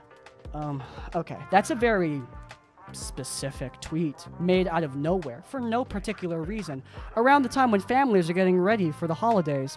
Wonder why he said this. Well, yeah, spoiler alert, this was a subtweet about Jazza. For clarity, Shad's post is about me. I publicly distanced my business from Shad's political views because those views made... Yeah, what a shock there.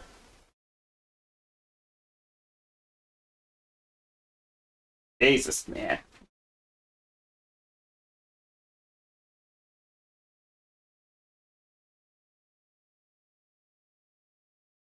my staff and me uncomfortable and caused people to make incorrect assumptions about my own views. I was clear at the time that this was a professional boundary. Yeah, I wonder why.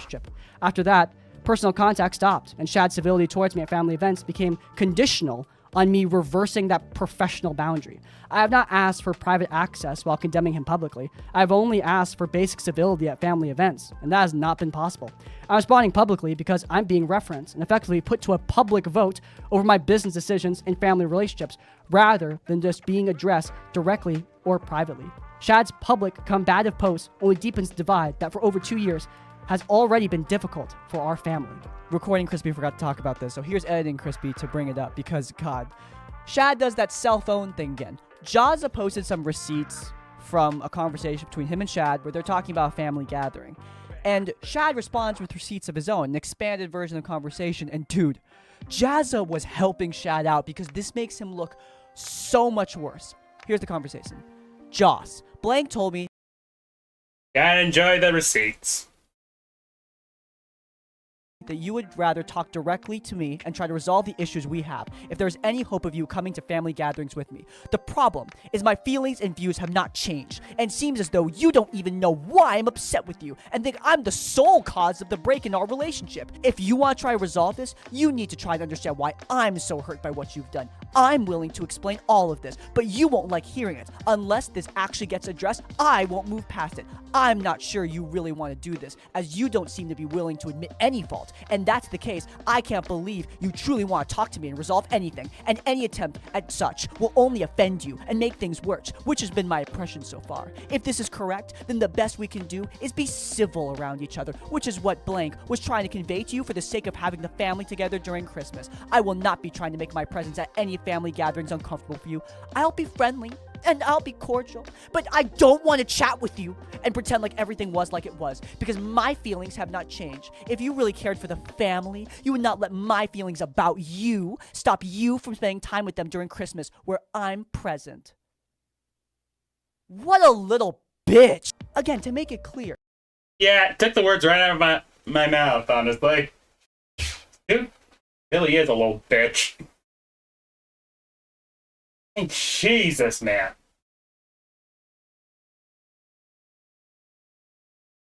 Dude needs a psychiatrist and fast.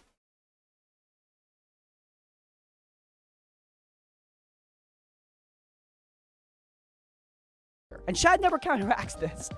He is cutting off Jazza because Jazza does not want to work with Shad's YouTube channel.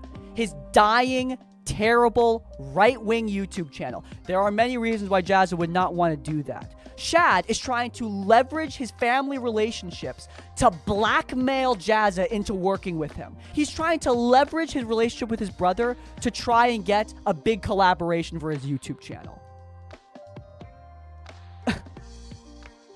And Shad thinks that Jazza needs to apologize to him for that? Yeah, Jazza ratioed Shad. That's becoming a very common thing, apparently.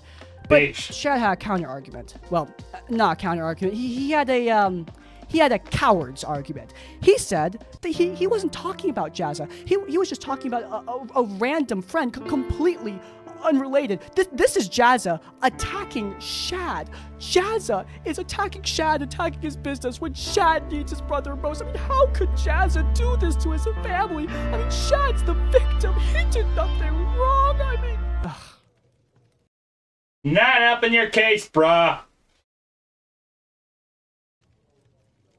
Pussy. Anyway, it actually got worse for Shad and Jazza's relationship when Jazza decided to release a video about his AI mistake. You see, Jazza, he's never been as on board with AI art as Shadiversity, but he was definitely fence-sitting for a while, even making some videos musing on what AI could possibly do to make art better. But yeah, he put out a video condemning all those past arguments that he made. Loud and clear, let me say that I am against the use of generative AI in the production of art and content. And I want to also clearly pledge that I and my team will be committed to producing art and content without the use of generative AI. Unlike Shad, Jazza can look at his own mistakes, see what he did wrong, and learn.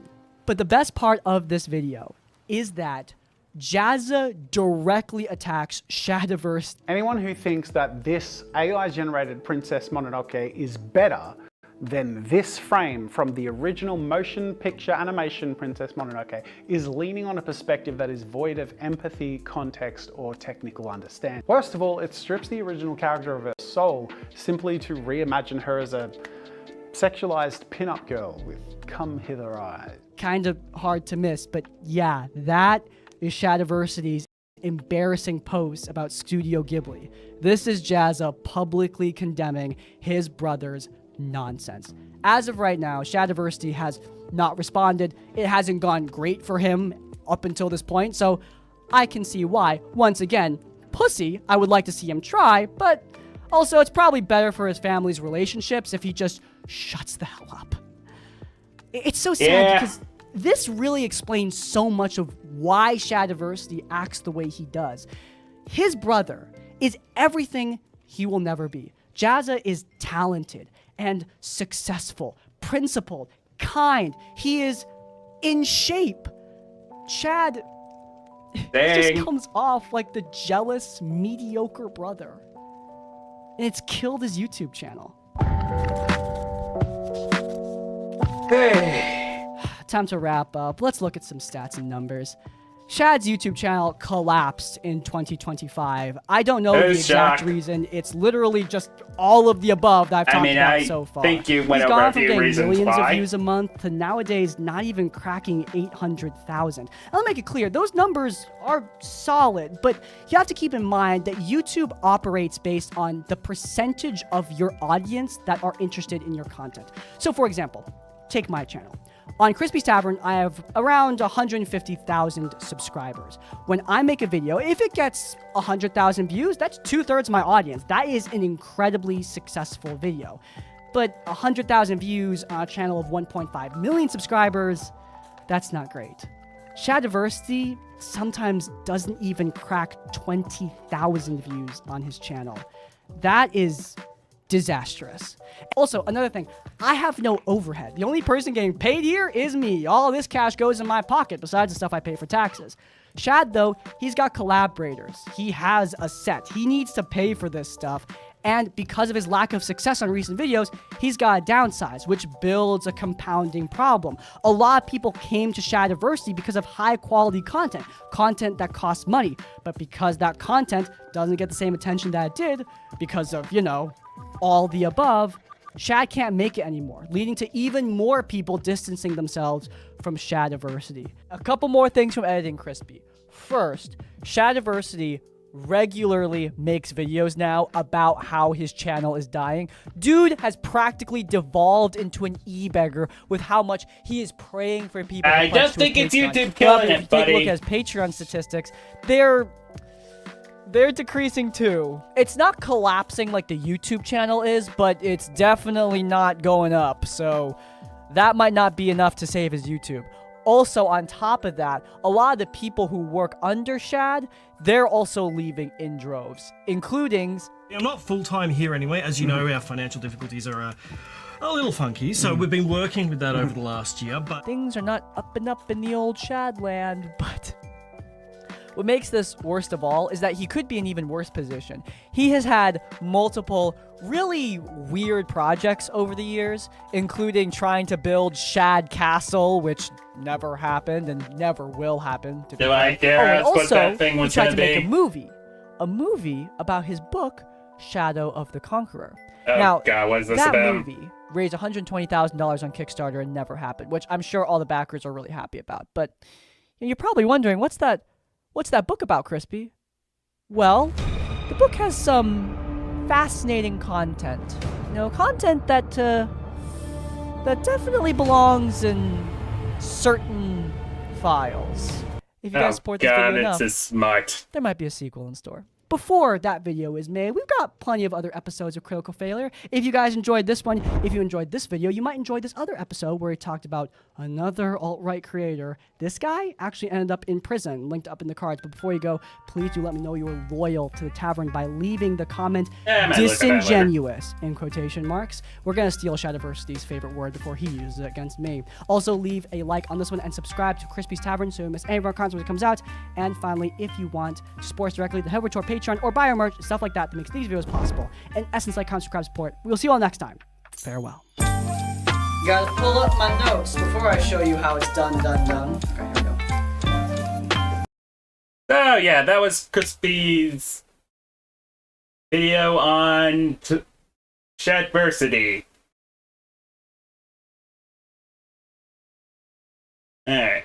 Well, I think I'm gonna go ahead and call the stream here. Sadly, Clip Studio doesn't want to cooperate with me at the moment, so probably gonna wrap up the picture offline. as usual. But until then, I'd like to thank everyone for coming tonight. And I will see you all next time. Take care.